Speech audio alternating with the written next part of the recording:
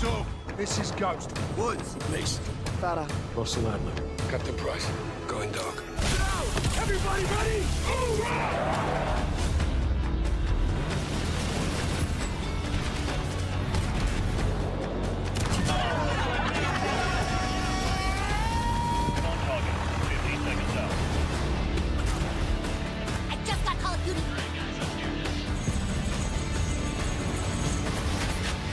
Good start, Dad!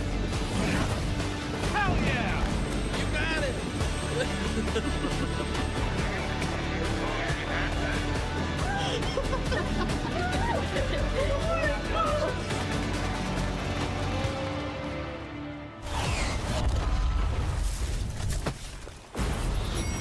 No! So! Well, it's not over yet. Trust me. Go! Stop the train! Give us the fire. We'll give them hell. Oh my god! Oh my god, that was sick! Oh my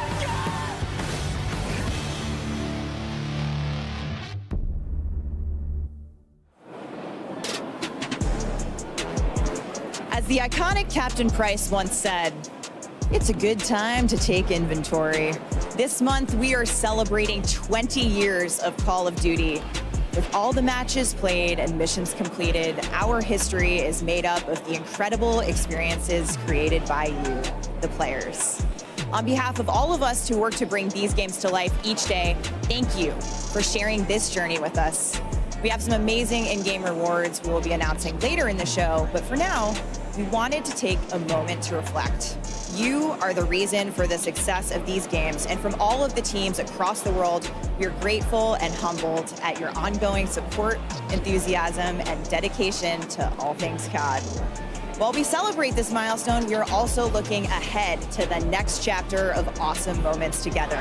Today, you will see and hear all the details of Modern Warfare 3 multiplayer, an exclusive look at Modern Warfare Zombies, a brand new Warzone map, Warzone mobile news, and more. In Call of Duty, no one fights alone. So we brought 250 creators from around the world to drop in live here at Call of Duty Next. And first up, this is Modern Warfare 3 multiplayer.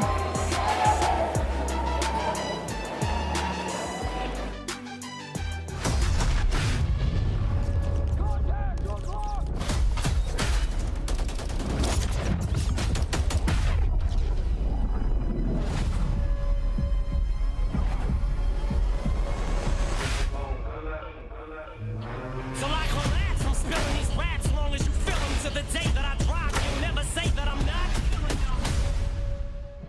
You're coming with me, feel it or not. You're gonna fear it like I show to the spirit of God. Listen up. This is your moment, and every single minute you spend trying to hold on to it, 'cause you may never get it again. Go! So while you're in it, try to get as much as you can. And when your run is over, then be when it's in its peak. Till the lights go out, till my leg give out. Can't check my mouth, till the smoke clears out. And my eye, I'm a in my phone. So this is like a full-blown attack. I'm launching at him. The track is on some battle and raps who want some static. 'Cause I don't really think it's the fact that I'm slim matters. The black and platinum status is whack if I'm not the baddest. Till the lights go out, till my leg give out. Can't check my mouth. Soon as the verse starts, I eat it and MC's hard. What is he thinking? A lot is going against me, smart, and it's absurd. How people hang on every word. I probably never get the props I feel I ever deserve. That's why you see me walk around like nothing wild and pretty. You know, you see my God, was with me. Hey, what's your respect? You got to give me respect. When you're with me, stay. Till the lights go out, till my leg give out. Can't check my mouth, till the smoke clears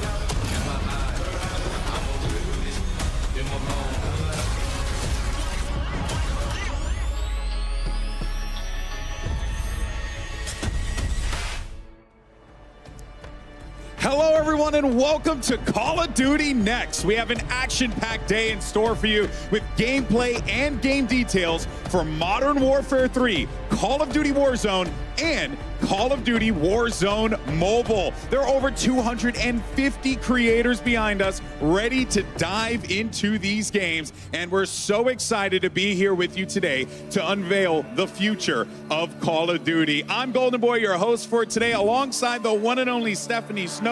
You may know her as the Studio Communications Director, and we are thrilled to go into what's going to be upcoming for the 20th year of Call of Duty, which is bonkers. It's a little bit younger than us. Yes. Just a little bit. Just a touch. Thank you so much for not revealing my age. Oh, you're quite welcome. We don't do that here. It's a safe place.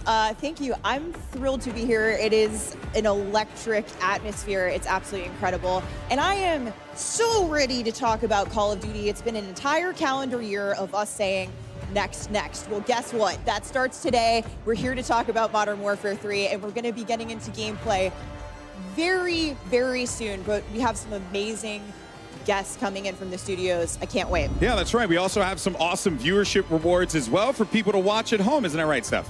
It's true. Make sure you're dialed in on the broadcast here at CoD Next, because you will have a chance to unlock in-game rewards for Modern Warfare 3 just for watching this stream on the official Call of Duty or Twitch YouTube channels. Take a look and chat on either of these streams for more details for your chance to earn some of the awesome loot on the screen. I want that weapon charm. Yeah, that's right. So make sure you go out there. Turn my watch phone it. on. I mean, honestly, Yeah. there's no reason for you not to, but we've got some good stuff coming up on the horizon. But Steph, what do we have coming up first? This is one I'm very excited about. Yes, personally. we are diving straight into Modern Warfare 3 multiplayer.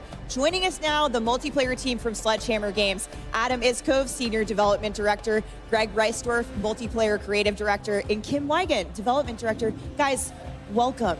I am so stoked to talk about your game. Same. Where do we even start? You know, I have an idea, but Yeah, we have a run-up show. We have a direction that we're going to go in, thankfully. But guys, this has to feel very freeing. It has to feel like now you're going to be able to talk about this thing that you've been working on for so long here, and you're going to also have these incredible creators playing it all in real time. Yeah, it's wonderful to be here. It's wonderful to have all the creators being able to play, give us feedback on the game right away, and have everybody playing beta tomorrow. It's going to be great. jump right into beta tomorrow, folks. We'll be talking about that more later to remind you. But we're going to get straight into gameplay for the folks behind us. But before we do, Greg, can you give us a top line of what the community can really expect in the multiplayer experience for Modern Warfare 3? We have one of the greatest sets of launch maps ever coming to the game, and we've taken these maps and we've really revitalized them and modernized them with the latest in visuals, audio, effects, as well as gameplay coming to bat on those. And it's just fantastic to have them. We also have a ton of new mechanics coming into the game around movement, around being able to be responsive in the moment in that combat. And we have the largest set of weapons ever in Modern Warfare in multiplayer. Yeah, with carry forward from Modern Warfare 2, of course, you're going to be taking your inventories with you. That's huge. Be reminding people throughout the day. But with that largest weapon slate coming to multiplayer in Modern Warfare 3, very exciting. Very exciting stuff. Yeah, no, I'm looking forward to seeing, as soon as our gamers all just decided to load up and get into the action, it's going to be really pumped. We're going to be all really pumped to just see it, because I had a chance to play it, and I really did enjoy it. I really did enjoy it. So, I mean, credit to you guys for making something that is not just fun, but also brings back a very familiar feeling for old heads like myself that just, like me some good old-fashioned boots-on-ground COD. Thank you. That is awesome. We play it every day, and every day I come in, I'm excited to play it. I'm excited to get in there and just grind away. Yeah, and each year, with the franchise, we intend to take a step forward. Modern Warfare 3 is definitely that. It's the next chapter. We're progressing things. And one of the things you mentioned that I think we'll be talking a lot about today is this player freedom in a lot of different ways. Adam, what can we expect to see down there when the gameplay starts? I think we've already heard some great positive feedback from the people that really know this game and breathe it every day. So I think once the gameplay kicks off and everybody is able to get their hands on it in the beta starting tomorrow, we're really going to see continued positive sentiment around the feel of Modern Warfare 3. Well, you know what? I think the time for talk is past, and it brings me great joy to say, let the games begin, and let's check out Modern Warfare 3 for the first time on stream. This is so exciting. And look, there's going to be a lot to dive into. We're going to be pretty much here the entire time talking through this and then pointing out things that we see, things that catch our attention that we want to highlight for the community. And as it stands right now, I mean, we have all these incredible creators, Stephanie, that are participating in this.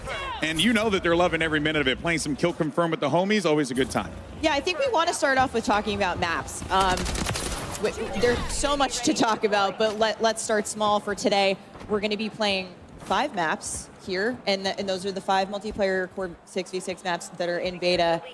Greg, you want to take us through what we're going to see? Yeah, of course. Well, right now we're watching a little bit of Skid Row, and that is a great map. Iconic. We have Rust here, and again, Rust is, there's so much happening in these maps, and Adam, what else are we seeing? What else are we going to have in the beta? Well, so Favela. As Stephanie mentioned, today we're playing 5 of the 16 Core 6v6s that we're launching on day 1 with Modern Warfare 3. So we're talking Favela, Estate, Rust, Skid Row, High Rise, all of which are stone cold classics that we've modernized to accommodate the Modern Warfare 3 updated player mechanics and movement and gameplay and weapon feel.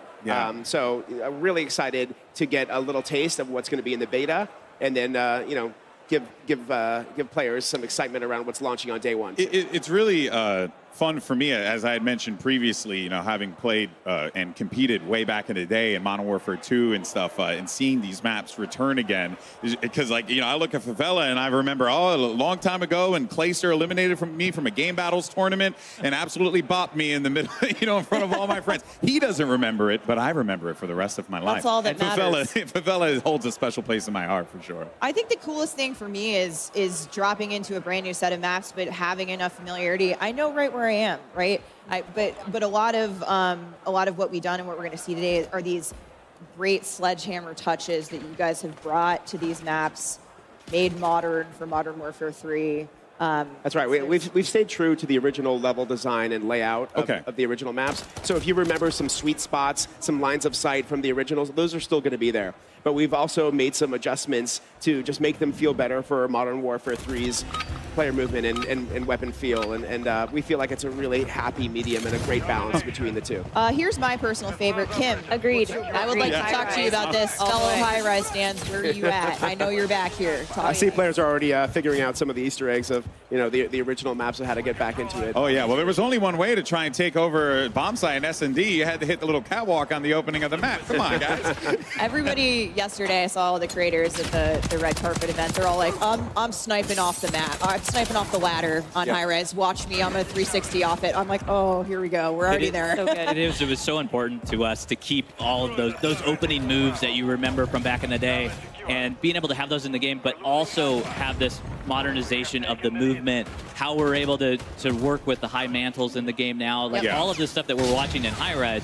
You can now go over a lot of this with mantles, and you can go over, you can use your slide canceling, you could do all of that. Well, I was going to ask about that. Did that create a layer of, maybe some complexity with the slide canceling and stuff like that, like trying to ensure that the maps don't get just completely turned upside down on its head? It does, and one of the things about these maps is these maps were made 14 years ago, and to have that, we had to make them ready to go for 2023, right? We've added that modernization to them, to what gamers expect, to what our Call of Duty game design changed a lot in those years. Yeah, it is, and you have to bring everything up to the standard of today.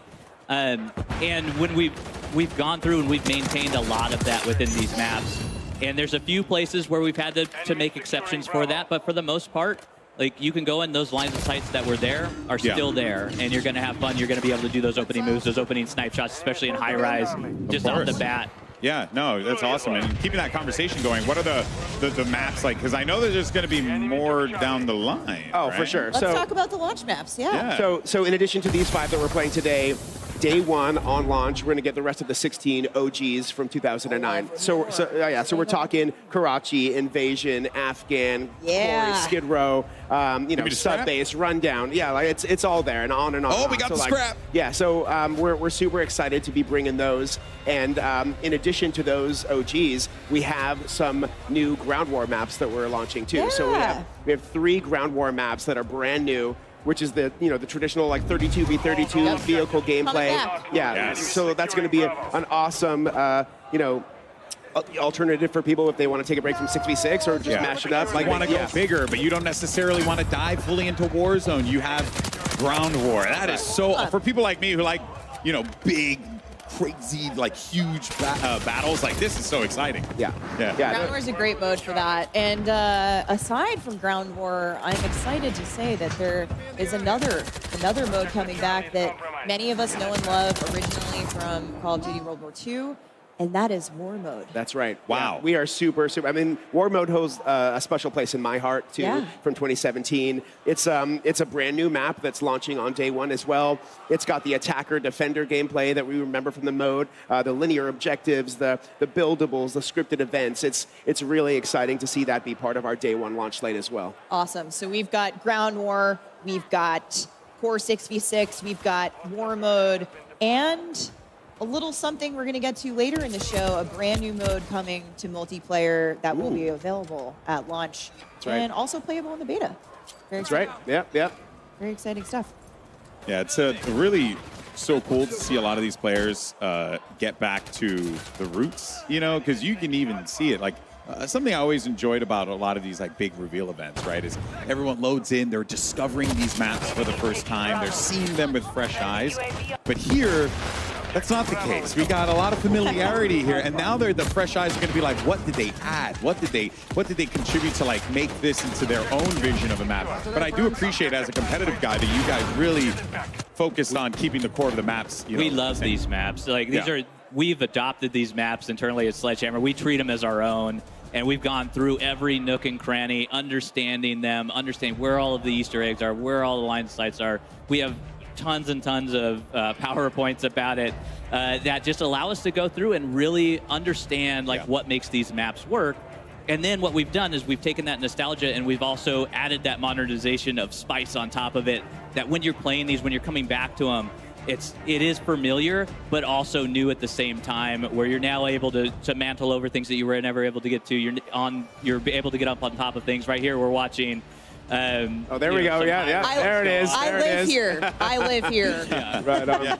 And to Greg's point too, when these maps first came out in 2009, Hardpoint did not exist. Yeah. Kill Yeah. Confirmed did not exist. So those are brand new modes for these maps that were never experienced. Well, I'm interested to see how those modes potentially elevate some of these maps that maybe were less played like competitively or even casually back in the day. Whole new experience. Whole new experience. Yeah. Whole new experience. You have some of those maps, those larger maps in Modern Warfare 209, like Derail and Underpass, and those play fantastic when you get into 10v10 or 12v12. We've had those modes are coming. They're going to come out after launch.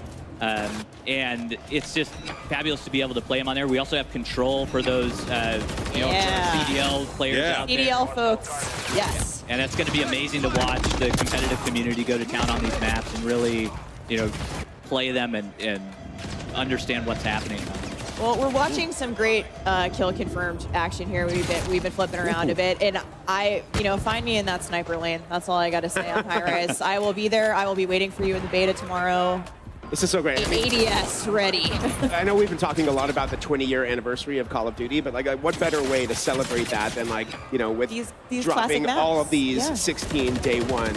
We're looking at High Rise in 2023, and it's brand new. It's so cool. I'm just going to take a moment to appreciate that. It's not every day that you get to not just go back and relive things that you enjoyed so much growing up, but then also to there are some streamers here who are younger than Call of Duty's launch, 20 years ago. So they're going to get to experience this really with a fresh coat of paint for the first time ever. That has to feel quite liberating for you guys, wouldn't you say? Oh, yeah.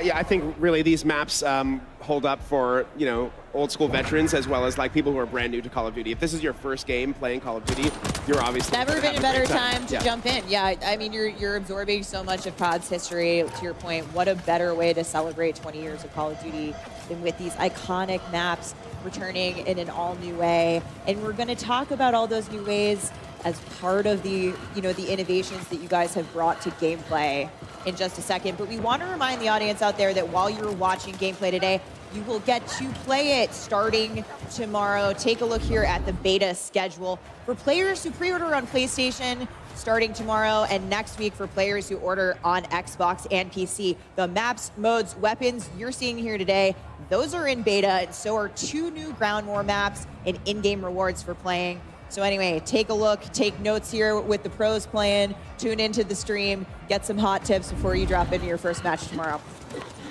That's right. It's going to be quite exciting to see, you know, everyone across like all the different platforms just like going live, playing COD, like, and then again loading up and then seeing like Scrapyard or High Rise. Still just blows my mind. I genuinely am so excited about this. But you know, there are a lot of like maps that returning fans like myself definitely will enjoy. But you know, I love some new. You know, is there anything that we should be expecting, you know, like post-launch as far as like maps go? Oh, definitely. I am very, very excited to tell you both today that starting Season 1, we have a bunch of new maps coming. So Season 1, we're dropping 3. Season 2, dropping 3 more new ones. So over the course of our entire live season, there will be 12 new 6v6 maps coming to Modern Warfare 3. Awesome. So Launching with 16, 12 down the road. That is a big map pool to choose from. And these are all different sizes of maps, different locales, for all different play styles. You know, you might see 1 or 2 fan favorites come back as well over the course of live season, but we have a bunch of new maps coming that we're really excited about. And those are 6v6 Yep, competitive 6v6 maps that players can play. There are other maps in there as well that we'll talk about once we get into the live season, but 6v6 core maps. Stay tuned. Right off the bat. Brand new. And guess what? With all of those maps, it's back. You know what you can do with them? You can vote. We're going to see it in a lobby soon, but map voting is back, folks. Yeah, that's huge. Get excited. I mean, the community has been thrilled. I can't wait to see it in action here today. I'll be taking notes on which ones we know are the ringers of the group. I think we have a good feeling. Somebody voted for Estate, it looks like. Here, we're looking at Estate. Oh, right nice, now. yeah. Somebody voted for that. Yeah, that's a good one for snipers. I like Estate. Yep. I think we have an idea of where the maps are going to land in the voting. But when you account for the new modes, the modes that you were never playing in there before, when you get into hardpoint and you need that space to have that rotation, it'll be interesting to see what ones are popping up. That's what I'm looking forward to. I want to jump into a private match lobby with my friends and run around and see where the hard points are on you know, these like on Derailed or something like that. Because Skid Row, like I was actually talking with Nameless in the back about this. It's like these maps now, like you have maps like Skid Row that can actually like be potentially viable, like competitively, which is quite exciting. It just changes the entire like feel of the offering, which, you know, we didn't have back then. We've honestly already been talking to CDL a little bit about some of their favorites, about what they might want to play, and it's great to get their feedback early on to see how the competitive... All right, we're looking at Lupo, my guy Lupo. He is good at sniping. in his loadout editor. We can get a good look here. He's got the lightweight boots. And Kim, I would love if you would take us through what we're seeing here and how loadout select has changed and what players can expect. Yeah, so what you're seeing here, so someone is looking at our boots category. This is actually one of our new categories for perks. So we've split up the perks into 3 different categories. We have boots, gloves, and gear. And you're going to see some fan favorites come back. We've remixed some of the perks, and we've brought some new ones into the fray.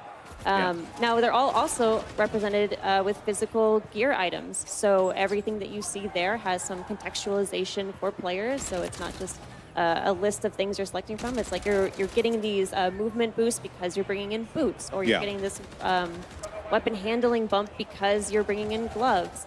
So we really like to add that sort of context for players to understand what they're bringing in for perks. Yeah, it's different, it's logical, but you're also going to see some of the same perks that we know and love. So Call of Duty fans will be familiar with them, but presented in an all-new way. What are you guys most excited about to see here with players getting into that loadout edit, kind of customizing these builds out for their play styles? I think for me, it's all of the movement aspects of it, right? So we have so many things that are on there on perks that are around We have one that allows you to slide further. The knee pads. Yeah, the knee pad. Greg, I've been using the pads. I've been using the tack pads. And then we have the lightweight boots. We have the canvas sneakers. I also hear those are your favorite. I'm sneaky. I'm trying to move. I need all the help I can get. Yeah. We need all the things. So, and those are just going to cancel out your noise when you're moving around. They're going to eliminate footsteps. The true silent movement The perk true silent is movement back. perk Yep. is there. Can confirmed, have used it, heard nothing. So it is very silent. So. Hopefully it was only footsteps. Oh, yeah, no, I could. Well, also, I mean, I can't hear anymore either. Old age, anyway. No. He keeps making these old jokes. I don't know what's happening. But hey, I guess when you're talking about Call of Duty having been around for so long, it's just amazing how we've all just grown up with this, right? And you guys are seeing these things that happened back then. The way the game was made, and you're taking ways to like improve upon it while also again keeping it very familiar, but also keeping it very fresh. Something that really stuck out to me, Kim, is that you guys bringing back that classic of radar, right? You got your mini map with red dots on there. Yeah. I love it. I'm glad that came back in. Yeah, we are too. I mean, so any unsuppressed weapon fire will show up as a red dot on the mini-map, and we think it's really just a core intel piece for our player base for Modern Warfare 3. We really want to make sure that people know where the firefights are happening, really understand, and as we mentioned earlier about just knowing the maps and being very familiar and nostalgic with those things, like you can see the red dots on the mini-maps and you can understand, I know the map already potentially coming in, I know how I'm going to flank, I know where we're going to go. You can strategize more with your teammates. So, we really just felt that bringing back the classic was absolutely the way to go. It's classic gameplay return to classic maps. I think, to your point, on these maps, it makes perfect sense, especially with the familiarity. And even for new players, you're going to figure these maps out quickly. But it's it feels right. It feels great. I've really loved seeing it. You have a direct way to engage. Yeah. So I'm really excited to hear you guys talk about that. And that's not the only piece of classic gameplay that you'll see returning in Modern Warfare 3. Oh. Tell me more. Tell me more. We've talked about a little bit of movement, but I'd like to get into some of the nitty-gritty. Slide animation cancel, reload animation cancel. They're both back. Yeah. So we felt really strongly about bringing back slide cancel and reload cancel. And in both of those things, really the core was we wanted players to feel responsive and feel like they had a lot of options. So we know that when you commit to doing a slide, you're stuck on a pretty linear trajectory. We know that when you're doing a reload, some of those weapons have really long reloads. It's a real big commitment. So even after doing that, we wanted to make sure that players had the choice to cancel out of that because we know things change moment to moment so quickly in these battles.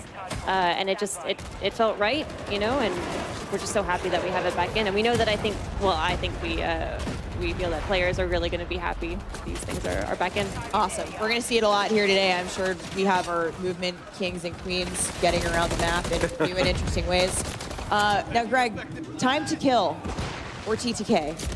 Always a hot topic with our players, with our community. It's complex. It has a lot of different moving pieces when we talk about it. Can you give us details on what to expect in terms of time to kill for Modern Warfare 3? Yes, I can. I can give you the exact details. Yes, you can! Yeah. This is the guy. Only the exact details. Only the exact details. So rather than 100 health, we have 150 health across all of our players. So that's got parity with Warzone. So that is parity with Warzone, what's currently live in Warzone. Yep. And it'll also carry over into Modern Warfare 3 Season 1 as well.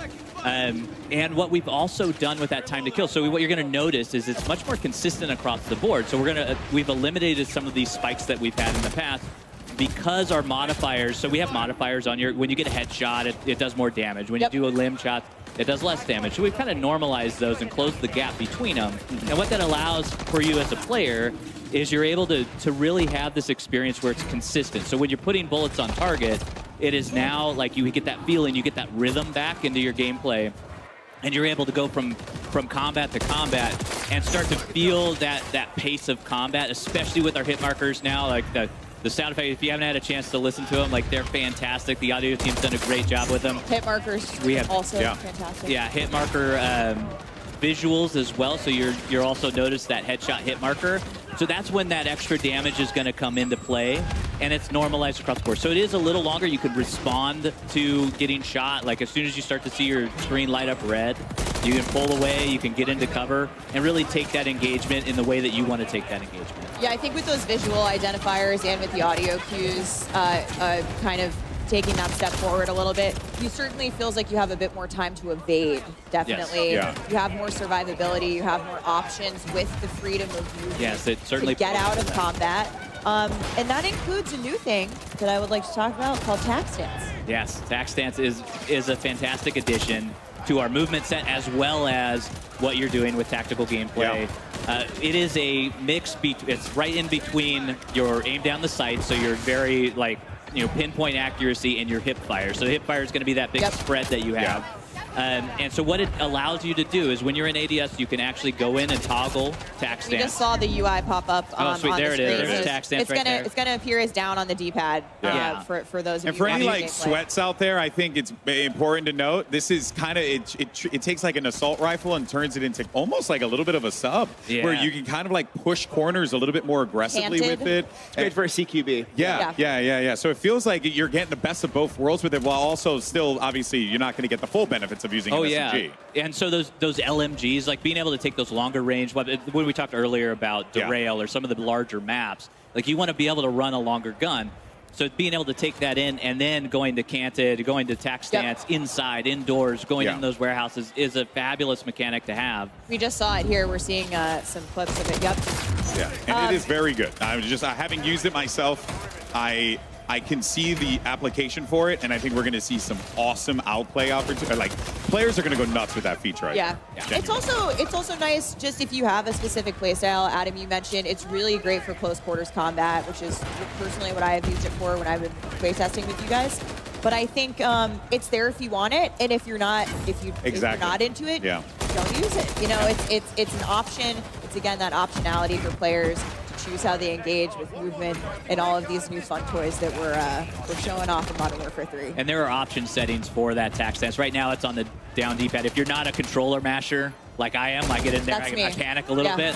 There's All the options buttons. for you to allow you to put it on your stick, which, well, if you're not a keyboard and mouse player, and you can go in and it is much more like it is a skill at that point, being able to utilize that in those close quarters combat. Right. Adam, I see you studying gameplay intently. We're on Rust here. What are we seeing? I love me some Rust. And just talking about the options any player can use. Somebody was running a shotgun a second ago. Now we're seeing somebody with an AR. There's snipers up at the top of the tower. There's, on a map like this, that's a lot of variety. Yeah, that's really like fast gameplay. You can still see it. It's viable for all different play styles, which is really exciting. Yeah, there really is nothing better than grabbing a shotty and just running around the map and. I mean, he just had the Renetti out. He's going ham with it. Going in. You got all different options here. We're probably going to see a lot of that on Rust today. Taking a hard point right now.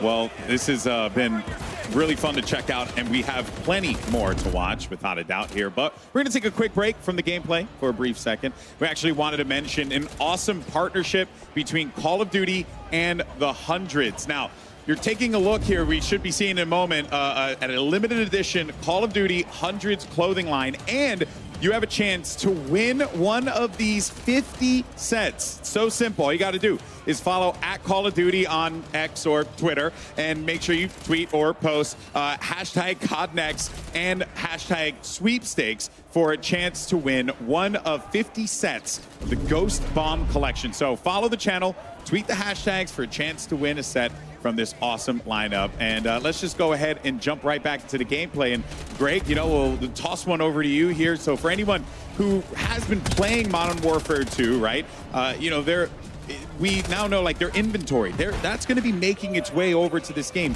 which is really, really cool. And it creates that like value for that player. Like, hey, my time here was worthwhile. Exactly, and it is all about honoring the player investment for us. Like we call this carry forward. We talked a little bit about it before. We had some blog posts about it. But with carry forward, all of your investment into Modern Warfare 2 is coming over into Modern Warfare 3. So any weapon that you unlocked is available for you day one in Modern Warfare 3. So you can go ahead and use that any operator that you've purchased or that you've unlocked as well. So if you got that spawn operator from Season 6. The Season 6 Day Battle one. Pass is coming with us. It's there. It's there at day one, and it's fantastic to have. Even all of those blueprints and everything coming in with your weapon level as well is available. All And of your your camos. attachments, your camos are there. Camos, if you completed your Mastery camos, you got your Orion. That's Yeah. coming with But us don't too. worry, the grind is still there for the Modern Warfare 3 weapons because it has its own set of completionist camos as well that you can go in and grind your heart out for those and go ahead and get those in the game. Yeah, we're going to talk about some of the other new challenges coming to Modern Warfare 3 in a little bit, but exciting to hear that the camo grind is real. We'll be back on it before we know it. More to come soon. Oh yeah, more to come. I love it. More to come soon. So ominous. News at 6. Well, speaking of weapons, though, I love the fact that we're going to get carried forward. I like the fact that there's plenty as we were seeing here. What other new weapons might we be treated to? I guess moving forward here. We have a bunch of new weapons coming in Modern Warfare 3. We have over 30 new weapons that you can experience, level, get new attachments for them. We have new global attachments as well that are available that you can use across all of your weapons. Wow. Yeah, even the Modern Warfare 2 weapons. And then we have 20+ operators that are there for you to unlock and be able to use and experience. If you don't mind me asking, how it must have been a fun challenge to take those weapons from MW2 and then bring them over to MW3 and really try. Oh yeah, it's been a fun challenge. Yeah, that's one way to put it. Yeah, it's been great, and being able to have all of those weapons and being able to have your arsenal come with you is an amazing experience. I felt like it was important to you guys to have that. It is. It's very important for us to honor our players and be able to take all of that. But you spent a year in this game. We need to bring that into the next game and allow you to be able to experience it and have fun and not set you back all the way. We still have 1 to 55. You're going to be able to level that again. And we have new content in there for you to experience. All the bells and whistles. All the bells and whistles is there. But being able to have those weapons, being able to make it work with all of the attachments, we're actually doing tuning on those weapons as well, so they're not going to be exactly the same. They're going to get the balance pass for Modern they're Warfare going to have 3. the essence of the Modern Warfare 2 weapons, but they're not going to be one-to-one. You can actually go in, and our friends at Binox have been able to put in detailed weapon stats for us, and you're going to be able to go in and look at all of those intricacies, check out what their headshot multipliers are, check out what their limb damage is, all of that stuff in there. And that brings up attachment tuning. Attachment tuning is coming to Modern Warfare 3. It is. It's part of Modern Warfare 2. It's part of that carry forward. Yeah, fantastic. Yeah, excellent stuff. I think we're all just happy that what I had already used is gonna come with me. Nicki Minaj is coming with you. Yes. Thank you so much. Yes. That So was you what were I needed concerned. to know about. Not Spawn. Although I do love me some Spawn. The Barbs are thrilled. Kim, we are seeing some epic looking skins and weapons on our creators here today. In fact, right now, if you look at the screen, check that out. I believe these are from the Modern Warfare 3 Vault Edition. Can you give us some additional info? Yeah, happy to. So what you're seeing right now are the weapon camos that are going to be in our Vault Edition. There's a blue and a red version. So there's the Crimson Fate is what we're calling one of them, and the Carbon Fate is the other. And these will be applicable on 4 different weapons if you get the Vault Edition, plus all of their attachments. And they're reactive, so the better you do in the match, the more eliminations you get in a match, the more you'll start to see that visual change on your weapon. And as you can see also, the operators have their own versions of this. These are the cool. Nemesis skins. So there is a blue version and a red version there. The blue version goes on Price and Ghost, and the red version goes on Warden and Makarov. Those are the 4 operators that get these skins. Same reactive tech, so you're going to see a little bit of the silver, metallic, shiny looking skin come up on the hands and the torso. The better you do in the match. I've seen a lot of Warden hype on the internet, so I think people are really excited to see her in action, and that skin in particular is awesome. But one thing about the reactive skins, to your point, these are performance-driven, so that effect actually will scale back if you stop getting kills, guys. Yep, exactly. Yeah, got to do well. Gotta keep You want on the streak. you want to see the fun stuff on screen. Yeah. We need you to perform. So those will be awesome. People will be popping off having having these awesome effects go around the map as well. And of course, those are in the Vault Edition. Yeah, and you know, speaking of the weapons and diving into it a little bit more, I understand as well that there is also a new system that you guys have on top of that with the aftermarket parts, right? Which that, if we could dive a little bit more into that, because that sounded really fascinating to kind of like make guns play in a different way just off of one part alone. Yeah, it is. And here we're seeing a little bit of it where this is our LMG that has a bullpup conversion to it. So they're full conversion kits that allow these weapons to really go cross-class and to change up. They are meaningful, powerful changes. And that's a Renetti. That's a Renetti that is actually turning into an SMG with this conversion kit. It's like a 3D printed part on there. No secondary. No secondary. So what you do not, like we have a gunner vest that allows you to take a primary as a secondary. You do not need to take that if you're swapping out your Renetti for that aftermarket part to make it into an SMG. And one of the coolest things is how you unlock these amps. So we're going to see, we call them amps. We Amps. love acronyms here, guys. So we have 2 amps that are coming to beta, I believe. But how you're going to unlock them at launch and beyond, you want to talk a little bit about those challenges? Yeah, so in beta they unlock a little differently than they do at launch. So Yep. at launch, they're actually, we have a new system called weekly challenges. Yep. It is pretty much exactly as it sounds. There are challenges, a group of challenges that we release weekly. I was worried it was like bi-weekly for a moment. Yeah. Trick question. Yeah. Thankfully, it is every week. And then the reward for getting all of those challenges for that week is an aftermarket part. So the first 3 weeks that the game is out, we have an aftermarket part reward for those, completing those challenges. You can then take that aftermarket part into the game and use that. I think too, again, it just, the through line with Modern Warfare 3, this is player choice, is player freedom. It's on, this new way to customize the experience and let the player kind of choose the way to have that, their own play style reflected in those guns, using the amps. It's super exciting. Yeah, it definitely is. As we're going to continue to take, just more of a look and enjoy, the game as players continue to run around and get into some more shenanigans, playing some domination here as well on Estate. I've done that many times. So, this is, again, it still just baffles my mind that I'm looking at, these maps in 2023, and I'm just excited to play them. Yeah, and even the movement. I'm just excited to play them then as I am now, like that is such a wonderful feeling to have. And then also on top of that too, just to see the way that, players can interact with the ways you build your classes. I really do like what you guys did with the perk system and how you contextualized it and made it like a physical thing. Was that like a desire to kind of just make it a bit more grounded, or what was the, I guess, the design choice on that? Rather than just going with pictures on a screen, you guys went for something quite bold. Yeah, I mean, I think it really was a big part of the context for the players. It's not just a UI menu with choices, that were sort of ambiguous. It was a little bit, we wanted to make sure that you brought in your fighting load carrier, right? Your FLC was what we talked about, internally is this thing where every piece of gear that you brought in did something meaningful for your loadout selection. Yeah. So perks was a big part of that, and we got a chance to look at the gear items, all inspired by real-world military tech and items, and we were able to really figure out what goes with what and what are the remixes we want to make, and we think we came up with a really good and interesting field of choices in our perks this year. So I don't know if you guys can see it. We're taking a look around the room at the moment. We actually have a 2-story streaming tower. I'm going to call it a tower. Pretty epic in here. It's absolutely wild in here, and everyone is very focused on their play. It all of a sudden, oh hey, that's us.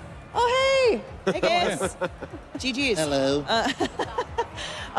So we've got this big giant room filled with Modern Warfare 3, filled with awesome creators from all over the world, and as Ted Timmons would say, the vibes are good. We're going to hear Ted talk about vibes. I do want to point out that screen you're looking at there, that, the logo, the Modern Warfare, that's a screen. And behind there are all the players that are behind that screen, which is so cool. I didn't even know that was a thing that you could do. 15 years in this industry, still continuously to be shocked by new tech that comes out all the time. This is Call of Duty, baby. Yeah, you guys go big. I respect it. Cutting edge. Yeah, I love it. Love to see it here. We get a few of these games wrapped up, but there's definitely this sense in the room of like, all right, Q next, go next, GG go next, go next. It's so fun to play it. Like every day I come into the office and I just I boot up the game, get into a match as quickly as possible, Yeah. and start playing.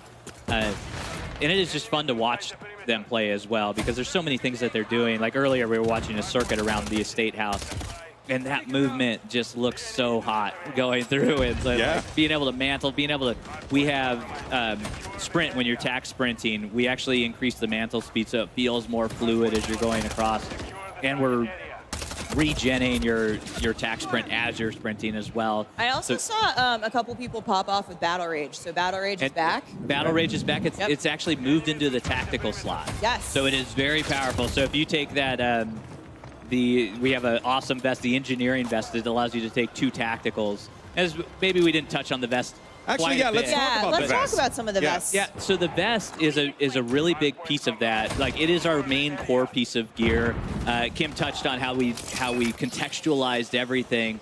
That vest is we're contextualizing what you're actually putting into the game. So it's going to dictate what your tacticals, what tactical slots you have, how many you can take, how many lethals you can take, how many well you get one boot and you get one glove, Yeah. so you can't take multiple gloves. But how many gear slots you can actually have. So with the engineering vest that I just mentioned, you're getting 2 tacticals that you can take At the cost of your lethal. at the cost of your lethal, and you also gain another gear slot. Awesome. And that gear slot is super important because that gear slot is where all of your intelligence perks lie.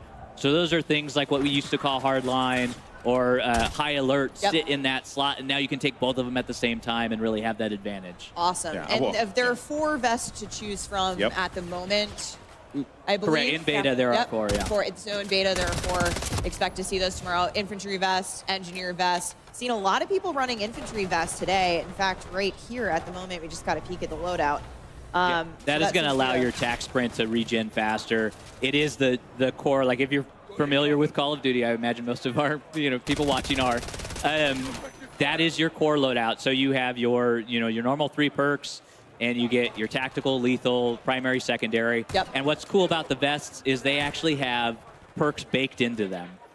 So with the infantry vest baked in right away, you're getting that tack sprint refresh even faster.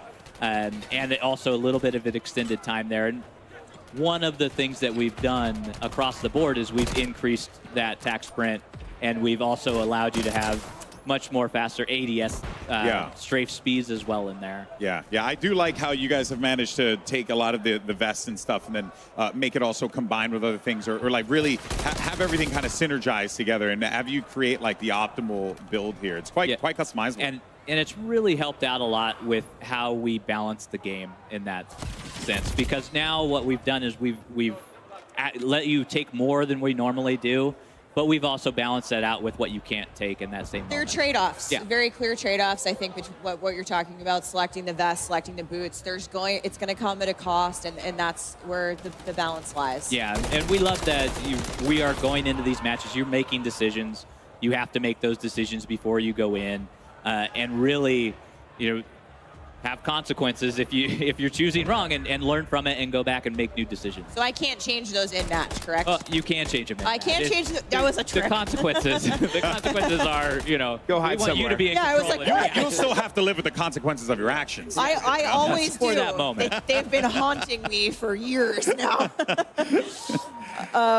Let's talk. I haven't seen anybody get one yet. I've seen a couple streaks pop off, but I'm wondering about kill streaks. Yeah. If we have any personal favorites at the desk here. Well, for sure. I mean, the equipment selection we have in Modern Warfare 3 is so much fun. I think my personal favorite, we'll start with the Breacher drone, which is actually a lethal. It's in your lethal slot. Yes. So it's basically a handheld drone that you pull out, and it's just slow flying down a hallway. You can clear dom points, hard points, and wipe out an entire enemy squad with it. You want a 4-piece? Yeah. Equip the Breacher It's drone. yeah. That's your option. It'll explode on impact. The counter to that one, though, it's slow moving enough. You can shoot it down if you see it in the sky coming at you. There you go. So in addition to that, we have a mosquito drone, which you shoot into the air, and it basically encircles an area and then dive bombs an enemy when an enemy approaches that area. I will, in fact, say that my experience with the mosquito drone has been quite like as annoying as a real mosquito. they plague me in matches when I've play tested, and so Yeah. I'm Yeah. You got Tricky. headphones on, Tricky, turn them up. yeah. Because that's how you know hear it's that coming. thing coming. Right, yeah. right. We have something called the ACS, which is affectionately called the capture bot on the dev team. So it's basically this box that you throw down on a dom point or hard point, and it'll capture the point for you. So you can hang back and get in cover, and then let it capture the point for you. So when enemies come to try to take it, you can take them out from behind cover. So just yesterday, I had an awesome match where I put down an ACS on a dom point and then shot a mosquito drone in the air that it was patrolling. So I just like hung back and watched the whole thing unfold. An enemy rolled in there to try to get my ACS out, and then the mosquito drone got it, and I didn't have to do anything. I was just like, that's right. That's all my equipment doing You're the, like, I the work have for me. crafted the master plan Yeah. to capture this point. I was pretty proud of myself. It was pretty epic. And then you went on to drop a nuke and have a big game. You know? Yeah. Not that good yet, but Okay, all right. He drops 100 on shipment, guys. Don't believe it. no, it was an awesome moment. So yeah, we just have a bunch of fun stuff coming in terms of lethals, tacticals, field equipment, streaks. We have the Guardian that gets a lot of love. It's basically, you know, this thing that you put down that's an area of denial tool. You can just, you know, it really limits enemies' movement when they run into the beam that it shoots out. It doesn't actually eliminate players. For those of you who are going to stay tuned for Warzone later, which is hopefully all of you, I think we're going to see a lot of the Guardian in Battle Royale later. But it is that aerial denial, not necessarily getting the eliminations, but eliminating the players who are affected by the Guardian. It's almost like a stun grenade, kinda, you know. And we have something called the comm scrambler that you throw down, and it's basically it creates like the ghost perk in a certain area. So you know it wipes out enemy communication. So enemy UAVs won't work.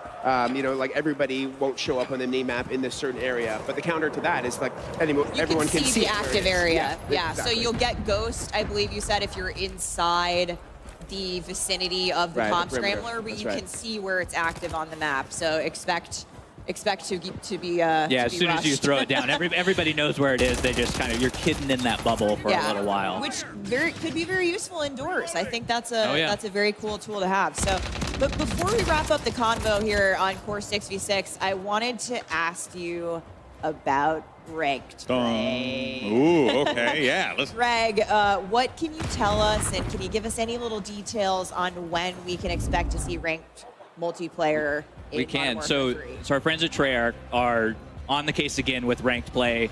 They do a fantastic job with it, and we love partnering with them on it.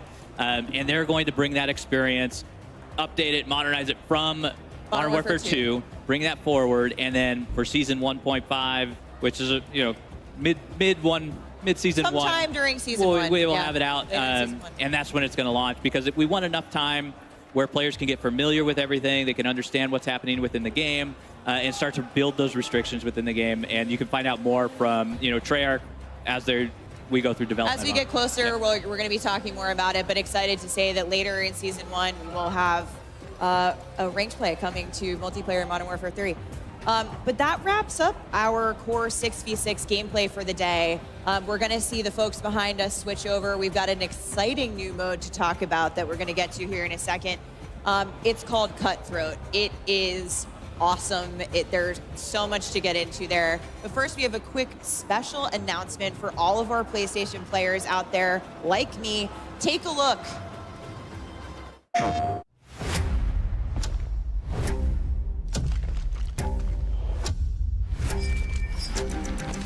When they speak of me, they want to lock your doors. C'est mignon. Enemy contact! Move! That's cute.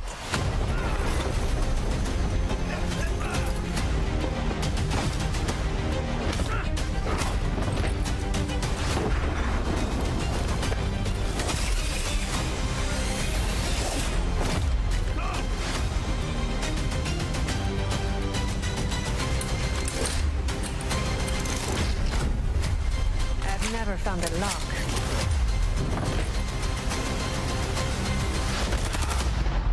I couldn't break.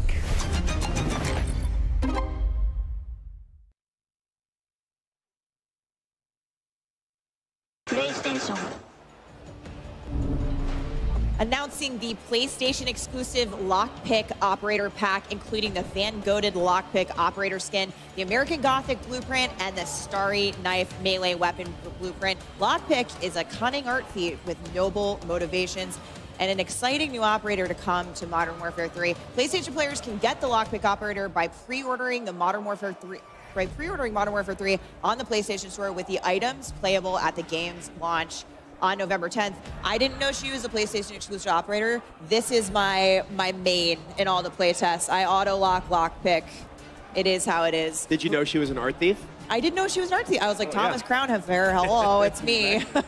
But we're about to head into live gameplay action for a brand new mode coming to Modern Warfare 3 multiplayer. But first, a couple of words from our sponsors. Call of Duty Next, brought to you by HyperX, the official peripheral partner of Call of Duty. We're all gamers. TCL, play like a pro on the big screen with TCL Q-Class QLED TVs, up to 98 inches. Movement, the official timekeeper of Modern Warfare 3. Go to mvmt.com/COD to see the limited edition Watch collab. Backbone, level up your play with Backbone and Call of Duty Warzone Mobile. And Lovesack. Lovesack Stealth Tech is a proud partner of Call of Duty Next, bringing unparalleled immersive surround sound to your at-home gaming experience.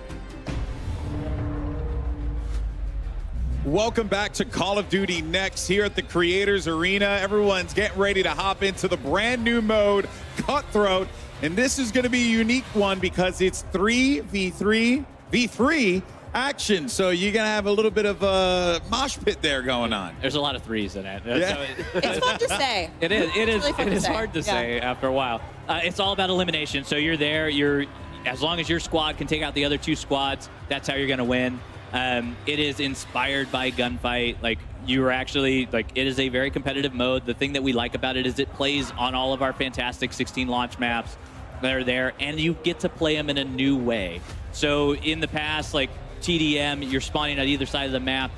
What Cutthroat is allowing us to do is put these triangular spawns in. So because they're 3 different teams, you now have 3 points. Triangle. Math somewhere That's in there. geometry, brother. Simple maths. Yeah. And so it allows you to experience these maps in a way that you've never experienced before, which is part of that modernization that we like to talk about in the maps. And it's a fun experience to have, super competitive, and it's one life to live mode. It's very fun. You can regen your down teammates, though. If you see Yeah, so you one got of your the homies revives. get downed, yeah, you can go over there and revive them. That's a fun little way to, come back after. What led you guys to behind. want to make this mode? What was the inspiration behind it? It was gunfight in a lot of Just ways. pure- yeah. Gunfight, of course, is 2v2. 2v2 is this gunfight. Really Yeah, taking and that it's to the played on next level. separate maps. It's played on different maps. And so what we wanted to do is be able to really focus on the 16 maps that we had at launch and be able to have a mode that is as exciting, as competitive, as gunfight in there, and really bring something new to the table, too. So our players can go out and have fun and enjoy a new experience with their squad. Yeah, And you can take your loadout this time. So, yes, yeah, that's so what I was going to say. gunfight, yeah, right. Unlike Gunfight, we're not providing the squads with weapons. You can actually bring your blueprints and your loadout with you. Yep, that's right. And it is sweaty. It is a sweaty mode. I am so excited to see these guys play it because they're awesome at the game anyway. We see Dr. Lupo here. He is on Cutthroat, and of course the objective, the capture point at the end is It's already there. Yep. the overtime mechanic. Oh, he's There we down. But you can't get downed, but and picked up by your teammates. Now, what happens Not when anymore. Not anymore. So now when you're eliminated, you're out. That's Yeah. it. You got to wait for the next round. Yeah, you gotta wait. No The respawn. rounds are quick. Yeah. Yeah. They go really, really fast. We spent a lot of time making sure that you just weren't sitting there with, dead air, essentially, watching your teammates have fun. And that flag there is now available, so they can go and capture that flag. Whoever, well, they got eliminated, but whoever gets that flag first, just like Gunfight, is going to do it. Okay. Between rounds, though, we rotate where that flag is because, again, geometry, that triangle, right? We could put it in the center every time, but it gets a little difficult. Yeah. Gives players an So- opportunity to move around and actually Yeah. interact with more in the map, right? Yeah. Yeah, exactly. And you're experiencing these maps in brand new ways. It is a lot of fun to have in there. That guy's got really cool hair. I was going to say something, but as a person who has none, I figured I would refrain from it. No, I feel like, if anything, awesome. It looks a lot like the Operator Oz in Modern Warfare 2, actually. Yeah. Oh, here we go. Back into Cutthroat again. I'm very interested in these smaller game modes because I think it just creates opportunities for you to have like those real like intense interactive moments. It's right? very intimate, and you get to you get situations like this where you're trying to figure out like how to use your you could pop smoke here, and really just understand because there's this tension that's building around like when is this flag gonna pop? Yeah. When do I want to go in? When does I want to have my team rush in? Is that what you do? You I would believe throw that's smoke? You'd throw smoke right here, Greg? No, there's no reason to throw a smoke right here because you got to wait for the flag to come up. Oh, there's the Sorry. breacher drone. Breacher drone. Yeah. You might want the. Okay. I love this guy's strat. It's a good strat.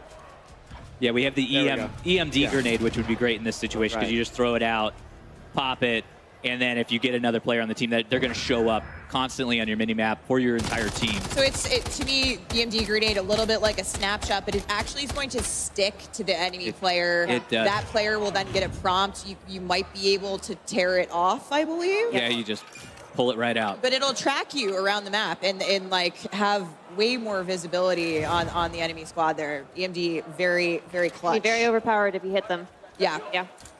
Yeah, something I haven't seen actually was the thermo barrack grenade. Because I actually do like that one because it's kind of like a Molotov, but like on steroids. So it just like does a big boom, and then also has area denial as well. Yeah, it has area denial and it bounces, so it will not detonate on impact. So you can throw it around corners, you can throw it under cars. Get that frag effect. Yeah, and it adds a little bit of additional damage to explosives after the fact. So even if you survive the initial blast of that one, you could get taken out pretty easily afterwards. Lupo just hit a clutch headshot. He is now he picked up his teammate, and we're swapping over to Favela. Cool. Oh yeah.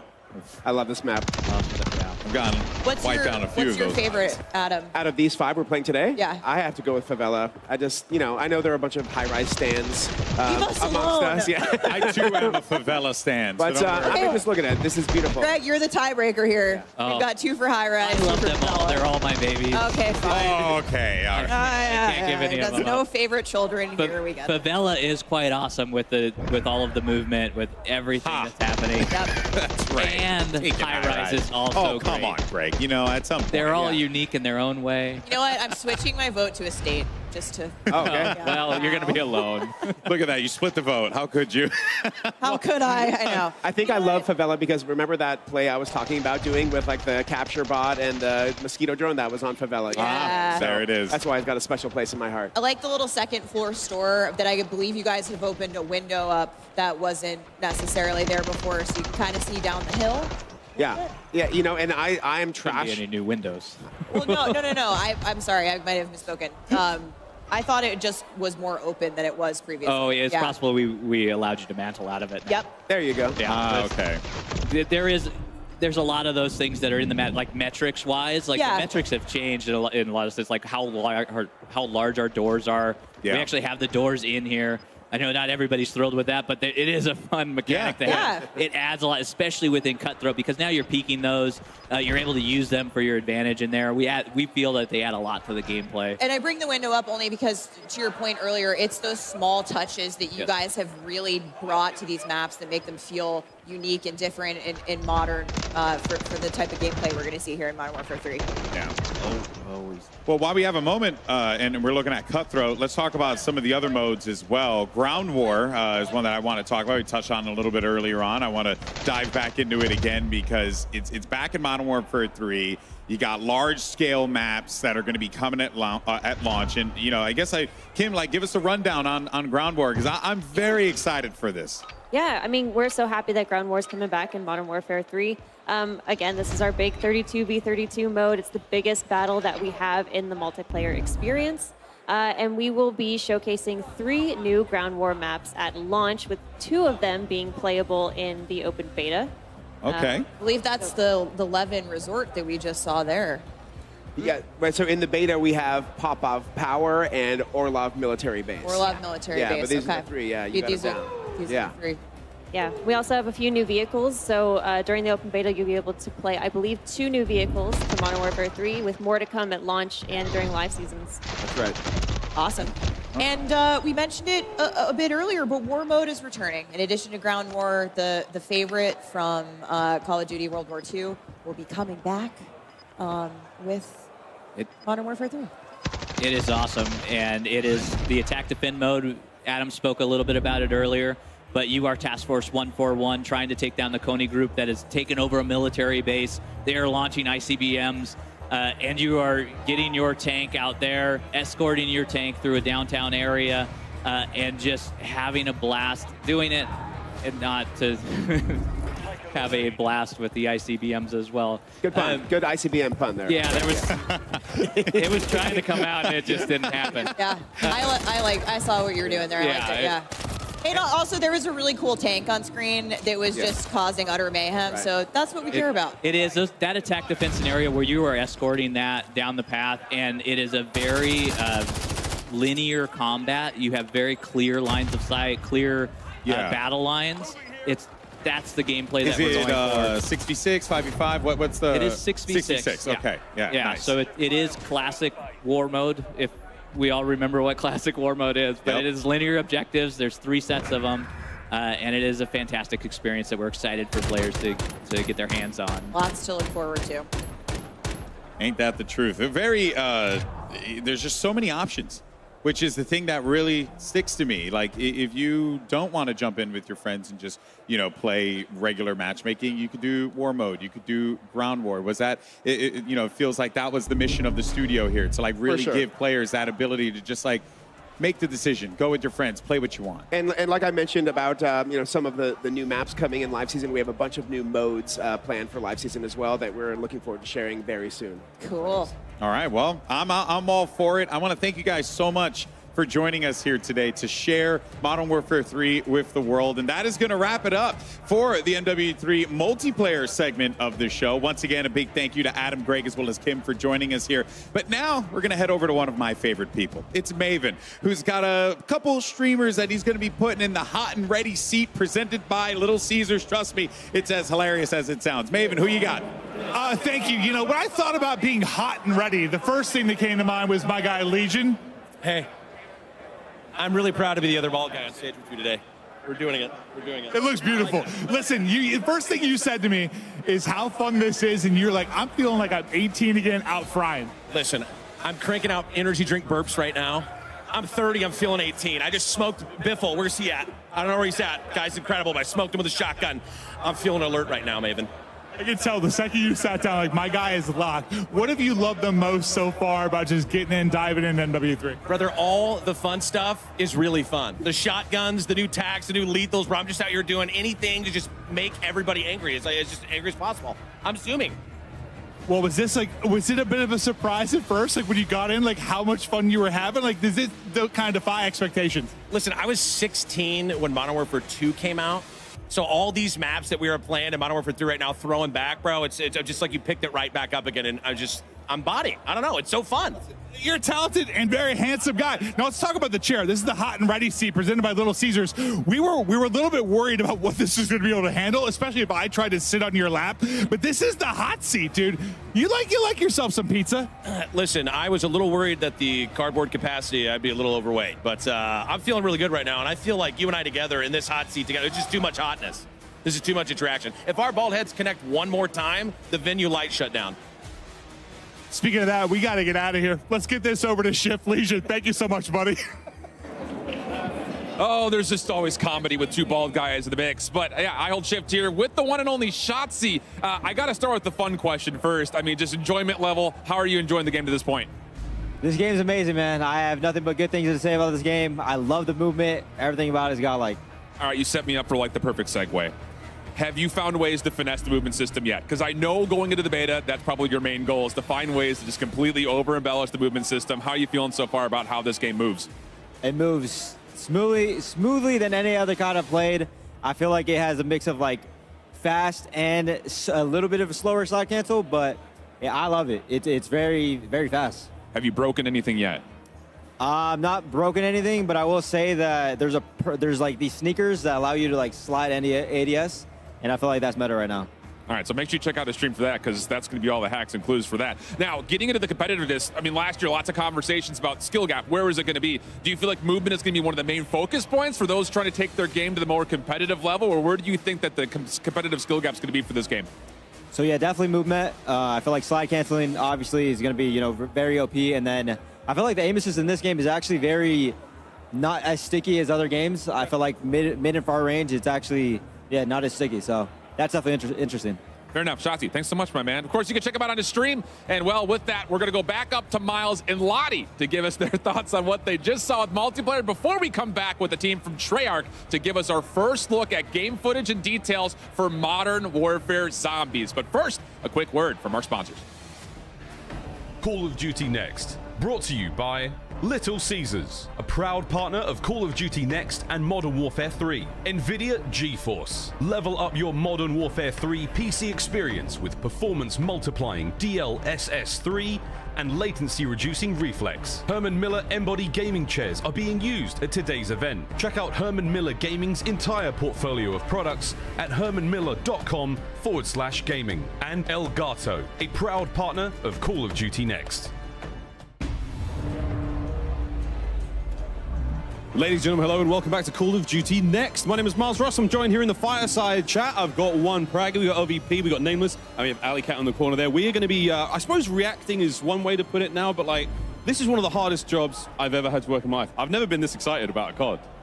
Like, Legion hit the nail on the head. I'm 18 again, 34 in skin, but 18 in gunny. Lottie, first impressions, lay it on me, girl. Oh gosh, I mean, how cool is this? I think you get that element of nostalgia, the new kind of newness from the game as well. It's refreshing all in one.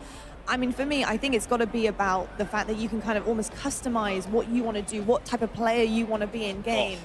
I mean, it starts with movement, and then you're looking at the perk system, but there's a balance there as well. And I'm just so excited to see what type of player, first of all, I'll be, but especially our two MP experts over here, Nameless, Ali. I mean, you guys not only talk about multiplayer for a living, but you guys play it day in, day out, so many hours grinding.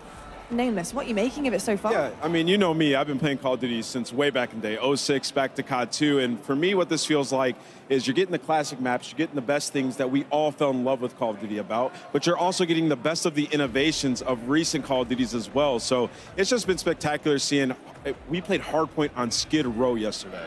Who could say that in 2023? It's been amazing, Allie. No, it really has. I think it's interesting that you brought up like the play style, because I feel like in events like this especially, like I was bringing up Warzone players, like their style of play is a little bit different from like what we see on a day-to-day basis, and even just normal content creators, they're going for snipes and stuff, and High Rise obviously a perfect place for that. So I think the fact that the movement feels so smooth, and to see everybody, there's something for everyone, right? So, I mean, it's been a great day so far. So far, so good. We have a little bit more time than we thought we'd have, guys, so we can delve a little deeper here. I think one of the coolest things, and the desk touched upon it a little bit, we got to experience yesterday when we played. We're making the most meaningful decisions, I think, ever in COD when it comes to our loadouts now and our perks. So what vest I'm wearing, I ran the Demolition vest. It means I think I lose one of my tacticals, but I gain like 2 lethals, which turns me into a killing machine, quite frankly. The Breacher drone, yeah, a lot of fun. Miles. Way too much fun, actually. That thing's insane. The Breacher drone, you just throw it in a hallway, it flies super quick. You can actually shoot out of the air. I didn't know that yesterday. I know you said you tried it, though. I shot my own drone down accidentally. I was pre-aiming somebody in cover. They were in perfect chest high cover. Yeah. I let the drone fly out, and it follows a direct path. It doesn't have the craziest range. It is fast enough. But I was pre-aiming that spot, and then when the guys, with the red dot appeared, I fired away. I shot down my own Breacher drone. But it's just one of many fun new items that we have to play with here. And again, meaningful choices, like from top to bottom. What shoes am I wearing? What kind of gloves am I wearing in this loadout? Yeah. How do I want to play? Am I stationary? I might have the strafe speed shoes on, get my shoulders working. We heard Shotzi talk about the tack stance and how he's sliding around the map. And this is something we cannot stress this enough, friends. You're going to be schmooving in this game like you may have never moved before in COD. It's going to be absolutely amazing. I'm so excited. I want to hear what you think as well as the fact that you can turn a pistol basically into an SMG. You don't need a perk. You don't need to have that on. You can literally do that yourself with guns and get it to the way that you want it. I mean, running basically a secondary SMG with an AR. I mean, that's just stunning. We heard them talk about it too with like the aftermarket weapon attachments as well with the weekly challenges. So there'll be a bunch of different types of variations that you have with your gun. But we saw the Renetti. It's already insane. I saw a tweet from Scump on the timeline, a 10-piece with the Renetti. So when you turn that into an SMG, I mean, it's going to be crazy. The world's your oyster. It's going to be absolutely incredible. Ali, I've got to ask you, what are you most excited about? You play so much, but jumping into game, what type of player do you think you see yourself becoming with Modern Warfare 3 now? I just gotta order some new controllers to get used to breaking my thumbsticks all over again. Honestly, that's that's something that is really close to the CDL heart. The competitive style is getting into the slide canceling and the ADSing, like Shotzi was touching on. But also, I just want to talk about the fact of like I was 9 years old when a lot of these maps were a thing, and like my bad. But yeah, like I was watching my dad play, but like I don't like those are core memories for me, but I never really got to load in. And so like now as a 23-year-old getting to load into these maps and kind of like have the nostalgia of, oh, I kind of recognize this, like I kind of know this map, but like not knowing every nook and cranny just yet. And like, so it's still kind of new to me, but it's also nostalgic at the same time. And to Allie's point, like think about running around favela and being able to mantle as fast as you can in this game. Some of the different boots that you mentioned, we were messing around with that slide yesterday. It goes for a while and you can aim in virtually instantly and cancel it as well. So there's so many different things that people are gonna get into this game and figure out. It's gonna play a bit different than obviously back in the day with MW2, but a lot better. It feels super smooth. And that's the most important thing we've been touching upon and people have been asking us about. How does it feel? How does it feel? Oh, it feels really good. It's very, very smooth. To your point, sliding shoes on, I'm hitting tack stance faster than ever, I'm sliding with full ADS. You can hit snipes, guys. Have you ever imagined hitting a fully zoomed in snipe while sliding? Well, MW3 is the game for you. But yeah, and we've got a lot of cool stuff. All the one-times optics, so anything red dot, a lot of the hollows. None of these things really add anything to ADS speed anymore. So the game itself in general has sped up tremendously. We were messing around with tack stance yesterday as well. I mean, sort of the canted approach to take to your weapon. I'm running a big ×8 scope, right? And I can't ADS in, but if I want to hit those more CQB situations, I'm keeping maximum spatial awareness. I've got my situational awareness, my screen's up. I'm able to use a weapon with a big scope in close range, whether it's an LMG, whether it's a sniper. It's not perfect by any stretch of the imagination, but it's still really nice to have choices as a player. We've got so many options here. So much fun. Yeah, I think that's the key word, right? The buzzword, I think, coming off the back of what we saw on the desk. It's the choices that you can make. And I think balance is such an important thing. I think in any Call of Duty game, balance is key, especially when you're going up against players who do have a choice of what they want to run, especially with perks. But being able to have that potential to take something away, if you do want to risk and reward, you're coming in with potentially like silent footsteps, you're running ghosts, you're making sure that you're the type of player you want to be, but something also is taken away from you. So that balance is so, so important, I think, in all Call of Duty titles. 100%. I mean, footsteps are silent if you want them to be. That is a massive W. I was running around yesterday and I saw red dots on the mini map. My footsteps were silent. I was sneaking up on people. I was just having a blast. I mean, we're talking about 12 years ago when these maps came out. They look even better now. So I can't wait to get my hands on that beta, which is coming out soon. Very, very soon indeed. Well, it's exciting to be reminiscing for very, very good reason. As we talked about earlier, we are celebrating Call of Duty's 20th anniversary, which is an amazing milestone. And with a great milestone comes an opportunity for great rewards. To celebrate 20 years of Call of Duty history, players can receive daily login rewards between October 6th to October 16th for every single daily login per day, up to 7 in total. You'll receive these rewards, which you're seeing on screen, including an old school price operator skin. That takes me back. These rewards all will carry forward in MW3 as well, so grab them now and take them into the next title. For more details, head over to the Call of Duty blog. Nameless, your earliest memory of COD, was it like waiting in line at midnight trying to get something? What was it for you, mate? I mean, yeah, first off, I will say we didn't have cool swag like this in these digital packs. I mean, this is that was before that time, but I mean, just playing split screen was the best like old memories I have with my friends and screen looking, trying to figure out where they were on Call of Duty 2. And now it's 2023 and we got everything, and you can still screen watch. It's right there, they're right next to each other. Next level. We might be some players doing that here. Incredible memories that have been had on Call of Duty. Ali, what is your earliest memory on COD?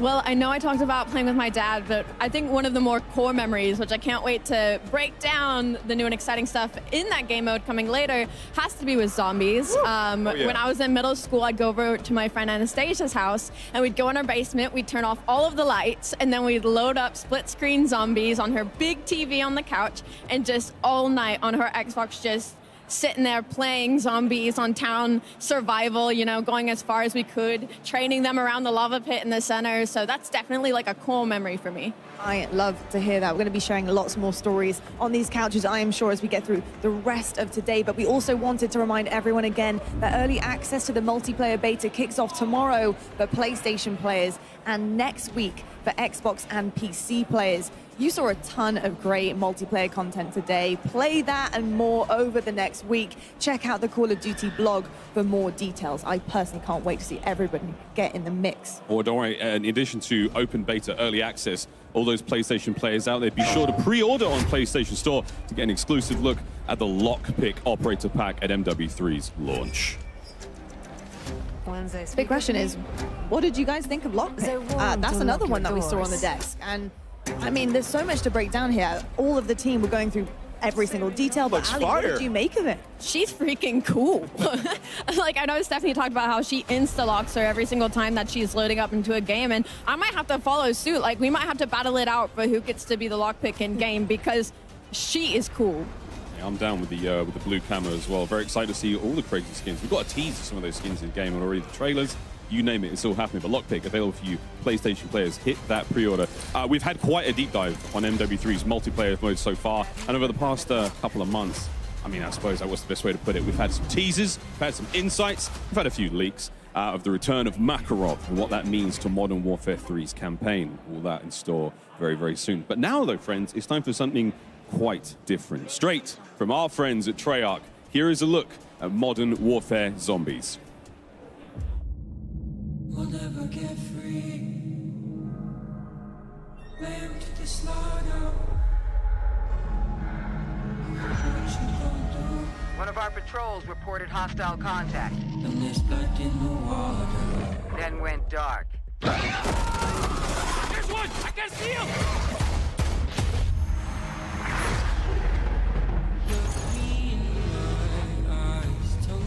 You will infill into a low-threat zone. Nothing gets in. And nothing, I say again, nothing gets out. You thought you could go free, but the system is done for. If you listen real closely, there's a knock at your front door.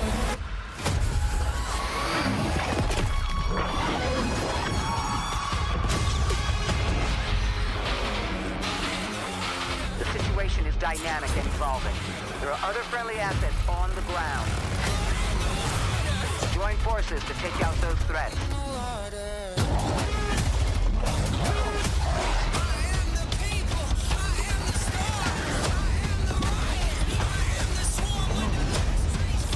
Friendly squad in the AO. Moving in to assist. Strike team, you have execute authority. Proceed to the high threat zone.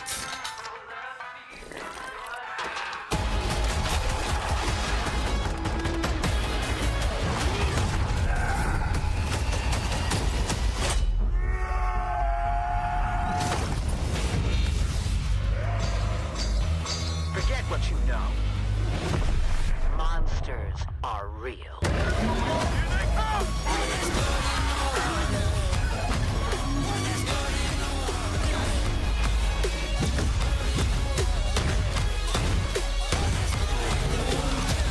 Welcome to Operation Deadbolt.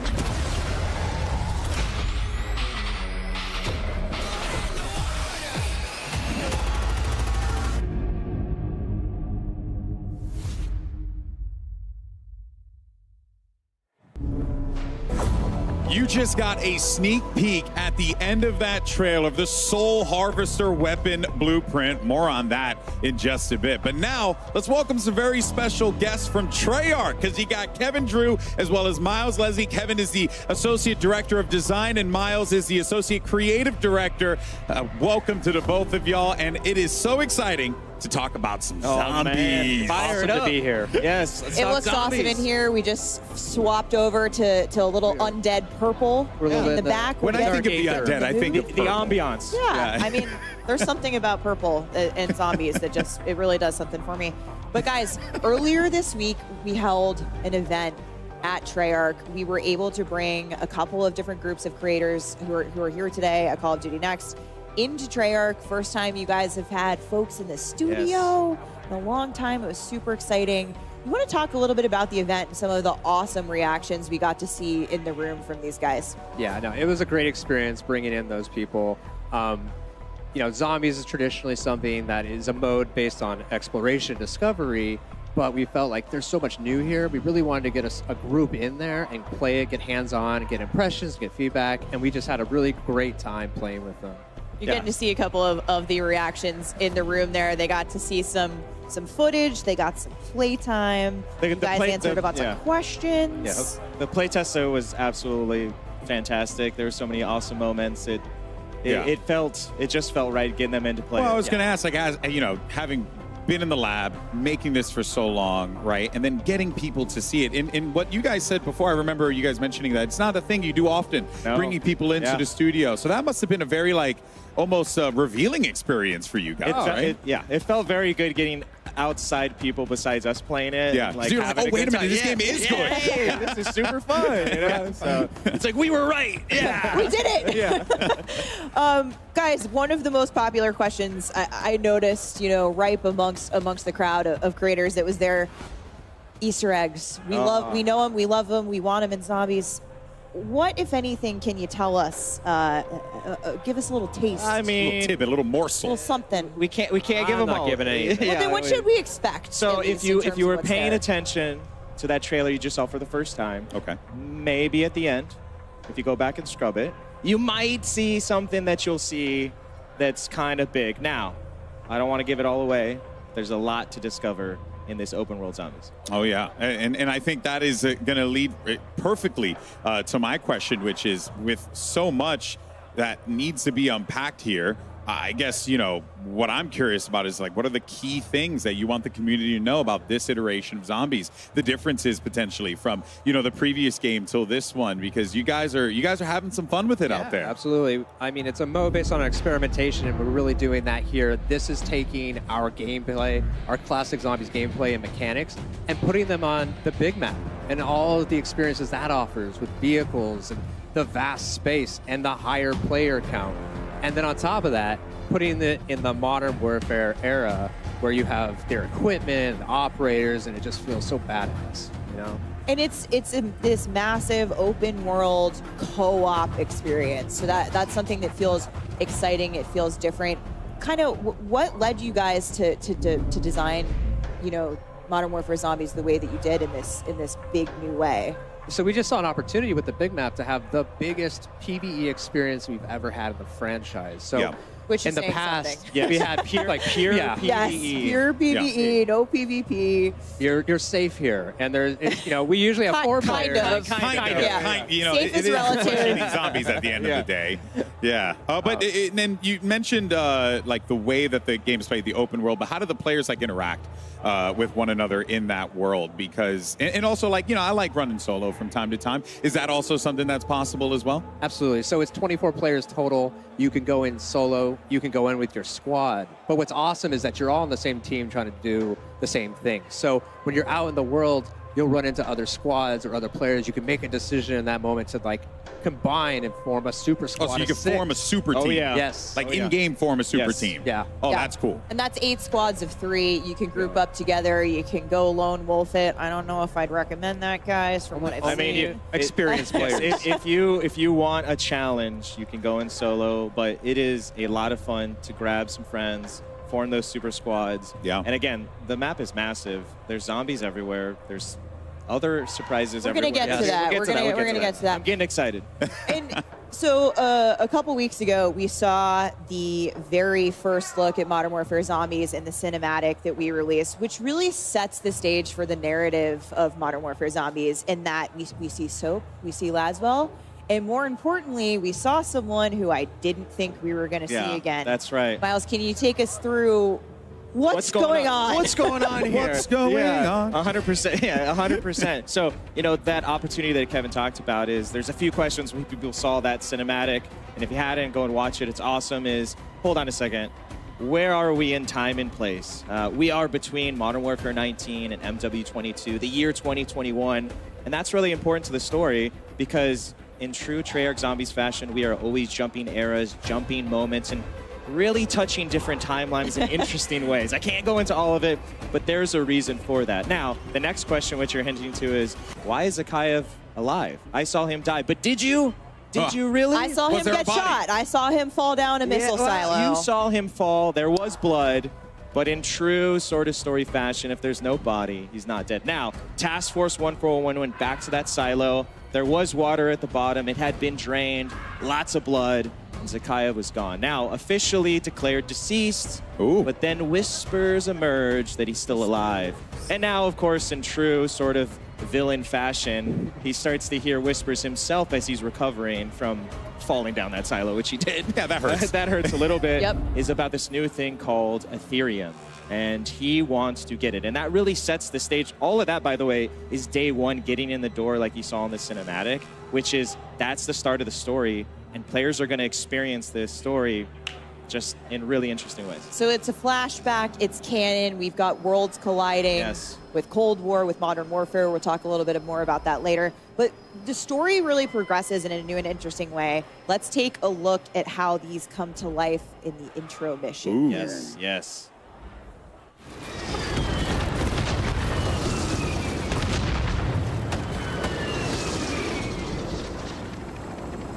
Your objective is a roof-mounted comms tower. Marking location on TAC map. Once tower is active, use decryption key from Jansen's tablet to establish comms.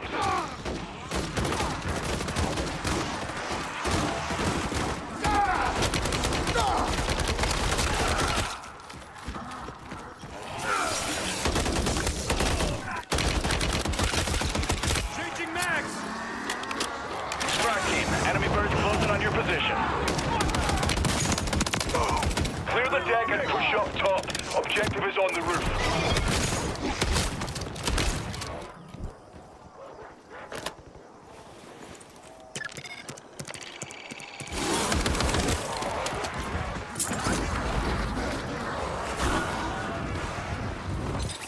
Well, you got here quicker than expected. I still need a minute or two.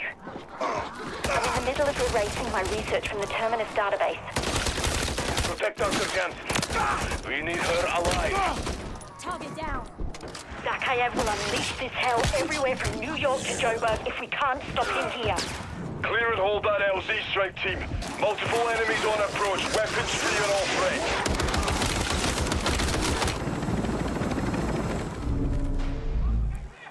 So what you just saw there was just a little snippet of that story mission intro. And what's really exciting again about this opportunity across the open world is, like Kevin was saying, is we want to bring that story to the forefront. These story missions have handlers from the Modern Warfare world, from the Black Ops world, Cold War world that you might see. Some new friends along the way as well.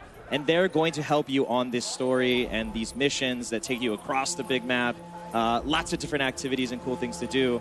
Awesome cinematics and well. And again, the whole point of this is that if you're new to being a Zombies player, we want you to experience that story. We want you to get into it. But if you're seasoned and you just want to jump in and kill some zombies, you can free roam and do that and then jump to the story later.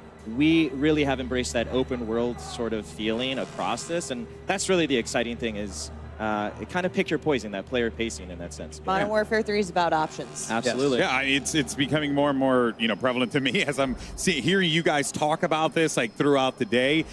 Super awesome and great to see that like the player choice is very prevalent, right? But Zombies has been a mode that's been in the game for such a long time. It's really. It runs side by side, parallel to Call of Duty and its incredible legacy. But there are still players that are going to be new to this, that are coming into this with a fresh set of eyes for the first time ever. What's in store for them? Yeah. Because, this could be a little jarring, right? There's a lot of stuff going on over here. Absolutely. So Zombies can be pretty intimidating. And we know that there might be a lot of players who might only play Modern Warfare or DMZ or Warzone. So we've built this mode to make sure that they can have success and have fun and also support our veteran audience. So, and on a brand new map. And we'll talk about that more later. Not later. But here, for this mode, we've broken it down into 3 tiers of difficulty. So you're going to infill on the outer edges, and this is kind of like lower level difficulty. And new players can really hang out here for the duration of a match and have a great time. But our advanced players are going to want to try to get into that center of that map as soon as possible. That's where Zakhaev threw that vial and started this entire incursion. What an arm on him! Yeah, I gotta say. He yeeted the vial. Now we have a hot zone. Yep. And now we have to pay Hate for to it. see All it. right. Well, then let's look at the flip side of that one, though, right? Because we talked about the new players, how we get those folks into the game and have them playing something outside of their comfort zone, so to speak. But one thing that we know is that there are core Zombies fans that love this experience, live and breathe it. So what do you have for them? Yeah, absolutely. When you talk about that fusion, and like Kevin said, the experimentation was, well, how do you bring all those core zombie Treyarch features into this new world? And we've done just that. You can see we've got the mystery box. We've got wall buys. We've got the pack-a-punch, the pat machine. All of these things are spread out across this ginormous map. And as you go in, it's up to you. Where do you want to buy them? How do you want to accumulate your arsenal and your loadout? How do you want to tackle this world? But those zombies features are super key to making this feel fresh and really an evolution of that sort of open world feel as you get more powerful. And again, it's fused with the Modern Warfare DMZ feeling as well as buy stations as well. Using You're the gonna see features that you recognize if from experiences in other modes. 100%, which you may not have had in other zombies. So that's where we've married them together in interesting ways. But it's awesome. The most important core feature, of course. It's a sweet new feature, folks. What? It's our cereal. Zombie cereal. You can't find this in the map. I wish you could. Yeah. It's actually delicious, though. Yeah, it's here at Call of Duty Next. It has some awesome features. It's got a UV light, It's outrageous. I may or may not have taken a box of those. Oh, yeah, already. I've stolen this. I mean, This a is crate. mine. I'm not talking about a single box. I'm talking Oh, a single crate. Oh, wow. What came off the truck? You know? Wow. And shout out to Off Limits Yes, Cereal for fantastic. making this with the box bespoke for Modern Warfare 3 Zombies, and it's a woman-owned business, which is dope. Awesome. And it Clang, glows in the clang, dark. bang. Yeah. So I would be remiss to not hit on one of the really core features for our Zombies Oh, yes. players, and that's the Wonder Weapon, Oh, guys. yes. I need to know. Yeah, so of course we have a Wonder Weapon, and it has been custom made again for this open world experience. It is the boy. Scorcher. Oh my word. I'm going to let you just look at it for a Alex. second. Look at that first raise. Yes. That thing is huge. It's absolutely amazing. So the Scorcher, again, is built for demolishing the highest density of That was like zombies you've 10 ever targets. seen The before. hordes. Oh, yes, We're the gonna hordes. melt hordes. Absolutely. And then on top of that, it's got an alt fire that launches you into the air so that you can use it to engage. If you want to jump into a horde, if you want to get away from the horde of zombies, if you want to jump on a building or over a building, like it's really... Wait, so you can like rocket jump with it, essentially. Yeah, absolutely. It's once you get into like basically the flow state of using it and it's in your arsenal, there's no limits. chef's kiss. Okay, Chef's kiss, chef's Wonder kiss, but Weapon, you're like, I'm the Scorcher. Yeah, it's absolutely fantastic. And part of what makes Zombies so special, especially with this new open world field, is the replayability. Is this? It's not a one and done game mode. So how is Modern Warfare 3 Zombies gonna push that forward and take the next step in terms of what keeps players coming back for more every time? Yeah, so this is a really kind of replayable mode. It's an extraction exfil mode, right? So you're trying to get deeper and deeper into the map, and at first you're not going to be that successful. You're going to have to play a lot over and over, gain mastery, try to take things out, make sure you successfully exfil so you can come back in the next time hit the ground running with the right stuff. Yeah. And when you talked to me, we mentioned it before, we saw Zakayev yeet the vial in the cinematic. That has created the incursion zone, that super hot area we saw a little bit of on the TAC map. Can you talk to me about how the storm will play into the map, what that vial did, and what the gameplay repercussions are going to be for the player there? Yeah, so this thing is in the map, and it's the source. It's spreading the dark aethers. So it will always be there in the map. It's going to dictate this time limit. At 45 minutes, it's going to start growing and completely consuming the map, and that's where you need to get out. Yeah. And a lot of zombies. And it gets really, intense. So it's a total 1 hour session limit. Yeah, 1 hour session. Again, those 24 players. It goes back to getting in, again, player pacing. You want to stay on the outer edges. Awesome. You want to challenge yourself, go into medium and high threat. But the Ether Storm waits for no one. Nope. And it will come. And it will make the zombies harder. Yeah. And that's part of the challenge and fun is, are we going into the storm to cleanse it? Yeah. Are we avoiding it? What are we going to find in there? the hell out of What's the exfil plan? What are we doing here? What are we doing here? Is really where you get into a lot of fun. And really, too, when you think about that heat map for zombies, part of that is going to be gearing up. You said you're spending, a lot of players will be spending a lot of time on the outer edges of the map or in the yellow. gearing up, getting that loot, collecting the right things that we need to have a successful infill.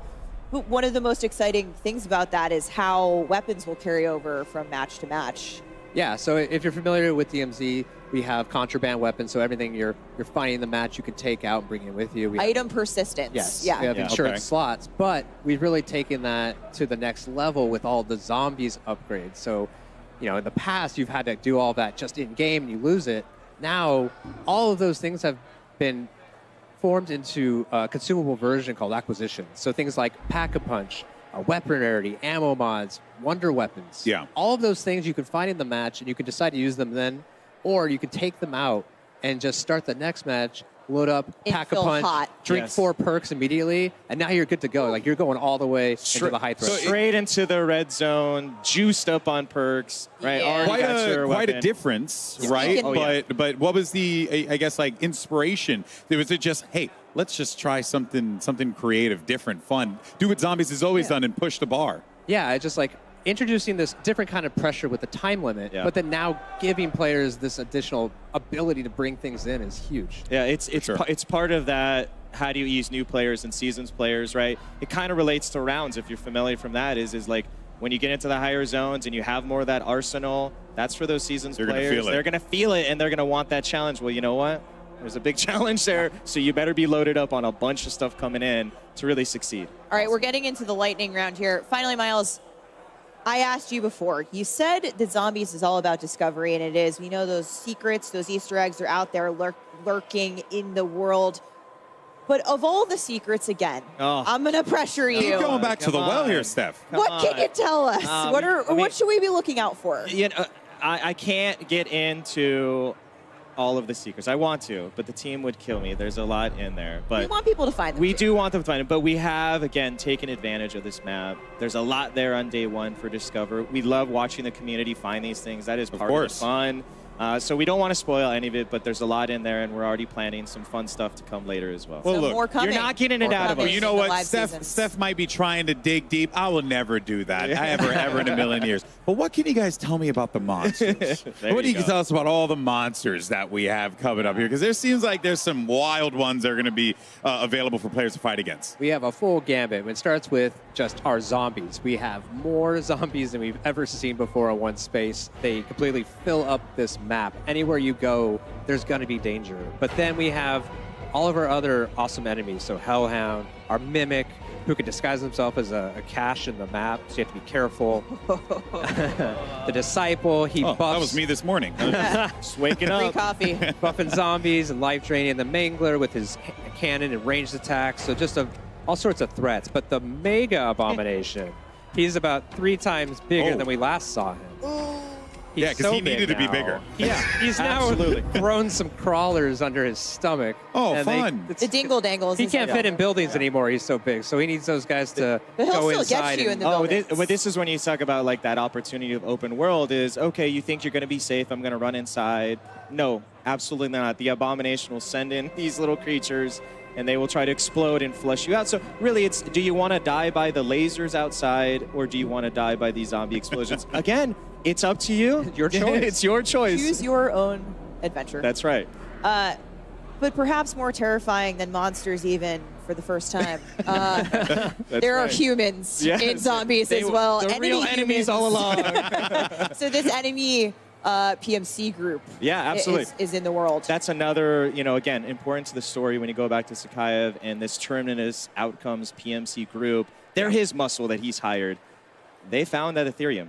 They want more in true sort of bad guy fashion, and they are across the map. So for the first time, you're going to be able to, if you want, fight these AI. There's gameplay loop tied to them where there's a progression on that side, and you can run into them. You can avoid them if you want. If you just want to chill out and shoot zombies all day, that's great. You want to mix it, that's cool. Or the coolest thing is to take a horde of zombies, and Kevin loves to say it's like a hornet's nest, which it is you shoot a few, you get a big horde of them. They're upset.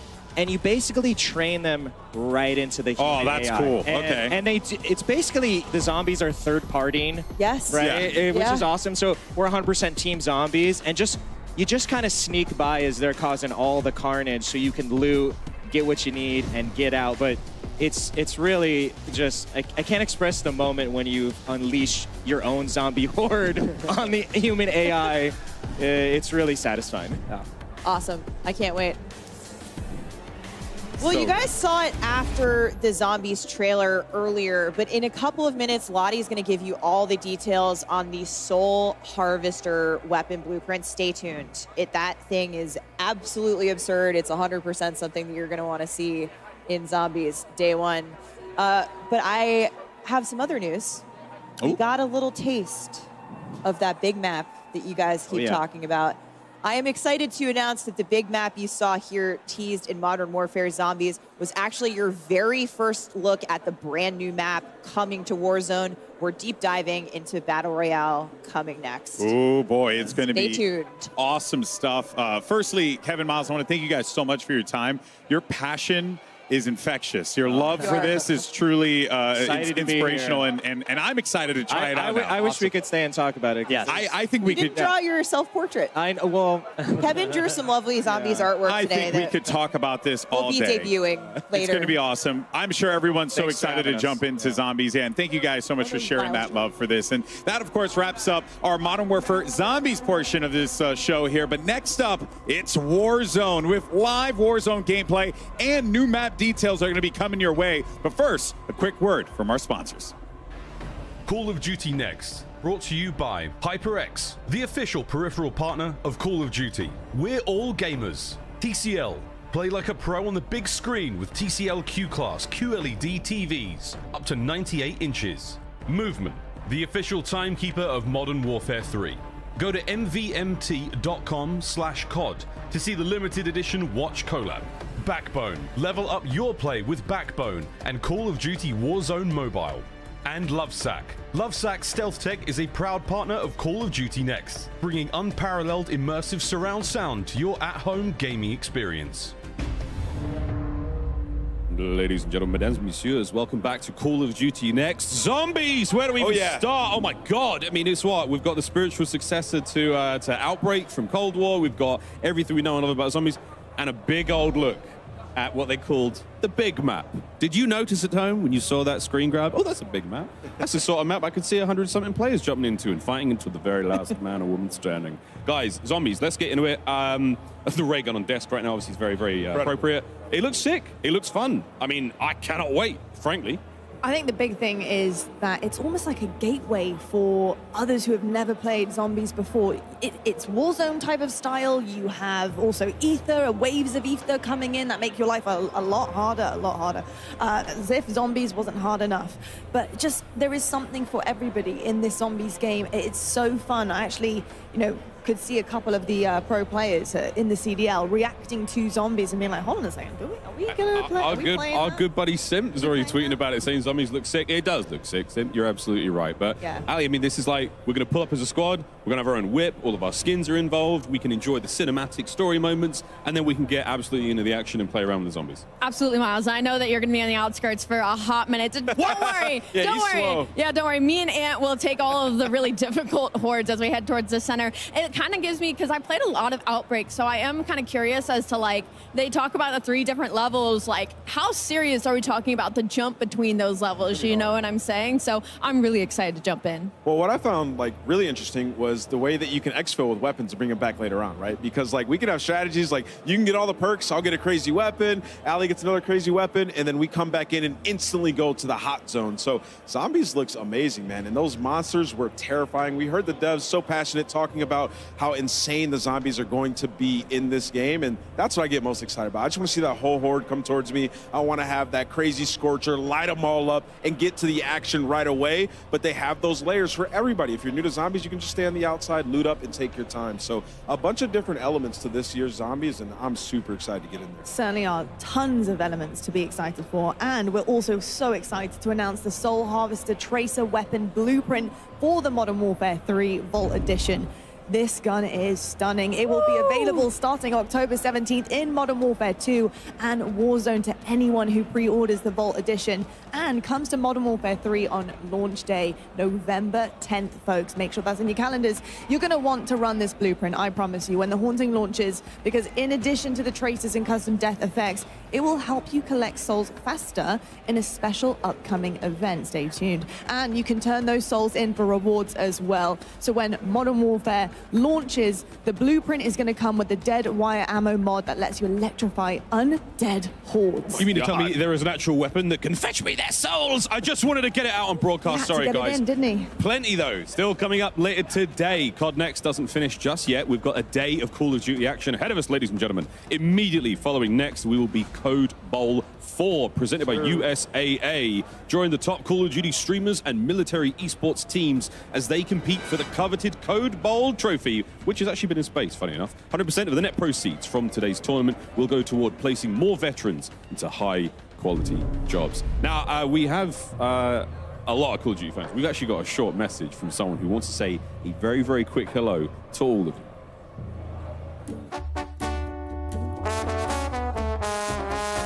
¿Qué rollo, plebada? Puro Modern Warfare 3 y pura WP. Se viene algo chingón.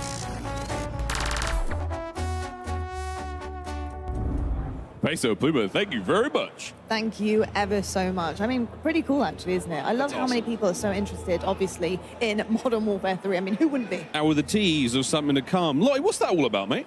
Well, I'll tell you what, right now, welcome to the TCL Power Hour. During this next hour, we will have our streamers try to complete a series of challenges while in the middle of Battle Royale.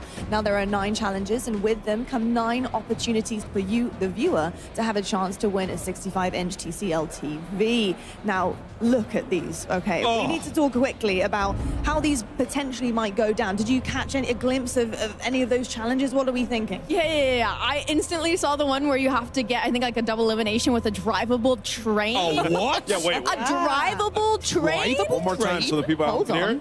You have to get a double elimination with a drivable What is that? Hold on. It's a train you can drive, guys. More on that later. But we did this last year. It's a lot of fun. So when our streamers are involved in that big old game of Warzone, we're going to be keeping an eye on these challenges. And if we do manage to complete that bingo card of Mania, you might have a chance to win television. Very exciting stuff.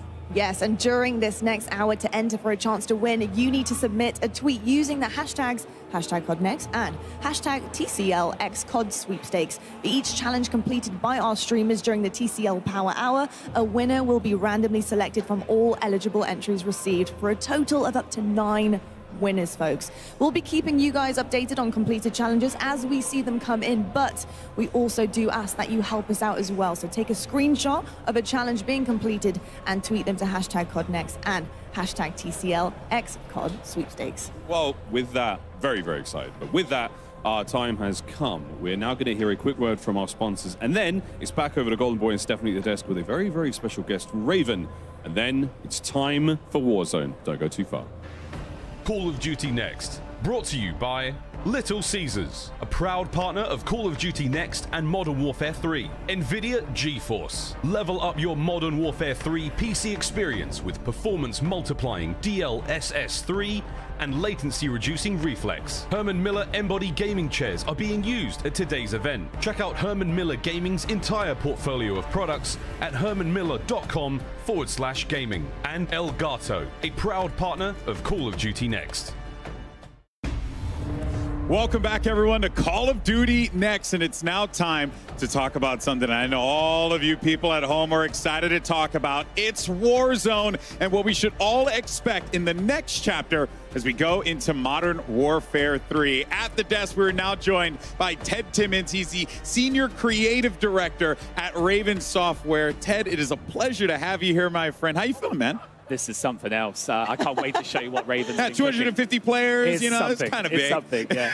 It's just a couple close friends. Yeah, I mean, we dropping just by. A couple homies. Playing some games. Have a cup of tea. Yeah, a cup of tea. You know, do our thing. I could actually go for a good cuppa now that I actually think about it. We're in the right place. We'll offline. Yeah, we definitely are. But yeah, we're really excited to have you and talk all things Warzone because I know everyone's chomping at the bit to get this information. They are, and we teased it a bit earlier. There's a new map coming to Warzone later this year, I'm happy to say. But Ted, Tell us where we're headed. Ready? Welcome to Urzikstan. Ooh, okay. Where the Middle East. Take a meets look. Eastern Here's Europe. Urzikstan. This is it.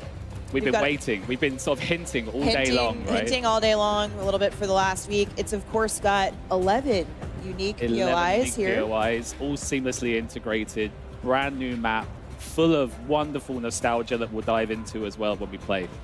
And you mentioned this is where the Middle East meets Europe Eastern a little bit, Europe, yes. Eastern Europe Yeah. a little bit. Yes. And Urzikstan will, of course, be familiar Yes. to many Modern Warfare players as a central location from the campaign, of course, where Farah is from. Yes. This is my personal favorite point of interest, Zaravan City. Okay. You've got the huge construction site with the crane that's got an ascender. If you look carefully, you might see a zip line or two, which we'll talk about. Oh, Yeah, a little zip later line, on. you say. I saw that, and that definitely caught my eye. But any opportunity to also be in more lush environments with that industrial spin, I kind of like the Sorokin Industrial Yeah, as this well is for on that. the northern side of the Yeah. map. Again, when we think about something like Warzone, you need those industrial districts. We got pop-off power. I made a joke yesterday with our creators that they'll be popping off here. I'm Pop sure off on later pop off? today. Yeah, That's going to be a thing. That's how it wonderful point works. of interest. This is Shahin Manor. Again, like really built around that kind of close quarters combat Ooh, that I we love want our that players to experience. Awesome interiors here. I've had some really fun close quarter engagements here. Lowtown. Lowtown. It's where the rats are going to be hanging out. Here in Yes. Old Town, these are next to each other. There's a train line running through it. This is sort of in the centralized area of the map, so we expect this to be a hot drop. Yeah, Old Town, Low Town, Yes. put nearby one another. Of course, Yeah. we've got this beautiful ruined architecture, sort of a bit of those touches across the map here. And All of military base. I'm hearing this is your favorite POI, huh? my personal favorite, I love a military base. Way back in Verdansk, you can find me Fair. at the military base. And Very so familiar, these this. bunkers speak to me. What's sticking out to me, looking at Yeah. all of these different locations, is density. There's Yes. a lot in between different buildings, different locations. It really feels like there's going to be some fun opportunities to get some good fights in. Yeah, it was one of our focus points, and I love this vista shot of the map, but it was genuinely one of our focus points was to say, how can we make a more dense map where it feels like, in terms of like rotation opportunities, the regain, that there's always some way like you can go and kind of call home. So Yeah. glad that's coming Yeah, across. and we touch on.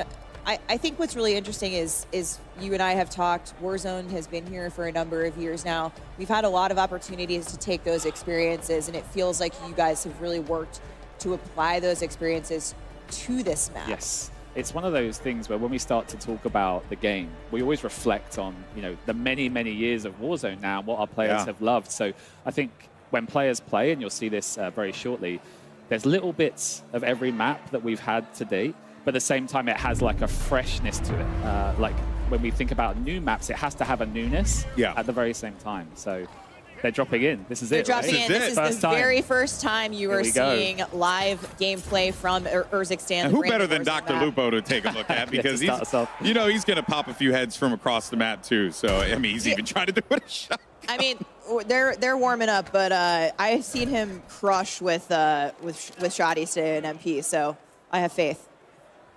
Always does. This is actually quite exciting to check out here, especially that, we got ourselves a little bit of a fight happening here. So I think Lupo does manage to get the better. And just again, it feels so fluid. And I think one of the points that is really sticking to me here is also just on that movement front as well, right? Yeah, it was very Yeah. important to us. Yeah. So. Yeah, and so tell us, Ted, Warzone shares the same foundations of Modern Warfare 3. Raven worked really closely with Sledgehammer to That's make awesome. sure all of those gameplay features that we covered in multiplayer earlier today are aligned with Battle Royale. Can you take us through that a little bit? Yeah, as you mentioned, we've been working with Sledgehammer all year. They've been a great partner because we know when we make something like a big Battle Royale map, we need that movement to feel fluid. We need the traversal mechanics, the mantling. Everything needs to work well and seamlessly.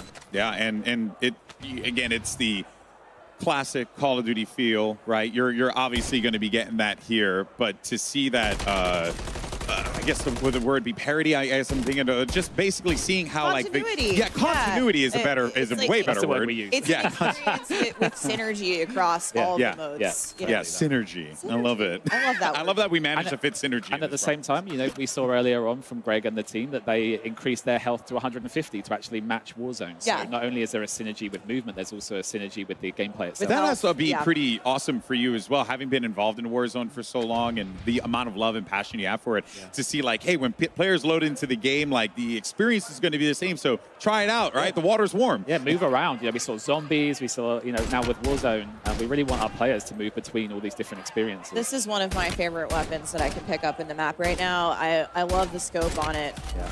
I hope Dr. Lupo likes it as Yeah, much as let's I do. see. I mean, I expect a lot of people to use this today. Oh, they're up in the crane. Oh, they're in the crane. Let's go. Okay, so Ted, the crane has a vertical ascender for you to get all the way up there. Oh, because it's such a good redeploy mechanic. You can literally use the map to redeploy. You know, you can go up to the crane and jump off and go to wherever you need to go.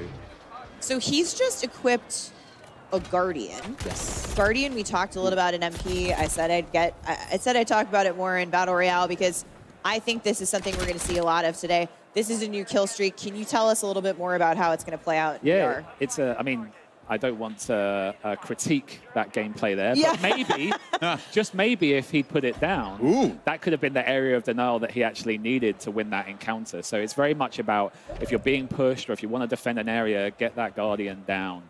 To keep you safe effectively. Yeah, so again, it's not eliminating any players, but it's that stun effect that it's having on players. Look at where he is now. Uh-oh, the gulag. and is that a fully kitted out gun as well? So this one's not. This is actually just I think it's normal AR. Okay, yeah, I see that. But what's interesting about the gulag is we've gone back to this 3-lane experience that we've had. So this is the brand new gulag, simplified. It's 3 lanes. Close. He'll be kicking himself. But it's got a little treat in the middle there that we didn't see. We might see it later. Yeah. Can you tell us what we can expect? So with this group of players, they are so good at this game. So we'll have to see if the gulag lasts that length of time. But for anyone at home, in previous Warzones, we've had a capture point, which was the overtime mechanic. But this time around, it's an ascender, and a rope drops down from above, and you can ascend and get out. So it's kind of like, you know, I'm a big pro wrestling guy, so it's kind of like escaping Hell in a Cell or something like that, right? That may have been some of the inspiration. Okay, I'm all about that, baby. That makes me very, very, very happy. But as we continue to see these players just like run around, they're being hunted currently, so we got a bounty up right now. Yeah, so what I love about the bounty that we've updated is when they complete the bounty, or should I say if they complete the bounty, they'll actually get 1 UAV ping, which is a new mechanic that we've added for the bounty this time around. Okay. And so this was a bounty that you brought back from Warzone originally. I didn't see if it was the big game bounty or the normal bounty. I was talking about big game bounty. I that's a assumed good this segue. was big game bounty. Can you talk to us a little bit about that contract, which is new? Yeah, the big game bounty was a fan favorite going back to the 3rd year of Warzone. And it's something that this group in particular, like the really high skill player, I don't know why they love it because it effectively marks the highest killed player in the game. But it's great for content. It's got a great reward with the advanced UAV. So yeah, really happy. We want to be recognized for our hard work. In 100%. You know? I mean, I'm never going to get marked, so I'm cool. Like, I love the contract. I'm Same safe. here. I'm good. safe. Yeah. I'm vibing, baby. It marks the player with the most kills. Most kills in the match, yeah. Oh, that's awesome. And if you complete it, you get that advanced The UAV. advanced UAV, yeah, which is super powerful, which is great awesome. for the end game. Yeah. Actually, now, as the game continues to play out here, and our competitors kind of get the lay of the land, I find it to be really refreshing for these players that, you know, they were just toiling around in Modern Warfare 2 maps, you know, old Modern Warfare 2 maps, but now they're going into something fresh and new. Is that like an objective for you guys with this map, to make it feel just fresh, to make it feel like you're jumping into this with a new pair of eyes? So whenever we think about a map, you have to think about both the map and the gameplay. Like they're so intrinsically linked. So hopefully a little bit later on, we'll see some of the gameplay that we kind of hinted at. I saw the team beforehand hinted at the drivable train. Haven't yet seen if a team landed on that. But that's the newness, you know, it's the new map plus the new gameplay, and those things combined will yield today's experience that everyone's playing. Yeah, and also feels like a lot of quality of life features, right? And also some great gameplay features that have been introduced into this that I'm also looking forward to, because traversal, the big thing in BRs, you got to be able to rotate effectively. If not, you're going to get wiped out to the circle. Seeing one right here, And actually. look I at that. see a zip line off in the distance. We're going to get a better look at them Even here. better. This is the crane we were talking about earlier, Yeah. so that's the So vertical you can go ascender. up. Yep. Okay. But for the first time, in You can addition to redeploy, going up. redeploy drones. As Oh, soon as the that's map cool. launches. We're bringing those across from Al Mazrah. But then, here's the new Nice. The new. I was So- going to ask when we were going to get horizontal zip lines. Yeah, so I mean, we were so happy to bring these into the map. It really fits the POIs and the layout of the land. Yeah. But also, you know, this group here, they're going to use them to push another team. Oh, yeah. Whereas for a lot of our players, they might use it to move Evade. away or evade Yeah. a team. So it's got dual purpose. I'm sure we'll have encounters where they meet each other. On the zip What happens when lines, two yeah. players on a They zip go line? They go past. They go yeah, past each other? Okay. But you can use your AR. So. But I mean, like, you should shoot. Yeah. You could duel like an old British right. horse. You can do like 10 paces, Yeah. turn around, zip, and then just go and try and see if you can It's take content. each other out. It's content. No, It's that is awesome, really though, cool. especially over water. We saw them sort of between the higher buildings. We're going to have them across the water. I think in terms of getting across this map, can you tell us anything about this map in terms of size, sort of what to expect for folks at home who aren't going to maybe get a sense of it from everybody so today? What we did was, obviously, we always look at like the latest map. So we look at, Caldera and Al Mazrah. So it's closer in size to Caldera, a little bit smaller than Slightly Al Mazrah, smaller than Al Mazrah. but it's more dense. So Yes. it should feel like, in terms of land space and mass, it should still feel very familiar. And so when you say dense, we mean to less open Less open spaces, more between packed. Yeah. Points of interest, of Yeah. course. And I'm even seeing it here. Like, there are some wide open spots where snipers can have a great time, but there's so much like urban, dense environments. Yeah. Hey, has there been some like really cool play tests where everyone's just like scrapping it out in these like wild locations, close quarters? Like I mentioned, when we look at Low Town and Old Town, they're kind of like the rattier places. But again, we'll talk about some of those gameplay mechanics that we've added to improve that. It has the train line that runs straight through it. Okay. So you'll be in Low Town, maybe just like getting into it with another team, and then another team just comes steaming through, rolls up. literally on the train, and potentially pushes the team through the POI. And That is Old Town awesome. and Low Town, of course, are on that central landmass. And here's the train. Speaking of the train that stops in Old Town. Yes, I believe. yeah. Ted, tell us about this. I feel like everybody Yeah. downstairs is They saw the all over handbrake this. yesterday and were like, wait, what? There's a handbrake on the caboose? So if anyone at home doesn't know, the rear carriage is called a caboose. We've got the UAV tower, the buy station. on If the you train. push- on the UAV train. and buy station on the train. And if you push the driver's carriage, you can go forward, backward, you Nice. can stop. But the nuance that these players will find out today is you're in the driver's carriage, you're driving, happy days, you're the conductor. But if a team jumps on the back and throws that handbrake, you're going to have to go and engage. That's cool. Okay, Or I didn't get know in that. a war switching Yes, on no, and no, off. no. Yeah. So the handbrake controls it. Controls all of it. So that's the so master you have to go control. back and.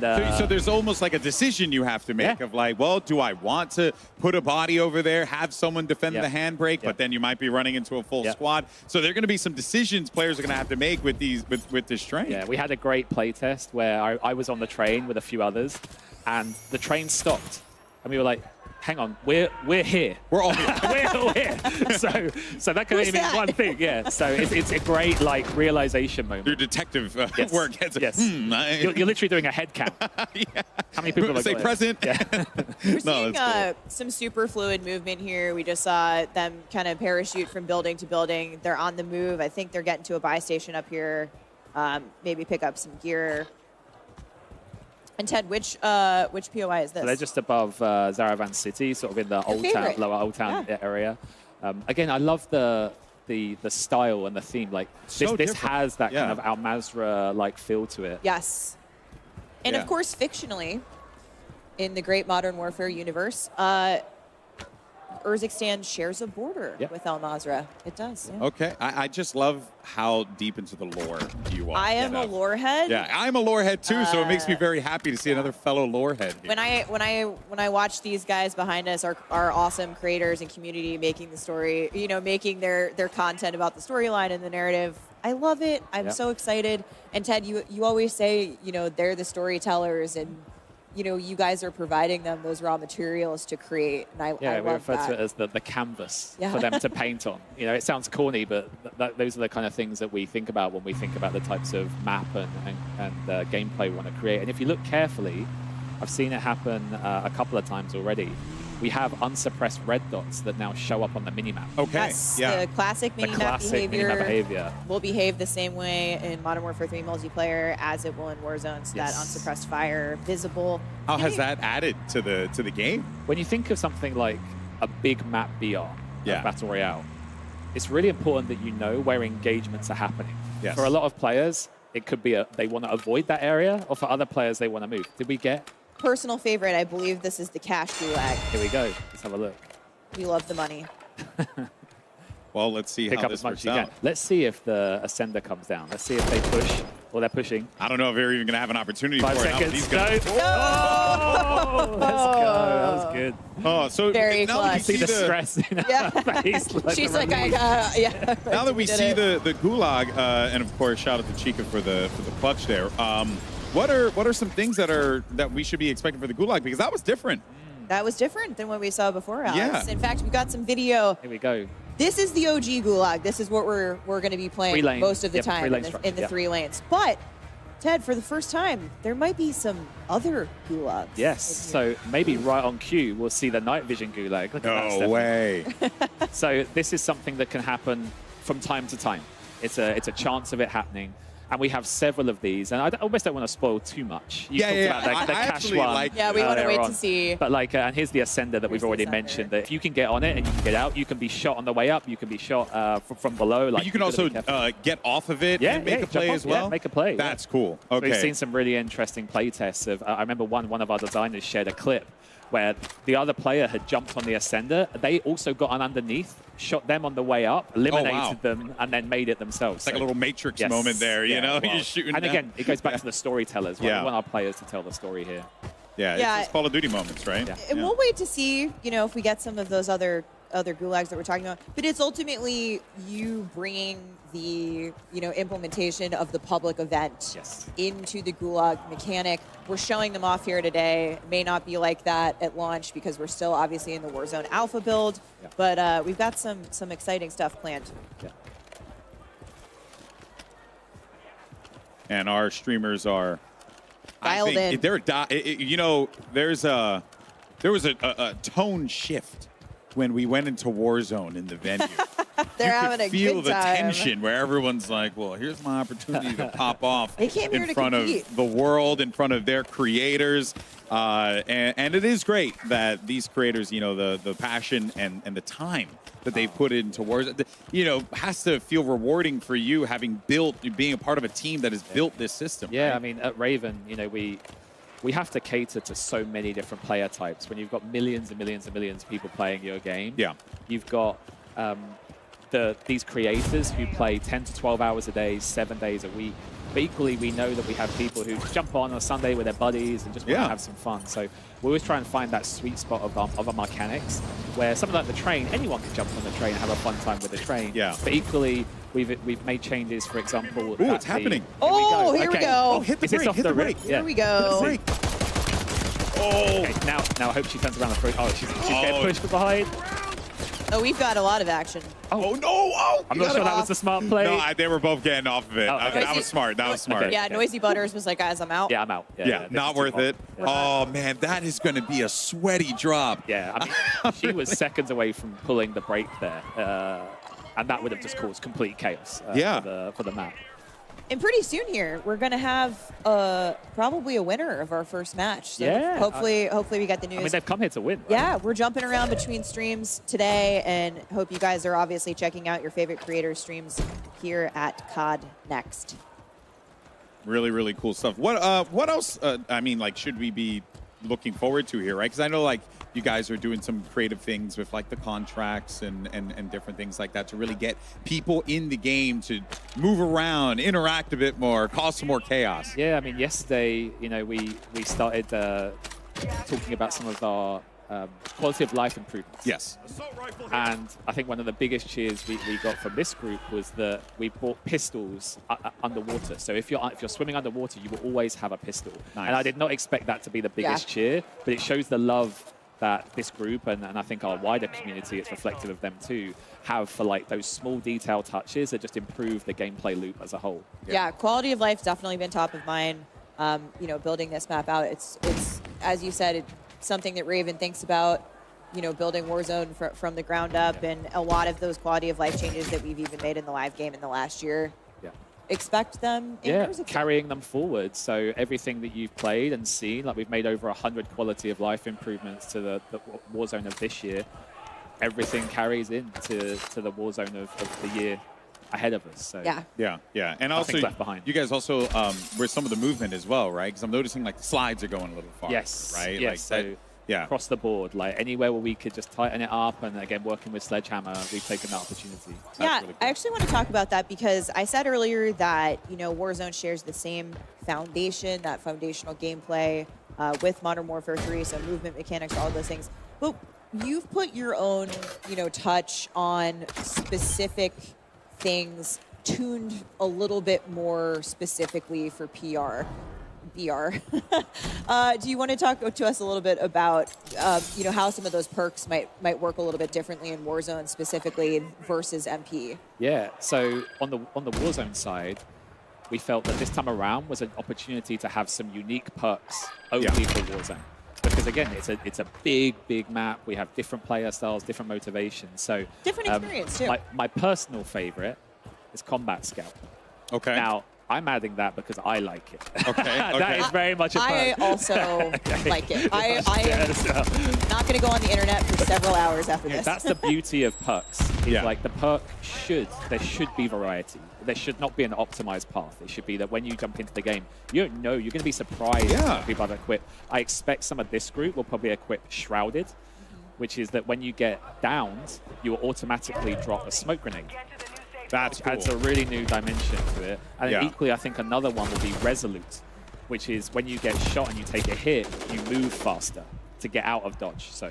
Oh, that's cool. So good opportunities for, especially for like field, like a wide open field traversal, get shot, get a speed boost, get down, potentially a smoke comes down, your teammate can back you up. There you go. That's That's really the cool. kind of variety that we're looking for. Yeah, well, I will definitely run with the smoke bomb one because I know that is going to be me. I'll run the evasion perk. You'll run the team up, evasion we'll one. drop some duos. It'll be There's going to be some super interesting fun. mixes. Yeah, that's really cool, and it's almost like giving the character, giving the players, like as it's been said time and time again, right, that freedom of choice to be able to get really clever with like how you want to approach that, and it Tune feels your like play style. tune that play style. Feels like the player same here. agency. We want the stories, etc. Yeah, and we're back into Gulag again. I see Oh some boy. tactical crouching, Okay. preparing for battle. Will we see the long-rumored Ascender, the mythical? It's going to be a myth by the end. No one's going to believe us that it is actually an Ascender. Got a Molotov out. Players are But too she's good. picking up that cash, so this is the cash Gulag. But we're waiting to Here see we go. that. 1 second. The ropes come down. Grab it. Oh, she baited them. Oh, well played. Well played. Baited. Smile. Yeah, she baited them really good there. I don't blame him. I would have done the same thing too, just gone It straight was a for honey the rope. pot. It was Yeah, like, oh, honey. I'm going to grab some honey. But now she's got that cash, right? So she's got both of her. She's got one teammate down. And she can go grab them Buy them if back. they don't get it out of the. I think she's if she trying doesn't to get go out of to the gulag. oh, someone just actually did a buyback, so she's got to be careful. Yeah, here you go. There's the fight going Here on. we see maybe somebody. Yep, you can see the unsuppressed red dots on the mini-map as Yep. well. Oh, the other teammate's down. Oh, she's pushing. Here we go. This is ambitious because she's literally. I think, does she have any help here? I don't think she does. They're both in the gulag. Yeah, the Gulag of life. Yeah. Big dive to get out of Can she there. make a run to that buy station? Yeah, she's Nikari good. doing She's the going. hard carry here. Butters is back. She's just redeployed. Yeah. Very well played. That dive, I've been loving that we have the options of diving and sliding, you know? Yes. You can do some really funny things with the dive. I love it. There's just ground loot. And in fact, maybe we can actually quickly talk about ground loot. Yeah. We've brought back weapon rarity. Okay. Yes, we will see Because- colored loot. You just saw it right there. Like she picked up the blue AR. It's one of those things that when you think about the looting gameplay, you need to be able to quickly see, like, what's that weapon, what's this item, etc. So even from a custom loadout perspective, you know, it's got that pink/magenta tooltip, that card that you can see. I think they ended up losing both of their teammates there. Hate to see it, but. So Ted, what are some of the things that we can expect to kind of stay the same here? Like, I see buy stations, redeployable buy stations. Are they coming back? Yes, they'll be there day one. We really see this as a continuation of the current Warzone, and then just leveled up, polished, all new movement, etc. on top. Got it. So something that a lot of people in this room care about, that we worked super hard on in current Warzone and we think is awesome, is the good old Champions Quest. Oh, the Champions Quest. We've had some amazing moments in the last year since we introduced it, and it's been really fun for a lot of people. But we want to open that up a little bit. What can you maybe breadcrumb us a little bit for what to expect with where you might take us with Champions Quest in the future? So Champions Quest is something that we're going to be launching during the first season. So we don't want to reveal, oh, she's on the horizontal zip line. But I'll try and stay focused. There's so much going on. I saw the train. I was like, oh my God, the train. I want to talk about the train again. But no, Champions Quest, it's been a huge success for us all year long. You know, that ability to nuke the map, the challenge of doing it is just unbelievable. Yeah. So what we want to do for next year's Champions Quest is allow players to steal it from the team who is doing the Champions Quest. You can only steal it once. Okay. So it's only once. It's not going to change. If you see a team is doing it, push them, be the first, take them down. They'll drop the contract, they'll drop the pieces. You can pick it up and try and take it through to the finish. My goodness, I cannot wait. All right. And it gives people more options to get on something like Champions Quest. You know, they're not the only ones who get to enjoy it. Yeah. Ted and I are going to squad up. We're going to get our, take them down. our first time CQ win. Or potentially lose it, you know? Yeah. Oh, okay, I'm sorry. I didn't mean to put that negativity out there. I'm so sorry. Well, let's actually go ahead and check in on our TCL Power Hour and see how many challenges have been completed thus far for the days. And remember, for each one completed, you have a chance to win a 65-inch TCL TV. All you got to do is enter that hashtag CoDNext and hashtag TCLX COD Sweepstakes. Once again, that's TCLX COD Sweepstakes. For each challenge completed during the TCL Power Hour, a winner will be randomly selected from all eligible entries received for a total of up to 9 winners. And thus far, we have 3 of our items picked up here. So it looks like we still. I didn't see which ones it was though. Was it the train? Did we get the train? I hope so. I hope we get it. Can we see the card again? Yeah. Actually, can we bring it up one more time? I just want to see what we have. Here we go. We got the contract. We did get a drivable train elimination. Yeah, we watched it. Oh yeah, that was that. Yeah, the pistol. For some reason in my head, I thought it was run someone over with the drivable train. I honestly did too. That would be legendary. If that happened and we don't know, I need to see the highlights. So I'll be busy later. That would be the first ever. It would actually be kind of cool. But there you see it there. But for now, though, we're actually going to head on over to Miles, Lottie, and Nameless, as well as Alley Cat, for their thoughts on live gameplay for Warzone. What you got for us, guys? What you think? Choo-choo! All aboard the new train. That's what I'm looking for, friends. I was discussing with this with you guys prior to we got on camera. It was like, are we going to drop train, win the fight, pump the brakes, take the cash, buy our gear, all aboard, next stop? It's going to be an amazing experience. Like, we're going to be able to finish on train. We're going to be able to rotate using the train. Francis Borgia's going to be out there well excited with the camera on his face because of the train. It's a big day for COD. All right, audience, if you want the freest kill in the game, make sure you go to the train to find Miles. The freest. But I do want to say, I was hoping that it was going to be an actual, like, train, like you turn the train on and you run somebody over to get out that bingo card. But now I'm seeing EMD, the train track. So I'm guessing you throw the EMD, you can stop the whole train. So forget about the stop and the drive. I'm going to be sitting in a bush next to the train track. Like, all right, Miles, you want to rotate to another side of the map? Well, you got another thing coming. Oh, my train, my precious train. I have to give it a cool name. But yeah, really, really fun. I mean, like we've seen change after change when it comes to Warzone over the years. This one sort of feels, again, like movement's back. Everyone's super excited about that. Guns look really fun. But the increase in health, fights feel a little longer, you know? That's the big thing, right? It's the quality of life, the presence that the game now has. And do you know what I've absolutely loved about Raven and the team up as well? Is the fact that they have not been afraid to bring things back, to bring things back that the community wants, and I think that is just incredible. They're listening and they care, and that is definitely coming across the screen. So for me, I think, you know, things like the red dots, that we're seeing on the map. You know, unsuppressed fire. We're seeing also just small things like the blue plates that are also happening in the HUD. And it's minor things that make such a big difference to, I think, the community that grind Warzone. It is their life, it is their careers.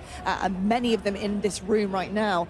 It's massive, and it's really exciting to see. Also, the quality of life upgrades. You know, we heard them talking about the unique perks that we're going to have in Warzone. Like the Shrouded is massive, right? You drop a smoke when you get knocked. We already do that in Warzone. We throw a smoke at our teammates. Sometimes you don't have one. Now that it's going to be an actual perk that you can grab, huge. Also, when you start to get shot, you talk about the health now, which is great, having 150 health. Well, now when you get shot, you move faster. So not only do you have that extra health to survive and evade enemies, you also have the faster movement with MW3 that they're bringing, and a perk that even allows you to get faster, because we know there are some players, come from myself, who's a bit more competitive. You like to get, you know, a little bit more aggressive and get in those 1v4 situations. You have the ability to do that, and it's all up to the player, which is great. There is one more perk which wasn't brought up by Ted, but Irradiated, which has got something to do with how you interact with the gas, but more on that later. Ha ha ha. Like, plenty more cool changes though. I mean, like, we've seen different field upgrades, we've seen different, you know, kill streaks, the Guardian being involved as well. I mean, that's something that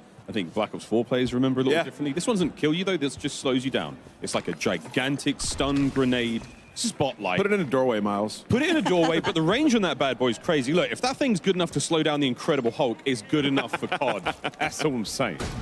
It certainly is indeed. I've just got to say that I'm so excited to see how our creators, our streamers, the community react to this, especially when you check the timeline and seeing kind of what the noise is about. And Ali, looking across Warzone right now and the way that Warzone has been pushed forward, not only in terms of the map, and you know, a lot of people talking about Verdansk and how much they miss it, the nostalgia coming forward, I think, from Urzikstan really does kind of give that reminiscence of Verdansk in terms of the way it looks and feels, the openness. We also have moments and places like Superstore, etc. There are drops there for everyone who wants to get a battle in and perform at the highest level.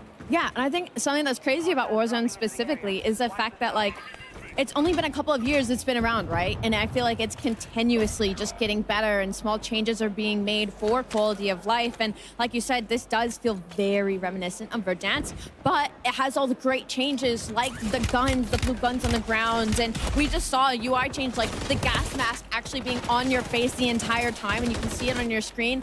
I will tell you right now, I'm somebody who has really bad object permanence. I would always forget that I'd have a gas mask. So now that it's like actually on your vision as well, so like it's a great reminder of just really small things like that that can really change a game. That's something that I think community members have been asking for, the amount of times players enter gas or whatever. A few more really nice quality of life changes. No matter what your loadout is, you'll see on screen right now, if you're in the water, you have a pistol no matter what. Whatever your loadout is, whether it's 2 primary weapons, or you've got a melee, whatever it may be, there is a pistol at the ready when you do go underwater. Same for all the ladders as well. So that element of gameplay, I know.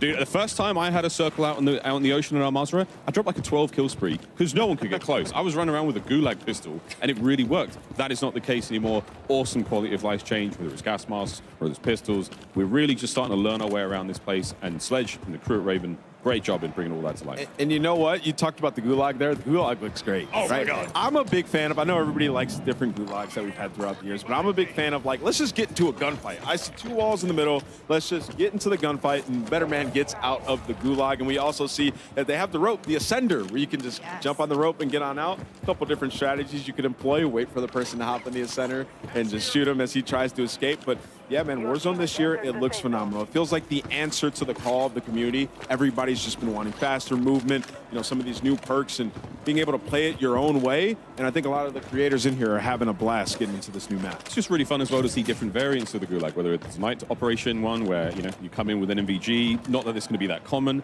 The idea that there's a cash gulag where there's money all over the place. I mean, yeah, I'm one of those players, I know a lot of my friends are, where you see it, you grab it, and that's going to encourage the loot. But there is a massive danger. We just saw one of our streamers leave the gulag with like 6.5K. Your teammate's That's insane. You can buy the Crazy. teammate back. That is a game-changing moment. That changes the way Warzone plays. And we want a little bit of random. You don't want this to be that predictable. The one thing you do want to be predictable is how efficiently you can take down your opponents. Yes. And that's been so nice to see. Headshot indicators now, when you see you got a double X on the hit marker. You know you're dealing damage to a head. The limb damage has all been uniformed across the board. So you're going to get a much stronger and more, you know, predictable feel of how my weapon performs, how my attachments perform with that weapon, and how I can employ that to the best of my ability and the best of the situation I'm in. It's just really nice, man. The last thing you want to be doing is guessing in a game like this. And I think, exactly, Miles, and I think something that may have went over a lot of people's heads when they were talking about it was the evasion in this version of Warzone is going to be way better than before. We talked about that perk, but also the horizontal zip lines. I mean, that's massive.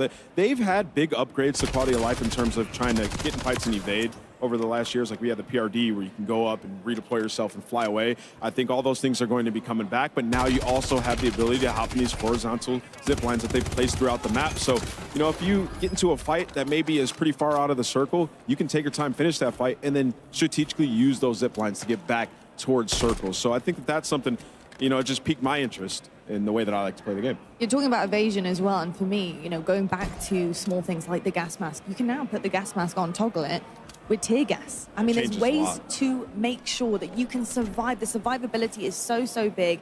You know, no more wafting in front of the face. The gas mask will go on, and you are able to evade enemies and try and counter things that are coming away, because that's all that Warzone's about, right? It's being aggressive, but also countering pushes that are happening from left, right, and center. I think a big point is like the controlled chaos in Warzone. That was something that always really stood out to me, is like, it's really chaotic. You don't know where the gas is gonna be, where you land changes a lot of the time. The loot that's on the ground is, you know, pretty different most of the time. It's very unpredictable in that sense, but there's those predictabilities of having a horizontal zip line now, like knowing about the rotations. It's those little small things that you can control.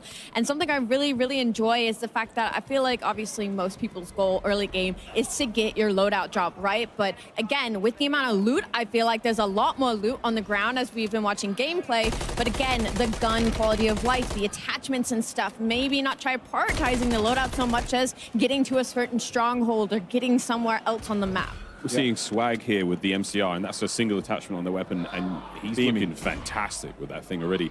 A lot of players have been talking about this. We saw Shotzi, there was a clip on Twitter not too long ago, or X.com, whatever it's called these days, talking about how auto-aim feels like it's been slightly reduced in this game. It's a little harder at certain ranges to land very accurate shots.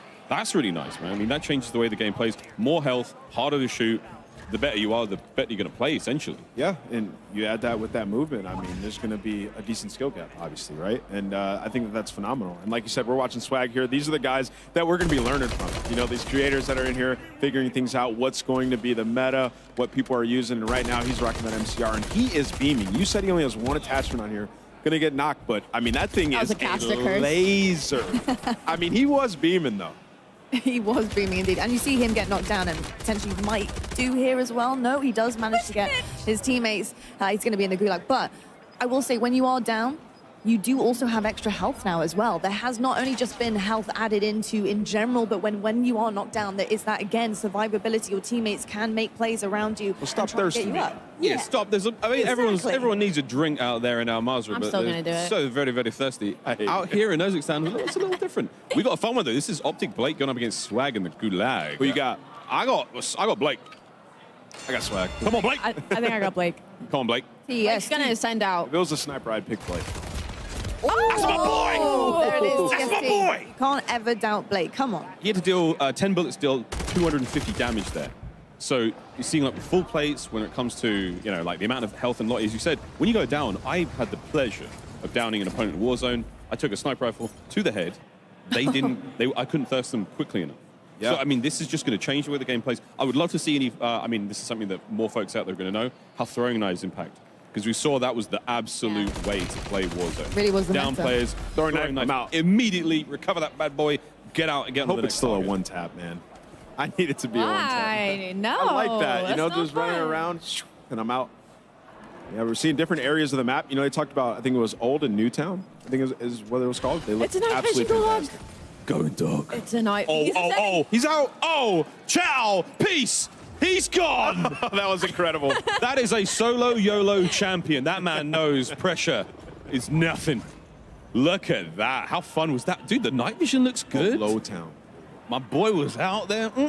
All sorts of good fun happening here. And again, look how dense the map is. That is a ton of buildings, though. I mean, you know what I did see, though? Even in the largest of buildings, not a huge amount of stairwells. That was a real pain point for many players. Between the horizontal, vertical zip lines, redeployment balloons, you name it. There are so many ways to traverse this colossal landscape. And you know what else I see, Miles? I see a lot of rooftops. I see a lot of rooftops for those snipers. So even though that like there are denser areas, which might make it slightly more difficult, there's still plenty of opportunities for those crazy clips. But you know what, Allie? I can just take one of those cranes and I can fly right down to the rooftop. Seems like they have a decent amount of those placed around the map as well. We saw one on this screen right behind them. And, you know, obviously rooftops, there's some campers who like to sit up there, but there's ways that you can get up there and take them out now pretty nicely. Yeah, and the drones as well. You can also get a drone in the sky and literally take the line right up there and try and get on a rooftop or try and counter a little bit yourself or fly away and evade, which is probably what I would be doing. So we're still within the TCL Power Hour, looking to see if any more of those sort of the bingo card moments happen. Haven't seen anyone get a breacher drone elimination out. Oh, come on. Which is actually crazy because it's, I mean, from our experience, especially multiplayer, very easy to do. Yeah, I mean, you guys are all standing messing with movement. I came in, remember, I threw the breacher drone, 3-piece, like that thing is crazy. That was me. On the I was also on a part the of bingo that card, obliterated I squad. don't know if you guys saw, but there's also, somebody has to get a Guardian kill. No, it's a Guardian SC like an opponent who's affected by the Guardian. Yeah, just kill him, yeah. Oh, it does it like, this might be a Juggernaut suit. Oh, yeah. We are It mini certainly guns, looks like it, 'cause He's that moving minigun fast. is, Boy, schmoving. I told you, you'll be schmoving like you've never schmooved before, COD fans, in this game. Everyone's very, you know, nimble on their feet, a lot of twinkle toes, and you can even dress for the occasion and put on even slicker shoes to improve movement, improve speed, strafe speed, how quiet you are, you name it. Dress for the occasion, COD fans. It's time to dress up and have a good time. Certainly is indeed. I gotta say, it looks absolutely gorgeous. Just in terms of just the style. You know, we heard actually Ted talk about the way that it looks, and it's all kind of part of a bigger picture, looking a little bit like Al Mazrah at times. We also have Verdansk as well coming through, but I think the colors are just in perfect balance, so I think it also looks stunning. Yeah, I mean, a lot of folks are like, oh, we want to go back to Verdansk, back to Verdansk. Well, you're close enough. Urzikstan is the country where Verdansk was. Oh, yeah? Yeah, man. You're a Are we lawhead back? too. Yeah, we're back. We're totally back. You're a lawhead as well, aren't you? I really am. Like, I read all the signs. I mean, I read the bits of paper. I love all this. I really do, mate. You know what else is interesting? Obviously, like the perks are named a little bit different in this game. How you have your gear and your vest. Zipline. You're going to be able to find the boots in Warzone, obviously, as well. And that is going to shake things up, right? Because that prolonged slide, obviously, in the multiplayer and the arena gameplay is going to be different. But in Warzone, I mean, you have a lot of different like areas that you have to traverse where that slide could come into play. So I think that that's going to be really interesting when these guys get their hands on it. As well as the climbing boots. We haven't actually seen too much of that, but what that does essentially is it speeds up your mantle ability, and you really do move crazy. I mean, Peter Parker will be climbing the side of some of those buildings and terrify you, Ali. I share the same last name as him. Does that mean I am also Spider-Man? Ever been bit by a spider? Possibly. Well, Maybe you might. I think we would know by now, Ali. I also, okay, beyond that, I wanted to point out the fact that who we were watching, they just did that play that we were talking about earlier, using the zip line to push a team while another one kind of like just looks over the rest of the teammates making that push. So, nice. Yeah, it's incredible. Very nice indeed. Well, that's a nice taste of Warzone. I mean, it's been very cool, very, very exciting. But that's going to be it for the Fireside Chat for now. It's back over to the desk, to Golden Boy and Stephanie. Thank you so much for that. And yeah, always great to hear, you know, the greatest minds in Call of Duty esports talking about a brand new Call of Duty game. What a time to be alive, of course, here. But yeah, and there's still so much more to talk about with Warzone stuff. So much. We've got so much going on. We finally saw Night Vision Gulag. We got an Ascender overtime win. It was the moment that Ted and I have been waiting for. We've been waiting to see this thing in action. And you guys are calling it, man. The whole time you're like, this has to happen. Yeah. This has to happen. I had my bingo card at the ready. I'm ready to go. They're too good. We haven't had a chance to get to the overtime mechanic in the Gulag yet. It's wild. It's very exciting. And in total, I'm happy to say, Ted, correct me if I'm wrong, 4 different Gulags. Yes. With more to come in the season. With more to come. We want to make sure that this is an evolutionary part of Warzone. There's great ideas coming from everyone on the team because they're playing with the public event system, being like, oh, but we could do this and we could do this. So yeah, keep your eyes peeled because it's an exciting new feature for us. Oh, we're back. Back in the game. Back in the action here. And you know, one of the things that the chat was talking about, you know, was about quality of life features. We've been really harping on that because it is important, and a lot of the hardcore players care about those things. We actually saw it right there, right on cue. Yeah. I swear I did not rehearse that. Tell us about the way the backpack works now. Yeah, this is a personal favorite of the team and mine. Like, we got together and we thought about what do we want the backpack experience to be like for this version of Warzone. And we did, like, the deepest dive, like, literally 3 days. And just all we did was talk about the backpack. And we've got an amazing UI team. And we just thought about, like, one of the frustrations has been that when you pick up ammo, it goes in your backpack. But then if you drop the gun, you drop the ammo. And then you have to pick up the ammo and whatever. Yeah. It was like, we should make space to have 5 dedicated ammo slots. So you can carry, I think, like, you know, historical Warzone, it was always nice to be the mule. Yeah. And, like, you carry ammo and your buddy goes, hey, you got any sniper ammo? And you're like, oh, sure, I've got some. And you can drop it for them. And, like, we just wanted to bring that back. And you put me out of a job there, man. But we kept the backpack because for us, the backpack opened up so many new opportunities, like, to be able to carry multiple lethals, multiple kill streaks. So it was like, how can we merge everything we've learned from Warzone over the last few years into like one cohesive. And I think a lot of people are going to be very happy about that, just because, you know, I mean, ease of management. You don't want to do the inventory management sometimes when you're in combat. You don't have time to stop, pick up your ammo again, and so I think that the backpack experience, you're definitely going to see that that's been refined. But there's some other really interesting tweaks to the UI as well. We obviously added the squad cache widget in the live game, which I think has been really useful. I'm bad at math. I love it. And we're seeing here too, armor plates back to blue. That's a big one for me. I love that. It's the little things. I think when people get hands-on of this year of Warzone, I hope that they just love like everything, like the whole package that we're bringing for season 1 and day 1. Yeah. Speaking of the whole things coming in season 1, the new package, we're hype for the new map. Yes. But we also have a lot to offer, all different types of players. And I'm curious, Ted, if you can tell us what other maps we can expect once Urzikstan launches later this year. So obviously on launch day, they're going to get the brand new big map experience of Urzikstan. Alongside it, we'll have Bundle. We'll have a Sheikah. Okay. We'll both have Resurgence. And we'll also have Plunder. Because we know, I love Plunder. There is that core group. I always lose, but I love it. It's all about that money, Alex. Yeah, it's about clearly that cash. getting that money. Straight cash, homie. No, that is awesome. So more experiences, more different, more variety of ways for people to be able to play Warzone. So many different players, and they all play for so many different reasons. It was like, what can be the best version of Warzone on day 1? It was like, that's the package.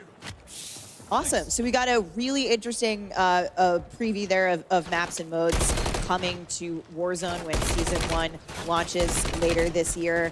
And that includes, as you said, Vondel and Ashika Island staying put for Resurgence, Plunder Day 1, and obviously the new big map in Urzikstan.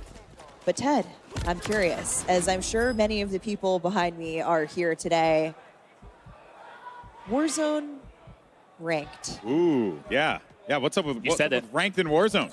So all year long, we've had a great partnership with Treyarch. I think since we launched in Season 3 Reloaded, the feedback has just been incredible. It's been such a great experience to see people jump in. Of course. And we know that going into this new year of Warzone, we just want some time to kind of digest that initial feedback and that initial... Let the map live. Let it breathe. Let everything breathe, all the right? systems, all the things. Exactly. So we're excited to say that in early 2024, again, working with Treyarch, we're going to bring a brand new ranked experience into Warzone.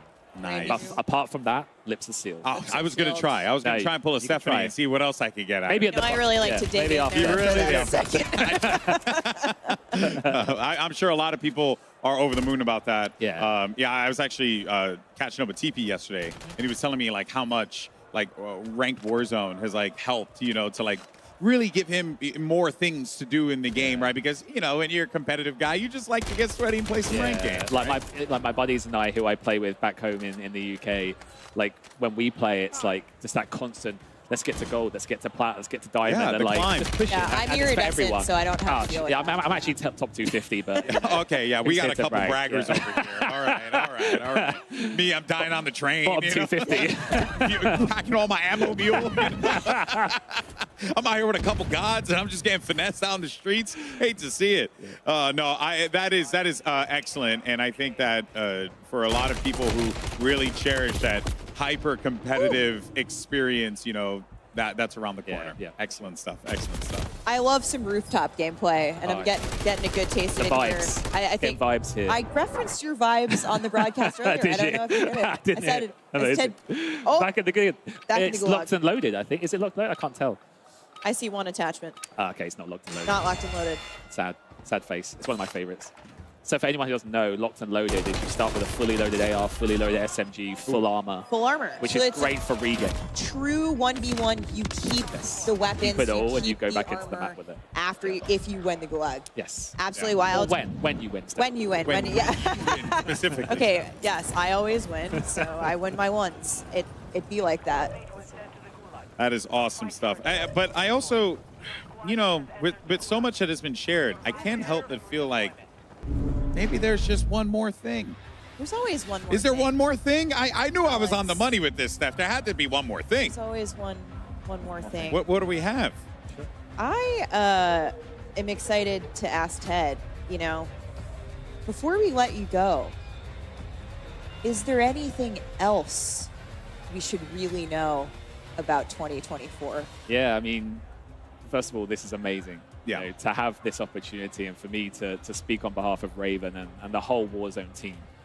And I've said it already, you know, our goal is to make 2024 the best year of Warzone. So when we sat down and thought about it, it's like, how do we deliver that to our players? So I'm We're really delivering it to them in an encrypted message. Yes. So it's next true. year we'll be adding Fortune's Keep to the Resurgence map rotation. It's back. It's back. Fortune's Keep will return in early 2024, but that's not it, Ted. I see something else hiding here. So the best part of this, by the way, is no one here knows. Okay. So after the one more thing, if that wasn't enough, we have Rebirth Island. Wow. To satisfy a Rebirth dedicated community. Island back in Call of Duty in the Resurgence rotation, coming later after Fortune's yeah. Keep, So- later in the year So in early 2024. early next year, we'll have Fortune's Keep.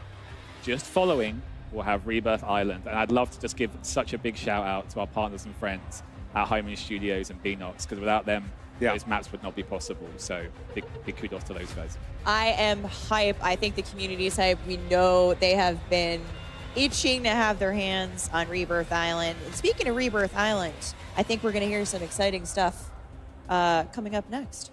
Yeah, I'm over the moon. That seems exciting. It's a mic drop. Yeah, I no, just it really can't drop is. the headset. I know That'd you be can't weird. drop the mic Does because this flip? Can I flip? no, we still have one more thing to do. A few more things to do, but oh wow. Well, firstly, you know, I want to thank you for that. But first, before we do anything else, let's actually do one last check-in on the TCL Power Hour. See how many challenges were completed. Okay, so a little. We're still at 3. We're still at 3. Wait. 4. 4? Ah, okay. okay. The buyback on the drivable buyback train. on the train. There is, of course, the buy station on the train, almost like that movable POI. I'm shocked we didn't get a breacher drone elimination. That just seemed like a gimme. Yeah, it really did. And the big game bounty, you'd have thought like someone would hear Yeah. about it. But you know what? It's all new gameplay. This is the first time everybody's They're all seeing discovering this it for in the room. first time. They're learning it for this first time, and so are the folks at home, and so more to come. Yeah, that's right. Well, of course, we want to thank y'all for playing along. And as a reminder, for each challenge completed during the TCL Power Hour, a winner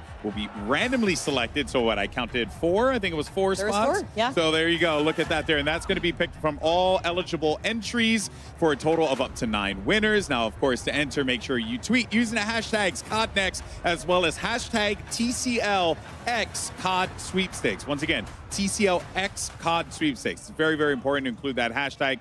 Good luck to everyone, and I hope you get yourself an awesome TCL TV. But that, of course, was an amazing first look at Urzikstan and what players can expect from Warzone in the future. Ted, before you go, I just want to thank you so much. You know, what I told Kevin Miles earlier, just that passion, all the devs that have come up here, that passion for what you guys do. It bleeds through in everything and the way you talk about it. So thank you for sharing that love with us, And if I man. can say thank you to everyone at Raven Software, every studio that's been contributing this year. We're one big family, and just this is the greatest privilege of my career to be here today with you. So grateful for you as well. Thank you, Ted. It's awesome. Yeah, well, Can't wait to dive in. We are definitely grateful to have you and all the devs here to talk about this amazing game. It's been such a fun time. But for now, though, let's actually head down to Maven, who's going to put a couple streamers on the spot in the hot and ready seat, presented by Little Caesars. Maven, who you got? Thank you so much, Alex. I have Sally as a dog. You're going to be the Urzikstan Reaper. I got a feeling. What are you loving so far on the map? The movement is great. The sniping looked amazing. I didn't love that I lost my gulag, but everything else was great. What happened to the gulag, Sally? Take me through it. I got absolutely turned down by Smixy. Yeah, that's pretty much it. It happens to the best of us. But listen, I know you haven't, you've been someone that's grinded a lot of Warzone. You've taken a step back kind of this year, not putting as much time. Is it feeling just a little bit of hands-on? Like, is the grind coming back? Are you going to be carrying myself and Merc on the map? Yeah, I'm definitely down to carry you and Joe in my backpack. It's large. It's basically a duffel bag anytime, yeah. So what did you get hands-on with? Did you, outside the gulag, lost a little bit of time with the sniper? A little time with the AR? Like, what were you feeling the best of there? What's Sally as a dog's like go-to repertoire? So I picked up a sniper, dropped it, regretted it because when I died, I saw Reed Boy just popping heads all over the map. So that's what I'm going to get back on and try. But yeah, really looking to get going, grind this game out. It was a lot of fun. Yeah, I haven't sniped much as I used to. Like in the past, putting in so much time. Now let's take a look. Oh, listen, he's got great legs too. But the chair, look at this thing. It's a Little Caesars hot seat. You were a little bit worried if you were going to actually be able to sit in it, if you were to fit it. If it had been tested, you asked me. But how's it feel? It feels comfortable, ergonomic, and stylish all in one, yeah. No, pizza. You're looking absolutely fantastic. Hey, Sally, it's been amazing. Excited to see what you're going to do this year. You're one of my favorite content creators. I love you. Thank you. I love you too. Oh, that was beautiful. Let's get it over to Shift. I believe he's down with Tommy. Yeah, Maven, I'm not going to lie. You may want Sally to carry you, but there is no better person in the history of Warzone to carry a duo or a trio than this guy right here. Tommy, first day, hands on the game, initial thoughts and reactions. Let me have it. I'm loving it. The movement, the fluidity of it, the visibility of the game, everything's just so much better, and everything that everyone wanted, I feel.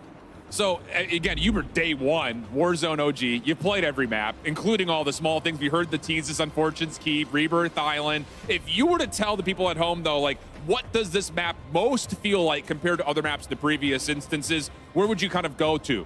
I feel like from the amount I've played, it's like a throwback to Verdansk, but with improvements. And the size of the map, there's not many dead areas, I'd say it looks like, from what I've played so far. Obviously, it's a little early to say too much on it, but I'd say it's a little bit of a throwback. Fair enough. Final points. What are like your biggest overall takeaways, especially from the competitive side? I know there's people wanting to say, let me get into ranked, let me get back up to those statuses again. Where are you feeling the biggest differences, either mechanically or maybe just aesthetically on the map right now? I mean, from the mechanics we've got so far, I feel like a lot of the competitive players, pro players, they're going to love it. I mean, they're going to find out their own little ways to move and how to improve the movement on the map. But just off the base, it's so much smoother, nicer. You get around the map much quicker, so it's real good. Fair enough. Tommy, thanks so much for stopping by. Enjoy the rest of the stream. And hey, with that, we're going to go back up to Miles and Lottie to give us their thoughts on, of course, what they saw with Warzone. But before we come back, we also have the Warzone mobile team. But of course, first, before we jump into all that, a quick word from our sponsors. Call of Duty Next, brought to you by HyperX, the official peripheral partner of Call of Duty. We're all gamers. TCL. Play like a pro on the big screen with TCL Q-Class QLED TVs, up to 98 inches. Movement, the official timekeeper of Modern Warfare 3. Go to mvmt.com/COD to see the limited edition Watch collab. Backbone, level up your play with Backbone and Call of Duty Warzone Mobile. And Lovesack. Lovesack Stealth Tech is a proud partner of Call of Duty Next, bringing unparalleled immersive surround sound to your at-home gaming experience. Welcome back to Call of Duty Next. We have just witnessed a full hour of all good, brand new Warzone action there on Urzikstan and much, much more. I don't know where to begin. We haven't got too much time to get through this one, guys. So, Lottie, you take it away from me. I'm going to put my microphone down. I certainly will. Do you know what? I'm just thrilled, to be honest. And I'm sure Ted was on the desk watching some of those interviews with anticipation, thinking, how are they going to feel about it? You know, I've told them all this stuff on the desk, but how are they feeling about playing it? And I've got to say the reception has been phenomenal so far. And I think none of us are surprised, to be honest. I think with the quality of life updates, things that have been said for so long with the community and it's come through and it's pulled through for them, of course they're going to be happy. But for me, that is a huge, huge dub. And I love to see that for Warzone. I mean, Lottie, think about it. If we just had the new movement, people would have been happy. We got a brand spanking new map as well. So many new things. And I really appreciate Ted going up there and explaining all that in such good detail because I learned so much about it. Got to play it for a little bit and it felt absolutely phenomenal. There's so much we're going to learn as well once we get our hands on it. So Warzone seems to be in a fantastic spot, Allie. No, really. And I know Golden Boy used the word genuine a lot, and for the devs, especially to feel their passion. I was on Twitter a bit, and let me just say, or X, whatever we're calling it at this point. Whatever. But I could feel the excitement from the community seeing it, like genuine, true excitement. And as we heard it in the interviews as well, like to hear it from the creators and pros in Warzone themselves, like it truly looks at its base off of release, like in beta. It's going to be so much fun. I know, beta's real close as well. I mean, this is the candy shop, and today we are all the kids. Very, very cool stuff. Can't wait. Really can't wait to get into Kazakhstan properly. But we've got plenty of stuff to still get through today. So we've got all sorts of cool goodies to give away. We've got lots of news. And for those of you wondering about how you can play MW3, I want to remind everyone again that early access to the multiplayer beta kicks off tomorrow. That is for PlayStation players. Next week for Xbox and PC players. You've seen a ton of great multiplayer content today. Play that and more over the next week. We've got tons of maps, all sorts of goodies. Get involved. It's going to be an absolute blast. Don't forget to check out the Call of Duty blog for more details.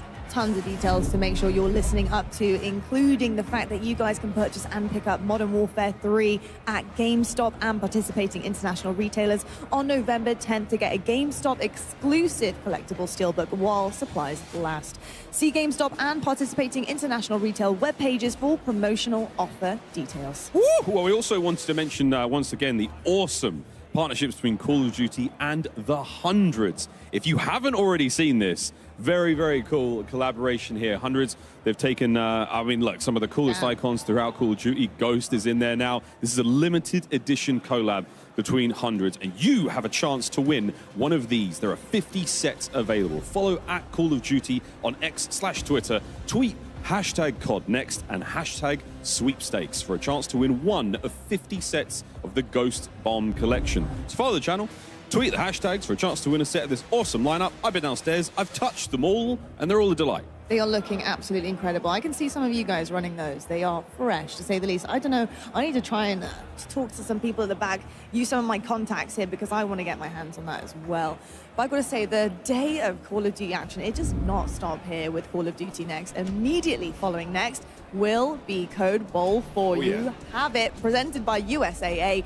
Join top Call of Duty streamers and military esports teams as they compete for the coveted Code Bowl trophy. 100% of the net proceeds from the tournament will go towards placing more veterans into high-quality jobs. RAF going back-to-back? I hope so, ladies and gentlemen. First, though, a quick word from our sponsors. And after that, we send it back down to the desk one more time, this time to Beef Mummy with a very special guest from the Warzone mobile team to give us an update on all things that have been going on with the Warzone mobile world, as well as a very special announcement before we get to kick off that mobile gameplay. Stay with us. We'll be back. Call of Duty Next, brought to you by Little Caesars, a proud partner of Call of Duty Next and Modern Warfare 3. NVIDIA GeForce. Level up your Modern Warfare 3 PC experience with performance multiplying DLSS 3 and latency reducing reflex. Herman Miller Embody gaming chairs are being used at today's event. Check out Herman Miller Gaming's entire portfolio of products at hermanmiller.com/gaming. And Elgato, a proud partner of Call of Duty Next. Hello, you beautiful gamers. Welcome back to Call of Duty Next. There's a lot of screaming and passion here in the studio, but let's revert back to where we actually started in the first place. 4 years ago, Call of Duty Mobile hit the scene and gave us the first taste of what the Call of Duty experience could look and feel like on a mobile device.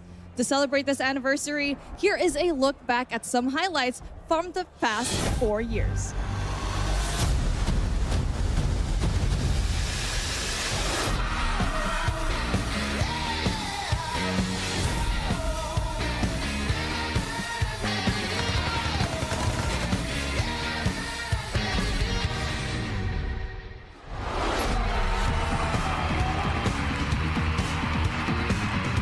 looks sick.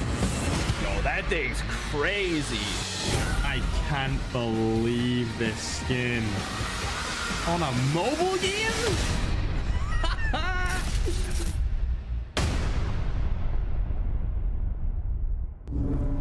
Man, actual goosebumps right now. But before we start, I just want to introduce the very talented people in my desk right now. We got I Hold Shift right here alongside SVP and co-studio head of mobile, Chris Plummer. Welcome, Chris. How's it going? I've been talking to you for about a year now. The game looks honestly super amazing.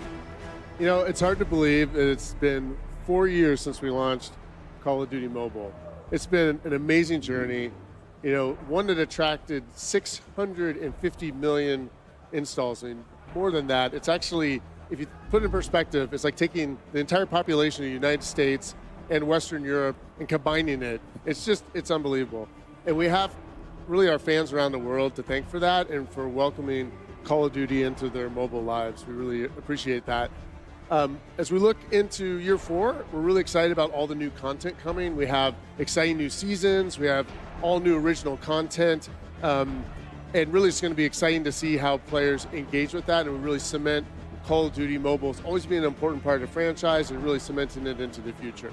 And well, speaking of like time in general, right? You were talking about the future, but let's talk about the past for a tiny bit. Just about a year ago, you unveiled a new, but in many ways a really ambitious project in the form of Call of Duty Warzone Mobile. Walk me in through it. What's been going on in there?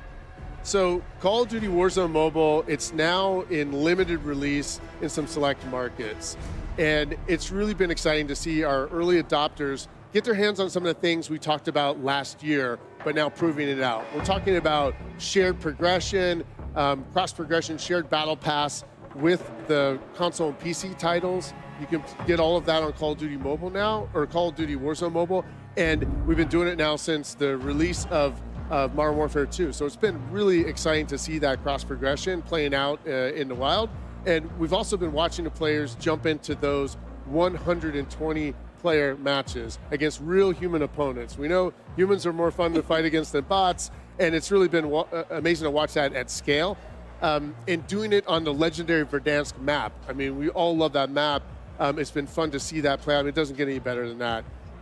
We've also gotten a treasure trove of feedback. I mean, we get feedback from our community, from our team members, from influencers. It's been great to see that community feedback come through too. And, you know, we've always been committed to telling our community, you know, what's happening, giving them the latest developments. And I know it's been a while, but we had some things we wanted to say today. So we're glad to be back. Yeah, Chris, you touch on a lot of different things, and it's always fun to hear the dev team talk specifically about we hear you, we see you, but I need to know more. We'll take a little peek behind the curtain. What are some of the big updates that we should be looking forward to? Well, first off, the graphics are looking better than ever. Since last year, the game is now rendering at significantly higher fidelity. This is to make sure that you don't miss a single frame of the action. You know, there's more pop, there's more sizzle, there's a lot more fluidity, a lot more detail. And the team was able to pull that off on a significantly lower install footprint. It's actually saving over 6 gigabytes of data on your device, and that's thanks to Warzone Mobile's new caching system. So that's been great. The improvements don't stop there. The team's also been hard at work on a lot of polish and improvements to everything from the way the game plays and feels, the responsiveness, and even the menus so that it flows really well. A great example of that is we now have the Gear Up menu. So from one tap, you can access all of your gear, you know, all your stuff that you earn. It's now right there. You can tweak your loadouts. You can customize all of your weapons in Gunsmith. Gunsmith is also obviously super important. We didn't have that last year. We've got it now. So it really makes it a fully well-rounded experience and makes sure that everything feels just right. And yeah, it's just awesome. You can check it out now. Now, throughout all of what we just saw, last year you guys came out and revealed Verdansk, but I gotta talk more game modes. I saw Elisilo on there with some domination. What do you guys got cooked up besides Warzone? Well, you know, it wouldn't be Call of Duty without multiplayer. And so now to complement the Warzone Battle Royale, which is kind of the backbone of the experience, we now have in Warzone Mobile the full multiplayer experience that our plans know and expect. So we're talking about jumping into these really familiar maps for these frenetic battles. You can get in with your friends in and out real quick, or you can play all night long. And we're talking your favorite maps, most recent and familiar maps like Shoot House and Shipment, and it's all in there right now. And so in addition to Battle Royale, you can play MP. We even have the Shoot to Ship playlist, which is perfect for grinding out those camos, regardless of what platform you're on. You might be on the go, on the train, go in, grind a camo out. It's really great. I mean, definitely when you're talking about that cross progression, that is definitely one thing that we already saw last year in November. We were talking about it before we actually went here on the desk, is a significant part of the game. And now we're seeing all of these features being embellished, being tweaked, really good and polished. But the question on everyone's minds, I got to put you on the hot seat here, Chris. I have to ask, when is Warzone Mobile dropping and available for everyone to play? Well, we understand that everyone wants to know when Warzone Mobile will be available worldwide, and we hear you. We know that's important. The beauty of our limited release is it's given us a unique opportunity to see the true strengths and opportunities for improvement in the game. And over recent months, we've really discovered some just huge opportunities to make the game even better, and we took full advantage. I think what you will see today is that was time well spent. The game is now massively involved.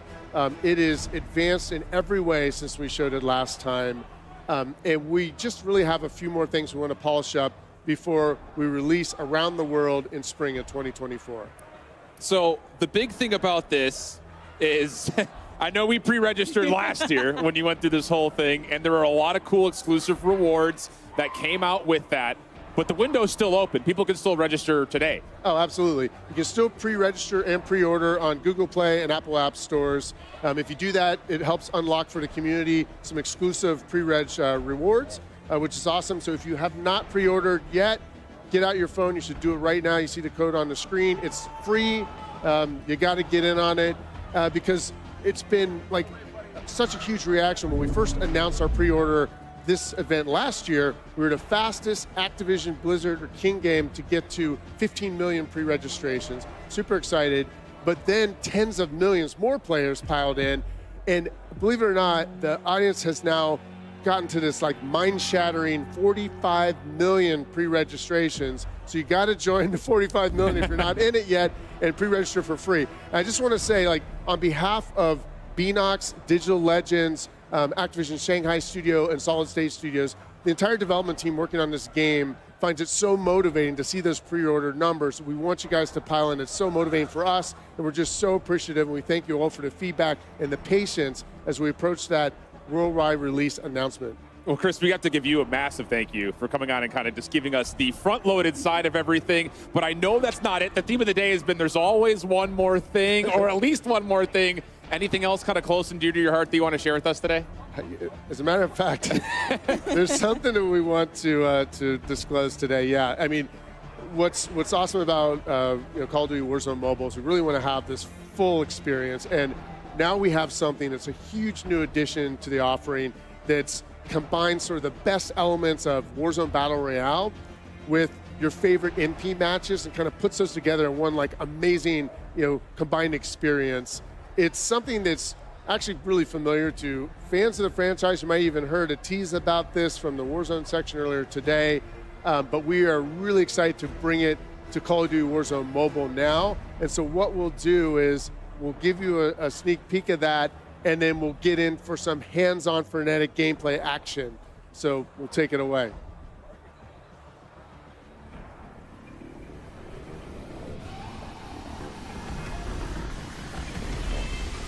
If you try to have a war, it's a war zone. Never take a loss, it's a lesson, I got more to go. I done had it, when I'm on, I got you scared straight. If I'm never not on point, it's a red dot, no play. Moving in with a clear face. If you try to have a war, it's a war zone. Gatekeepers always trying to keep the door closed. I just do it to the beat of my own drum.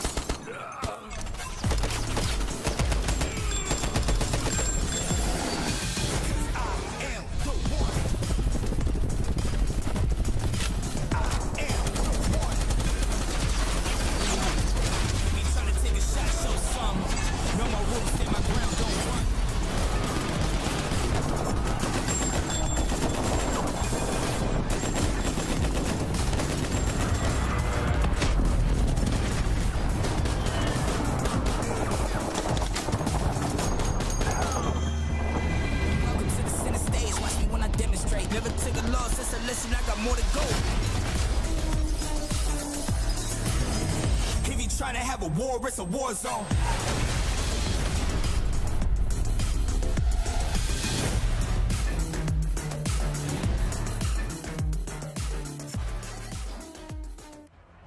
We can't wait to drop in on Rebirth Island, but joining us now are some of the incredible minds behind Call of Duty Warzone Mobile. Welcome Beatriz Gonzalez from Digital Legends and Tom Hess from Solid State Studios. Thank you both for being here. I know it has been a long journey for you guys, but I just want to start with you, Tom. How are you feeling today? Yeah, we're super excited. We've been working on this game for a long time, so excited to see people playing it, and yeah, really excited to be here. So.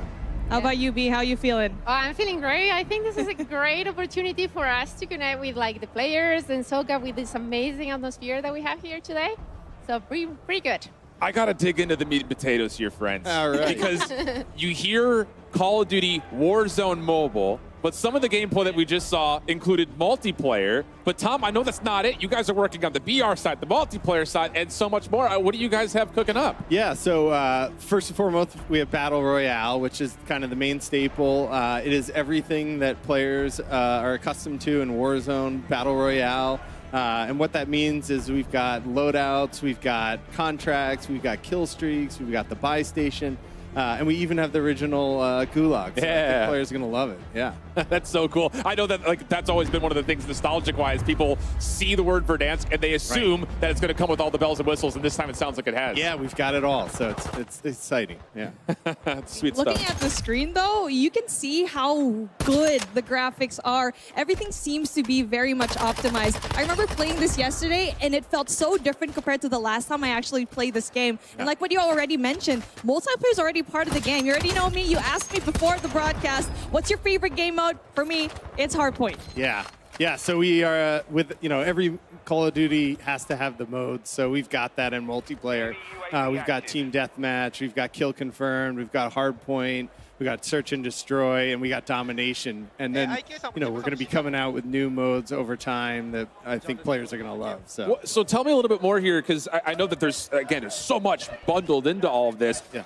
But again, I feel like we're approaching this as not a mobile game, but there's Mobile Royale as well that you were talking about Yeah, before. we're really excited about that. That is a game unique to mobile players. It is for players that want a shorter session or are on the go, but still offers everything that makes Battle Royale great. So you get all the same features and mechanics from Battle Royale, but it's just at a little quicker pace, meant for mobile players that we think is going to be really exciting for that audience. You already mentioned it a while ago that, yes, we have so many new things, new modes here in Warzone Mobile, but Christian actually mentioned it, and we saw the trailer for it. We saw Rebirth being played a while ago, so how is that going to be like? Yeah, we're excited today to announce that we're going to have Resurgence mode in Rebirth. It's like the perfect mix of multiplayer and Battle Royale that is 100% unique to Call of Duty. Players are already playing it right now, and we're excited to reveal that. So. A lot of new things happening here, and one of my personal favorites here in COD, uniquely, is definitely the loadouts for all those different game modes. Can you tell me more about what features like Gunsmith will look like for mobile players? Yeah, we have it all. We have it all. So Gunsmith, you're able to unlock all the attachments you can in mainline. You can get do the camo grinding, unlock the camo. You can get the stickers. You can get all the different things to make it your own, customize it to your type of gameplay, and just go out there and have a great time with any weapon you want. So. And on top of that, the 120 real players that was touched upon, that's not just like we hope to have 120 real players. That's already happening with the limited release. 120 players, yeah, it's great. It's a ton of fun. The players have already been telling us they know when they take someone down that was a real player, Yeah. And so we think a win means so much more when you do it that way. So we're excited about 120 players. And something that you have to deal with when you're actually going up against a 1v, how many players in this map who are, yes, real people, you need to have really good movement. Yep. And one thing that stood out to me the most while playing Warzone Mobile was how accurate it was compared to Warzone on console and PC. So how was it like going through all of that? Yeah, well, you're seeing everyone out here playing Call of Duty right now. And one of the things that is true about this all is that we are using a shared tech. And with that shared tech, we get all the great fluid movement, animation, everything that that has become Call of Duty on multiplayers is in the mobile game. So right now, when you launch Call of Duty Mobile, you're going to see some of the greatest animations and movements throughout the map. So we're excited about that feature. And I want to say, when we were looking through some of the gameplay, I saw a couple of vehicles smoking. So it's not just movement on the ground with boots. You guys added a whole couple of vehicle physics as well. Yeah, we've taken vehicles to the next level. You can, take out the tires in a vehicle and disable it and then go in for the kill. Or if you just want to take out the vehicle itself and take out everyone in it, you can do that too. So it's up to you. A lot of different ways to play with those vehicles. And guys, it's just, I think if anyone maybe missed the fact that we swapped to Warzone Mobile, they'd be like, wow, this still, like, what am I watching? This still looks like regular Warzone. The graphic fidelity is unbelievable. But compared to last year on top of it, I mean, I'm hard-pressed to, like, pinch myself to think there's no way this is a mobile game. Yeah, I mean, since you last saw it last year, I don't know where my thing is. Okay, here. There you go. Okay, so since you last saw it last year, we've increased the base resolution. So what you hear is a lot more sharper, and the version that these guys are playing here is a whole new map version. So we've increased the texture quality. We've done a whole relighting pass. We have reflection pros. Is a lot of work that's gone into what you're seeing here on your screen. So the team's done an amazing job. And there is another key thing here that contributes to this beautiful image that you're seeing, which is that the engine will scale a bit dynamically, the fidelity, the core usage, a ton of things, so you can have like a better balance between graphics and performance and battery. And the neat thing is that now the users, since quite recently, they can choose what they want to prioritize with the new graphic settings. Absolutely. I mean, okay, so Shift, you brought up a really good point. You said that it did look like Warzone. When I was looking at it, I had to double check my screens. Like, is this Warzone mobile or not? And you mentioned it's so good, B. Like, everything else looks so good on screen. And before the show, I was putting up on YouTube Call of Duty Warzone Mobile on YouTube. And the first thing that you would always see is gameplay, ultra max settings right there. And it always looks so crisp, so good. But one thing that I have to ask that is something that will definitely be a question in everyone's head is not everyone has access to the highest end devices. And the question that a lot of people may ask is, can I play it on my device? Yeah, that's all right. We got your back. So in our limited release countries, we're already running over 6 generations of devices, and we've been increasing the device support. So if you have something like an iPhone 8 Plus, or you have like a Samsung A71, come join us. Come join the game. We got you. And regardless of what device you're bringing, we are working continuously on performance. So we even managed in some devices to double it from 30 FPS to 60. And we are keep always working on performance. So we're trying to get as many people as possible to enjoy a very nice and smooth ride when they play the game. And all players must probably like hearing that statement. And you mentioned that there are settings to optimize a player's device. So to ensure the best possible experience, can you go into more detail on those? Yeah, absolutely. So right now, with the introduction of the graphics settings, we put the power in the hands of the user to choose what they want to prioritize for their device, right? So they have like a custom experience. Right now, they can choose between battery or graphics quality or performance, and in the upcoming versions, they're going to have more options to choose from, so we offer better granularity. And, regardless of what you try to choose to prioritize, we have put systems in place, a new optimization, so you are getting like a much better session, much finer graphics, much better performance throughout more of your session. It's just, I think a lot of people that maybe are traditional Warzone players, they go to update the game on PC, and it's like, this is going to take 3 hours to do. So how have you guys managed to deal with the capacity, the size, the things that come with, like, I only have a phone, how do I store this? Because, I mean, let's be honest, we assume we see the name Warzone, and it's going to be a huge file, but you guys have really combated against that. Yeah, so we heard that, this from the community, and if you go now to download it from the store, it would be about 40% smaller than it was a few months back. That's unreal. Yeah. So you can store more of your like cat pictures, no problem. I have a ton of cat pictures, man. Yeah, tons of cat tell me about it. I feel like whatever like you guys said today is just so valuable for everyone in the community to actually hear. So B and Tom, thank you so much for joining us. But right now, I feel like when it comes to everything together, polishing everything up, what are your final emotions leading up to it? I want to start with you, Tom. Yeah, I mean, it's just been a lot of work from the team and what we've put into this game, and watching players today play it, watching other people be able to tune in and see it. It's really exciting for us. We're so excited of what we've built and what is yet to come. So. Yeah, likewise. I mean, to me, hearing the excitement in the atmosphere here is super revitalizing, and it sort of reminds you what we're doing, what we do, right? And we do it for the players. And so we are very excited for this. I think the craziest thing, again, for me, I kind of keep going back to the fact that this is just, it's so much more than just Warzone with the Battle Royale. I mean, if you could take a time to sell this product in your own words to those people that maybe have never touched COD Mobile before, how would you best frame it to somebody who has not gotten their fingers on a phone playing this game yet? Yeah, I mean, it offers a lot. It offers, like I said, the Battle Royale, the Mobile Royale for the shorter sessions, the multiplayer, and we're just going to keep growing it over time. Yeah. So, it's a great, I think, addition to the franchise.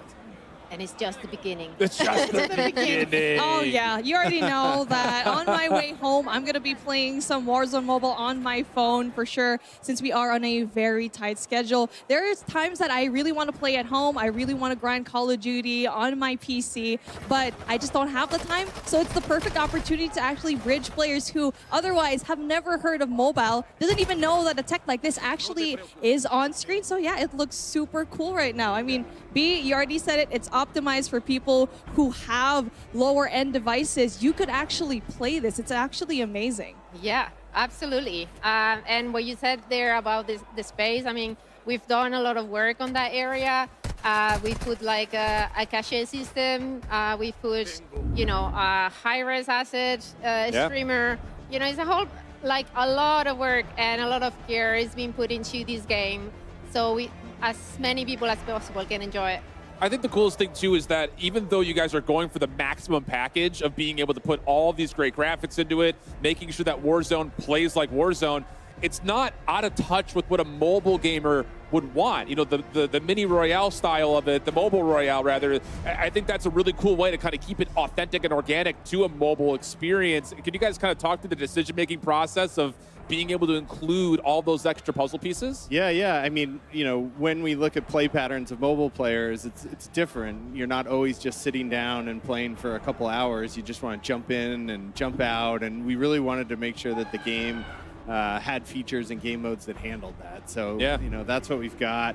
But it's not just for, I think, mobile players. Even if you are a console or PC player, and you're on the go and you're not at home on your computer and you want to grind camos, jump on in. It's the same game, right? So I would beg to disagree. I spend hours on my mobile device. I feel like everyone else in the mobile community could actually kind of say the same. But you brought up a really good point. The question is, this is a really good bridge to have. The fact that you could play Warzone Mobile right in your hand, grind those camos at the same time. You could go at home, you keep reiterating it just because of how big of a deal it is. And it is just so unique to both of the games. But again, a question to both of you. Just feel free to answer here because at this point, I have so many questions in my head. So what makes it so unique? What does Warzone Mobile actually have compared to Warzone in general in PC or console?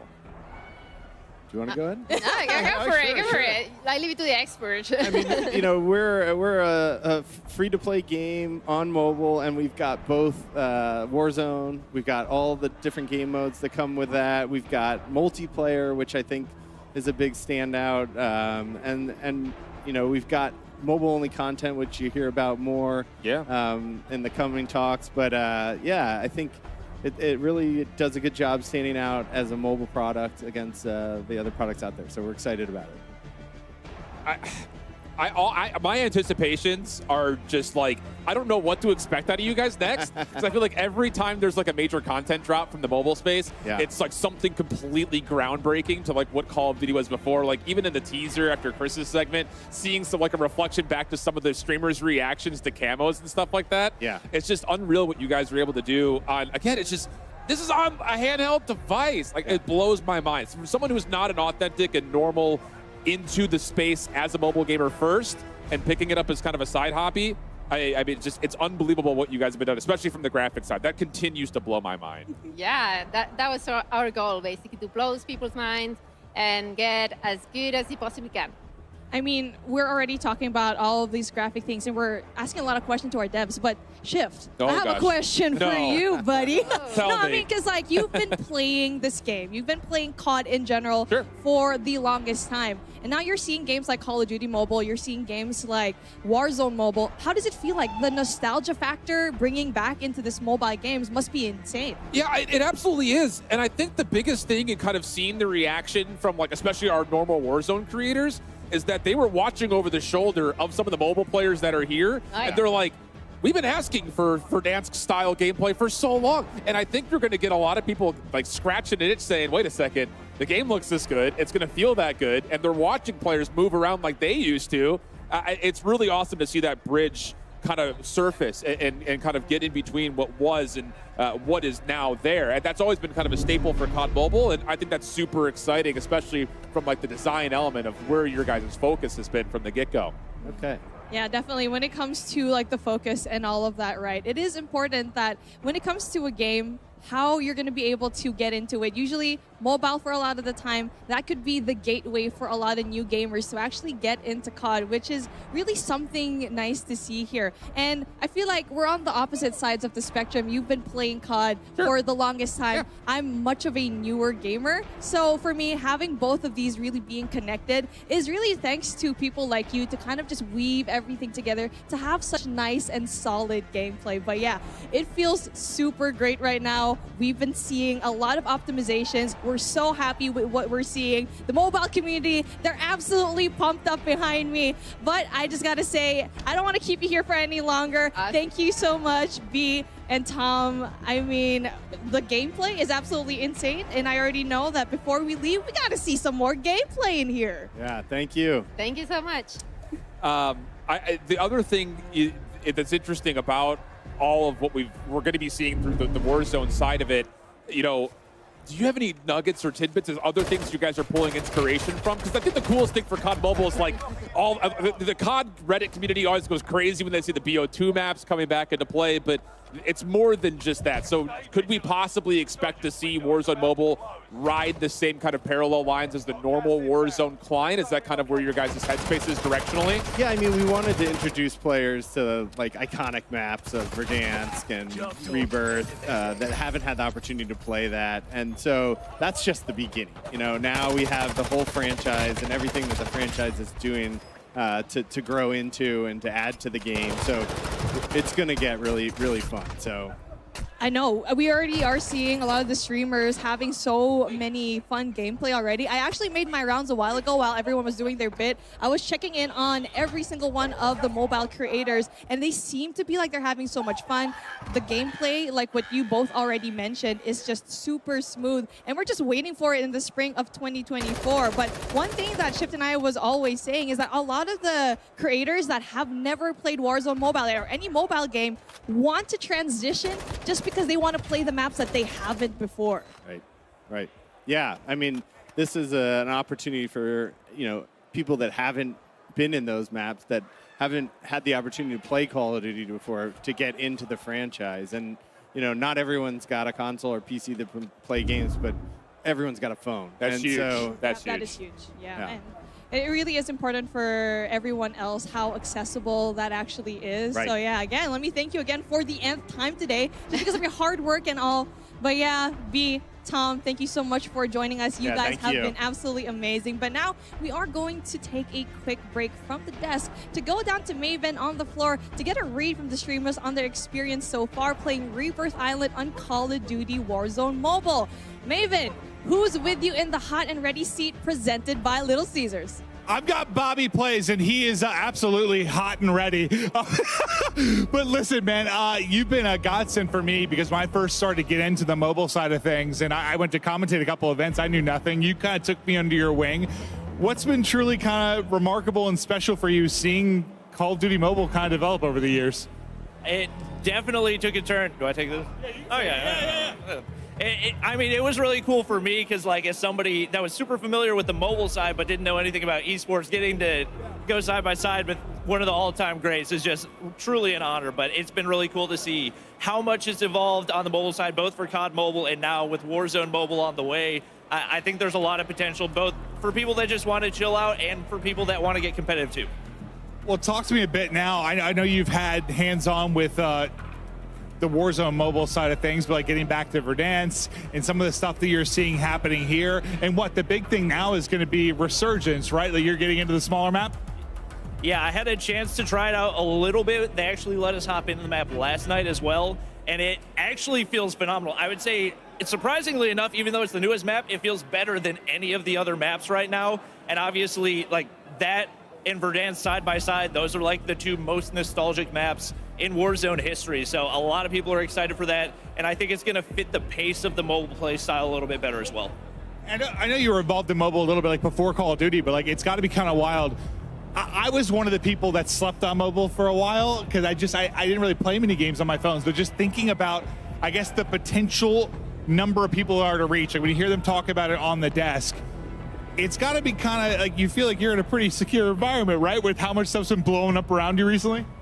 Yeah, it's been really, really cool to see how it's exploded. And they even highlighted, what, 650 million downloads for COD Mobile as well. So you got 45 million people that are just like sitting around waiting for Warzone Mobile to release. I know whenever it does release in spring, there's going to be so many people that are ready to go. There's people that are already like doing whatever they can to get into the game, and people that are just sweating their butts off. So if there is an esports side of things, I think that's going to be really exciting as well. Well, I kind of want to hear what's like your favorite part. So I know there's a lot of nostalgia, obviously, with Resurgence, and when you take a look at Verdansk, but like, what's kind of a twist on it from the mobile side that maybe you really like? Is there something that's a little bit different just playing on the mobile end? I think one thing we didn't really expect to see was some of the like the OG multiplayer maps that they've added in. So our expectation was that it would just be like different areas of Verdansk that they put into the map, but with the addition of Shoot House and Shipment, it's now like a perfect grind experience as well for people that want to level up their guns, level up camos, and for people that can now do it anywhere, anytime, like whether you're in an airport, whether you're in the car, like pull out your phone, pull out your controller, and you can hop in and get a few levels. All right, last question for you. How'd it feel to be on interview in the hot and ready seat here, presented by Little Caesars? I can't lie. I kind of feel like a king right now. This is the closest thing to a throne that I've ever sat in, so I feel like royalty. Hey, buddy, I appreciate everything you've done for me and the mobile community. You're an absolute beast. Thank you so much for coming on for the quick interview. But that's going to do it here for the Hot and Ready seat presented by Little Caesars. We're going to be headed, I believe, to a quick break, and we'll be right back. Call of Duty Next, brought to you by HyperX, the official peripheral partner of Call of Duty. We're all gamers. TCL. Play like a pro on the big screen with TCL Q-Class QLED TVs, up to 98 inches. Movement, the official timekeeper of Modern Warfare 3. Go to mvmt.com/COD to see the limited edition Watch collab. Backbone, level up your play with Backbone and Call of Duty Warzone Mobile.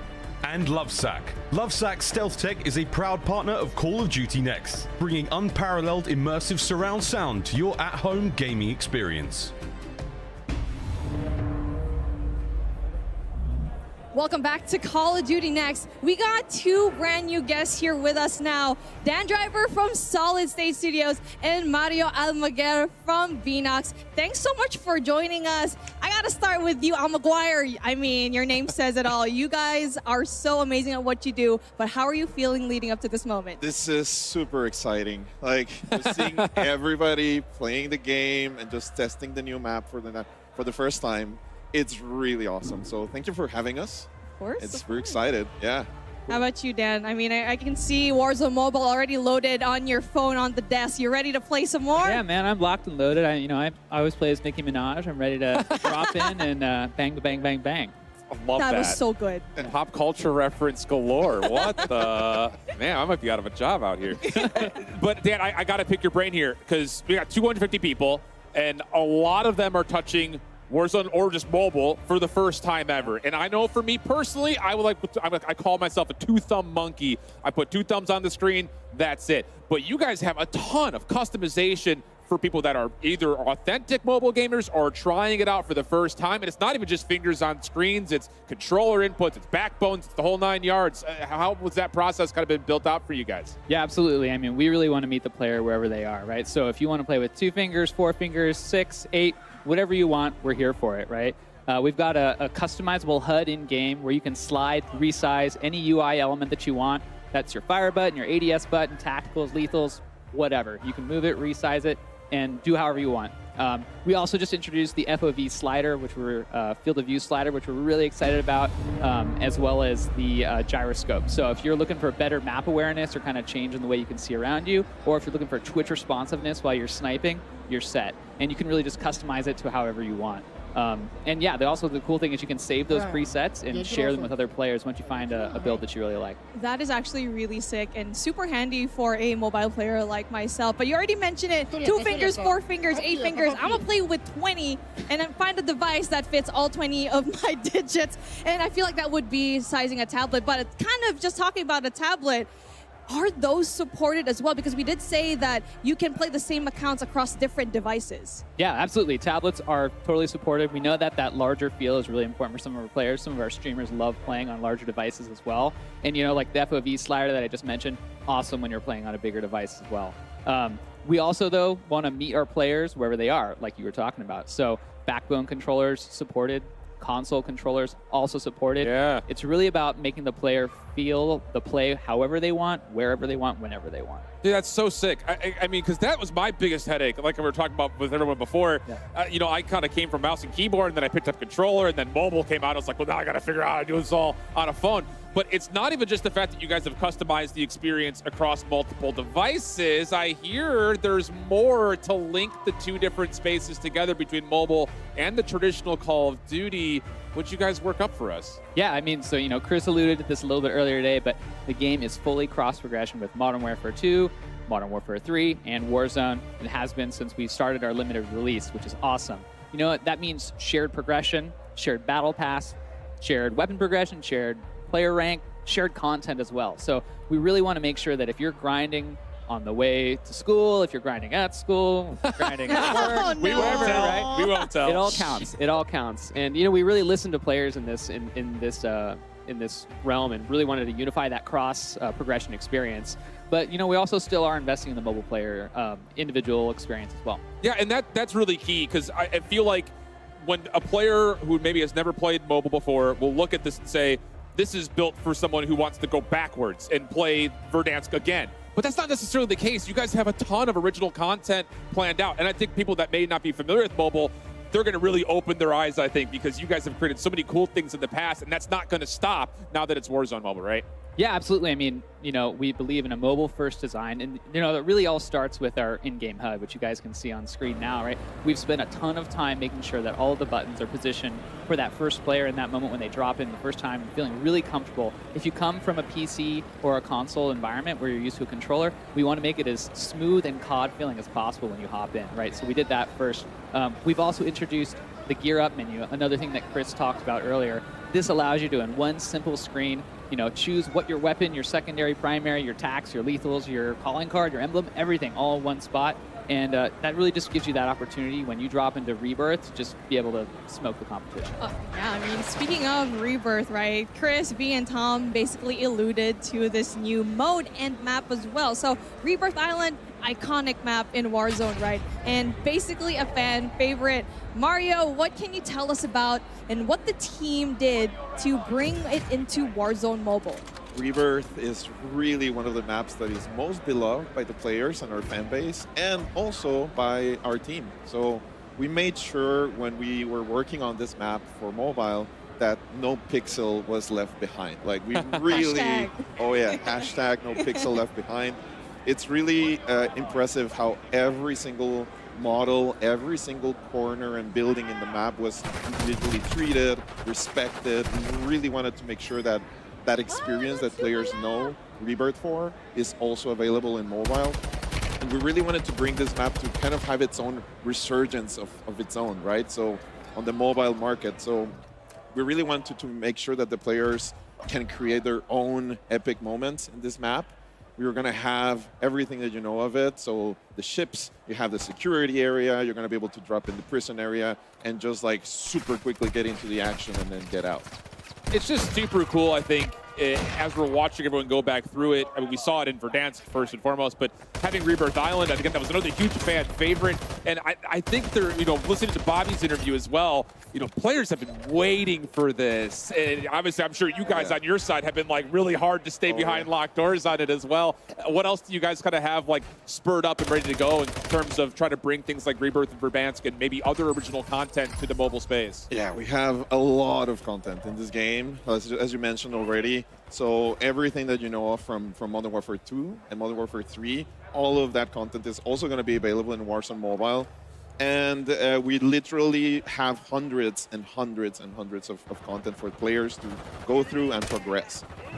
We don't stop there. We just not only have Modern Warfare 2 and Modern Warfare 3 content, we also have our own OG Warzone Mobile content. So right now we have more than 100 mobile unique blueprints and more than 30 mobile unique operator skins. So there's a lot of things that the team is really working on that we know that players love, so that they have a really unique experience in Warzone Mobile. And I already actually got emails to get those unique skins. I got the Nikki skin already. Yeah, I did. I'm sorry. I need to check my inbox. I'm going to hook you up with that. Don't worry. I got you. But when it comes to the skins, the maps, we kept on talking about it, and we're always going back to Verdansk. And many of the multiplayer maps are looking amazing in the latest limited release update. So how do you take the super well-known maps and keep them feeling unique and authentic on a mobile device? Yeah, when we started working on the project and we knew that we wanted to bring Verdansk back, we really wanted to make sure it came complete. So every single thing is in it. Every corner of the map is still there, and it's all in the player's hands. Like, it really fits in a really small mobile device, creating some magic, like Beatriz and like Tom mentioned. So we're really proud of that. We really wanted to make sure that huge map was on players' devices, and also this means that what players can still enjoy their own strategies that they know Verdansk for, and also create new ones, because you have that all of that mobile first movement and content and controls. So we really want to make sure that's there. We didn't forget about the Gulag, so of course the Gulag is also there. You're going to be able to shoot in the showers and just like get out of it if you can. I'm always losing in the Gulag. I don't know about you guys. No, same. Yes. I suck, but it's super fun. And of course we also have multiplayer, so multiplayer maps.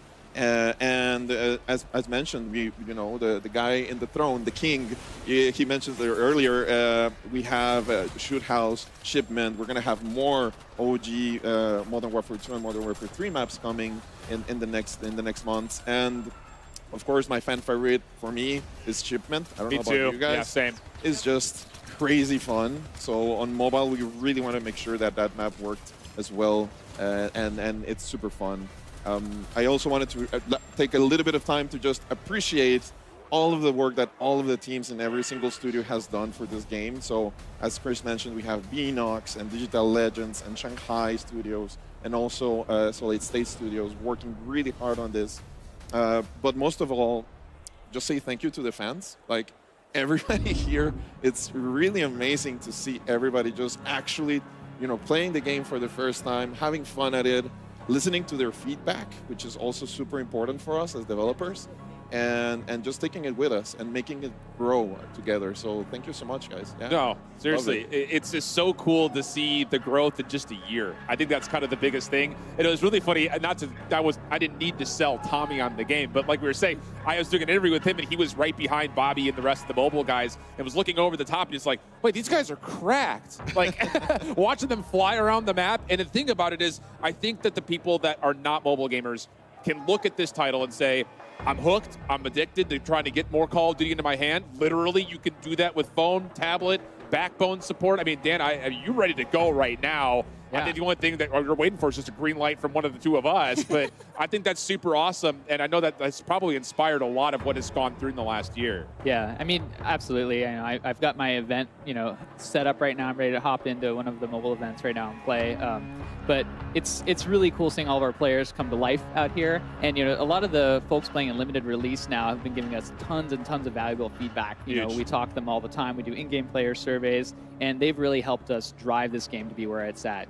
We are bringing the mobile players what they want based on what they tell us, and we're so happy to be able to do that. Honestly, the communication between players, devs, I have seen it, especially announcing it last year in 2022 in CoD Next, the first one, and then being in the mobile summit. That is absolutely wild, where you got creators, basically a lot of the creators that I've seen now actually come together, give our feedback, and now doing it in a bigger scale in that limited release, and just basically making this game even better, more polished eventually when spring does come, right, Mario? Yeah, we're not done. Like, there's a lot of things in progress to make the game just feel better, look better, run better on all of those devices. And we have surprises for you guys. We cannot announce that right now, but what? There's you more. Can't no, don't even try. Don't even try. But there's a lot of surprises coming, and a lot of things that the teams know that the players need and want.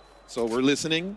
And we're going to make sure to keep putting all of our passion and all of our talent into making this game the best one in the world. Yeah, I think the coolest thing, again, for those that, are really close to wanting to hit the pre-registration button or get involved with the, the early downloads, is the fact that the cross progression, if you are in the middle of your double XP over on regular Modern Warfare 3, but you have to go to work, have to take the train or whatever, you can hop right back on and continue building towards the progress. It's just such a brilliant thing. I remember when the regular Warzone did that initially, I mean, everyone was ecstatic about it. So now the fact that you can take it on the go, I mean, I might not ever get off of COD at this point. Yeah. I mean, no, from the beginning, that's been one of our pillars. Just meet the players where they are. We know that it can be really hard sometimes to come home and grind out. That's the only time you've got. But if you're, with your friends and you just want to hook up and play one session at lunch, you can do that now. You can continue to grind out those camos. And it's also, the connected social element of the game. Yeah. It's so easy on your phone to add your friend when you're at school instead of having to wait till you get home and connect, right? It's just like, we just want to make it easy for you guys to play together, COD, all day, every day, whenever you want. Dan, you're really getting us to look into what your education was growing up. All this, you could play with your friends at school. He's at work, always playing the game. So, I know, living and breathing COD. I love that. Basically everyone in this room. But I feel like since we keep just hyping up the release on spring 2024, I think you have to start pre-registering as early as now. Play limited release, because you're basically getting and grinding the skins that you may otherwise not get if you do register. That's kind of the first movers perk that you actually get here. So kind of hyping it up a little bit. Yeah, like, we're really excited about the spring launch. We're really working hard to make it, the best launch ever in the history of mobile games. So to us, it's a huge, huge undertaking. And yeah, we want to make sure that once that happens, if players have been playing on Modern Warfare 3 and grinding their, whatever, their skins and their challenges and everything, they can just jump back in to Warzone Mobile, as Dan said, at school or whatever, parents' place, and enjoy it. So we really wanted to make sure everything is in there, and that is the goal. Yeah. And to the 45 million who've already pre-registered, thank you. For the next 45 million, register now. Right. The more people that pre-register, the more goodies we've been giving out. So keep going for it. Yeah, the accessibility, everything, it just makes it feel like it's, again, it is literally full value Call of Duty, just at your fingertips. That has to be a huge undertaking from your guys' side. So that's just an unbelievable achievement. Again, over the course of a year, it's hard for me to really put it in perspective, because we watch it at afar so often that you guys get a chance to get on every single day and see all the different things that you're nitpicking away. It's really, really awesome. Anything in particular, kind of final thoughts in terms of the one thing you're most excited for as you've seen the gameplay start to evolve, as the event starts to wrap up? I'm excited about what players will do in Rebirth Island. I'm really excited about it. So we know that that's something that fans wanted in the Call of Duty world, and now we're bringing it on mobile. So we're really excited to see that happen. And we're also excited about the next couple of months, like until the spring. We're going to be working hard in the winter, you know, and making sure that everything is the best top shape for it. So I want to say thank you to the fans and to everybody organizing this. By the way, your guys are awesome. So it's an honor, and yeah, we're super excited about it. Yeah, I mean, I'm resurgence mode because when I play with these guys out here, I need a way to get back in the game. quick. Yeah, so I that's what I'm all about. Yeah. Honestly, for me, I'm looking forward to the content that everyone's actually going to put out from today. And plus, I've been talking to a lot of the streamers, and some of them, like people from, let's say, Asia, who flew all the way here, they can't stream yet just because everyone's asleep, right, in that side of the world. But make sure the time that they actually wake up, they're just going to be bombarded by Warzone Mobile and just Call of Duty content, which I am looking forward to seeing and watching later on. It's really awesome, I think, in particular, too, that we heard this a little bit from Chris and B and them talking about the fact that this game has now become accessible to people that don't have full NPCs, don't have the most recent version of console. I mean, that has to feel super empowering for you guys to be able to send the product to a more global space than it's ever been before. Clearly, there's like a lot of people who wanted to play Warzone that now are going to be able to do that on their devices. So it's to us, it's a huge accomplishment technically, but also creatively. And also, it just feels great. Like just having more people actually enjoying the game, more people giving us feedback, and you know, we're really excited to hear from them too, and make a game for them. So yeah, we're gonna keep working hard on that. Yeah, I mean, honestly, in every single part of this event, not just for mobile, right, but for everything, it just feels so inclusive. I feel as a mobile player very much included into the Call of Duty space, and there is just no division whatsoever. I belong. Everyone here feels like they belong. At first, I was kind of reluctant, but you know what? I feel very much welcome. But when it comes to going back, because I started in console, and then I started becoming an absolutely crazy maniac mobile player. I was spending hours on it, and it seems like the cross progression makes me want to go back into playing Modern Warfare 3, Warzone on my PC, and it feels really great here, Shiv. Yeah, I think the coolest thing about it is and I'll be completely transparent. When I heard that there's a Warzone mobile segment, I was like, oh, we just have updates on the Battle Royale portion. But the fact that, again, the customization around the game has included so many key things, you know, Shoot House with Shipment also being back in. That's going to be a great way, I think, for people that, again, like you had mentioned briefly, grind their camos when they're not able to get onto their PC, whatever it happens to be. I know for like us, we travel. You travel a ton for work. She's going to be getting the Wi-Fi package on the plane and be squaring up. 25-hour flights, let's go. Yeah, I think that's the really cool thing. And like, as somebody who comes from a more multiplayer-centric side, I have to say that's absolutely huge for you guys to be able to kind of include the traditional Call of Duty space while also allowing people who've never touched it before to actually get their hands on Call of Duty for the first time. So there's a lot to look forward to, and I will say I will be playing on launch day. I already know she'll be playing on launch day. Yeah. We may have to link up if you're going to be getting Nicki Minaj skins and all that stuff. But guys, thanks so much for joining us. It's a pleasure having you on the desk. And of course, with that, our Warzone mobile segment comes to a bit of an end. A little unfortunate for us to say, but we have to send it back to Golden Boy and Stephanie to recap the first day. But before we do, quick word from our sponsors. Call of Duty Next, brought to you by Little Caesars, a proud partner of Call of Duty Next and Modern Warfare 3. NVIDIA GeForce, level up your Modern Warfare 3 PC experience with performance multiplying DLSS 3 and latency reducing reflex. Herman Miller Embody gaming chairs are being used at today's event. Check out Herman Miller Gaming's entire portfolio of products at hermanmiller.com/gaming. And Elgato, a proud partner of Call of Duty Next. Welcome back to Call of Duty Next, and what a day it has been. Of course, I'm Golden Boy alongside. We got Stephanie, Miles, Maven as well. They're trying to smooch. And what a day. What a day this has been. We've seen some cool stuff.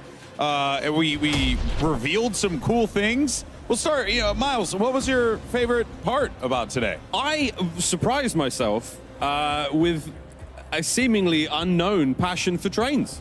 Yeah, that was my thing today. Welcome. Well, join us. One of us. I'm stoked I'm excited for you guys. With my boy Francis. Well, oh, is that the Verdansk Express? I don't know. the Verdansk Express. It is now. Yes, it is. It is. The What about Urzikstan Express, you mean? There it is. That's what you mean? Come on, Miles. It's in the same region. Be better. Where you is know. Verdansk is Well, in not the really. Not really. as a nation. Yeah. Not really. Okay, sure. You know what? Fine. Moving on. Yeah. May, what about you, buddy? Listen, just the genuine energy in the building. Like, I've been around a long time. I've been to a lot of these events. I think I've done like every COD reveal for like 8 years or something like that. Like, I've been around, and like there are even the people that are like hesitant yearly to be like, all right, I'm not ready to say we're back, but like maybe I'm gonna say like everyone has been so positive. The energy has been absurd. The positivity just around like, I know we see it every year, but like it just feels different to me, and I've been around a long time. So like I'm really, really excited, and just seeing everybody like in the venue, I don't know. I just like friends. Good vibe. Fun is in the air. Fun is in the air. It That's is. just from the There's moment we great- played yesterday to now. Fun is in the air. Great energy in here. It's been amazing to see this game out in the world with Modern Warfare 3, with Warzone. On behalf of everybody who works to make these games, it takes a ton of work. There's so many people. Thank you, to Stephanie. thank. Thank you. I've been Yeah, working. yeah, Clint does Oh so yeah, much thanks work. guys. Yeah, Clint's been really busy. Fix your game, Clint. That being said, you know, the passion that's come through. Alex, you mentioned it earlier with the devs. It's just been awesome to hear everybody talking about it today. Oh, well, that was my favorite part was being able to talk to the devs and then seeing that genuine joy. You know, again, it's similar to you, Clint. Like, you know, I've been doing this for quite a while now. And, you know, you do a lot of these shows and naturally in your career, and you work with devs, you talk to devs, and there's always like an air of excitement and joy that they have in sharing their art, what they've crafted, what they worked so hard on creating. But this time around, what was really fun was the giddy joy that every dev had. Even, you know, every dev, our mobile devs, our Warzone, zombies, core multiplayer, like, you could just tell that there was like a real true passion, love, and respect for what it is that they built. And, you know, unlike Maeve, I have not been here year after year. And I could comfortably say, as a guy very much from the outside of it, I am stoked. I will gladly go on record right now and say that this game is gonna pound. Like, and y'all could flame me all you want. I genuinely don't care. This game is genuinely fun, and I give him credit for that. Hey, let's pound zombies together. Dude, I want to play It's trios. zombies. You're not invited. I'm in. Yes. Team. To be fair, though, I don't know if we would have wanted Maeve to have any control in a PvE setting. But you guys could run Cutthroat together. I mean, there'd be some backstabbing. I'm a filthy boy. They say it's PvE, but Maeve will find a way to make it PvP. But real quick to your point, like just about the devs and stuff. Like I know Teddy and I at Raven have like DM'd so many times about different things. Like, you know, if I have an issue, I'll message him and talk about it. And we've had this back and forth for years. This is the first time I like met him in person. I must have hugged him like 6 times. Like it is really cool to like a lot of times, whether it's with the content creators here or the different devs, like you have these relationships, these back and forths that are stuck on social media, just to like be able to meet. There are real chat people through there things. Yes, they're who real make people. these games, that It's very love cool. these games, that And we make sweat them and- for yeah. you guys. We make them for people at home. We make them for the players. Blood, sweat, and for tears. It's all about the energy in these rooms, the energy with these players, and I think what we saw today is a great reflection of that. Yeah, I'm stoked. Really, I think like across the board, there's a lot of really cool stuff to look forward to. On top of that, you know, we have the beta, which we'll talk about in a little bit. There's so much to come. And Miles, I think, even also looking forward, like I'm pumped for you guys and the CDL season next year. It's going to be sick. Like it's really cool, especially getting a chance to see like these old MW2 maps that I used to play in CAS back then coming back. That's so exciting. We talked about it before. We're going to see Hardpoint on these maps. We're going to see Control players on these maps. It's going to be really fun, man. Another Heard thing. Greg talk about Control a little bit. We got a little CDLTs. Oh, a little sneaky CDLTs. Also, one I thing like we a haven't- good tease. Cut his mic. Anyway, cut his mic. One thing we didn't talk about too much today that I'm genuinely excited about, campaign. We got a little touch point it before, but I'm excited. I mean, I need to know. I also got a definitive answer, which was, I'm not going to tell you, is does Captain Price die? Because in the trailer, you teased it pretty hard. Like, there was very little to suggest that he ain't going down. But I need to find out, man. I Wow. really enjoyed this. Look at that. I love this. You're into the lore. You're in it. I know that Miles has early campaign access, but remember, if you pre-order, I believe you also get it. So pay attention there. PlayStation as well. I'm getting lockpick. You know, I'm going all in. And don't forget, I mean, ultimately, Call of Duty Next, all roads lead to the Modern Warfare 3 multiplayer beta, which kicks off tomorrow. PlayStation players who pre-order Modern Warfare 3 for early access to the open beta starting tomorrow. Schedule's up on the screen, guys. Xbox and PC players pre-order for early access starting next Thursday. I am so excited to be able to play with you guys, my friends, the rest of the world. I'm so pissed. Tomorrow. I just like finished selling my house. So I have to go back and move. I'm like, I have to pack up like everything. It's like I have to get home and just start packing. I've got a special little carrying case for But my you know PlayStation what? 5. You know what? I need. Maven. But the good news is you can just carry Call of Duty on your phone and play COD Mobile. There we go. Snap. That's why you hired me, baby. It was hype for Rebirth. Rebirth back. It's true. That's Mobile, awesome. Rebirth back in Warzone in the Resurgence rotation. Yeah. It really is a chef's kiss. Like to what Miles was saying before. Miles started the chef's kiss. He started the chef's kiss, and now we're just doing it. Contagious. Yeah. Oh man. It's a virus, so now you've all got it. Thank you. So do you at home. Aw, look at that. The joy, the happiness. It's been a long day. For We sure. all need a hug after this. We all need a hug. It's been a long show. It's been a long day, but I think it goes without saying that there's a lot to be proud of here, Steph. And a huge shout out to you. I want to give you your flowers. Thank you for putting this, working with an incredible crew, to make this a reality. But also, from top to bottom, you were here from the beginning, so I respect you. you. Alex, you guys have hard carried me through the broadcast, you especially. So I love you guys. I appreciate it. My CDL family, we go way back. You and I go way back from some other fun games. And a huge shout out to the Activision teams, to the studio teams, to Raven, to Sledgehammer, to the Call of Duty mobile team, to all of our partner studios who have made this game and everything that you've seen here at Call of Duty Next possible. Thank you. We can't wait to see you in the beta Hell and yes. then when we launch later this year. It's going to be absolutely fantastic. And that is going to do it for us here today at Call of Duty Next. And just a reminder to everyone out there, the Call of Duty action does not stop with Call of Duty Next, because immediately following this show, we have COD Bowl 4 presented by USAA. So make sure you stay tuned to that. Thank you so much to everyone for watching today. Thank you to Maven, Miles, Maven, Stephanie. You guys was going in the wrong order there.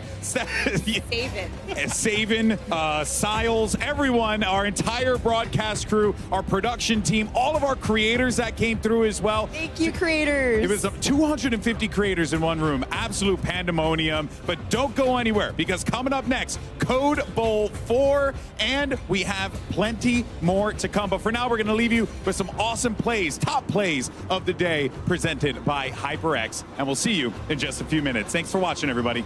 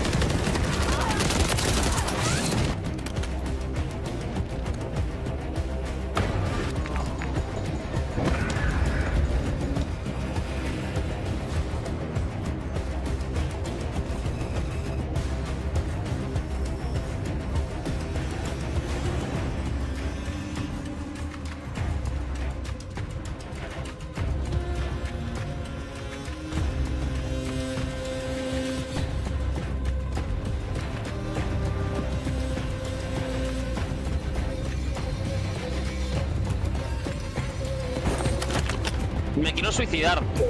En el juego, digo. Es que esta no va mal. Esta clase no va mal.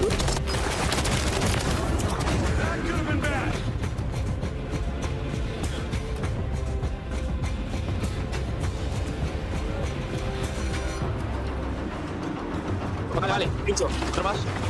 Pincho rápido.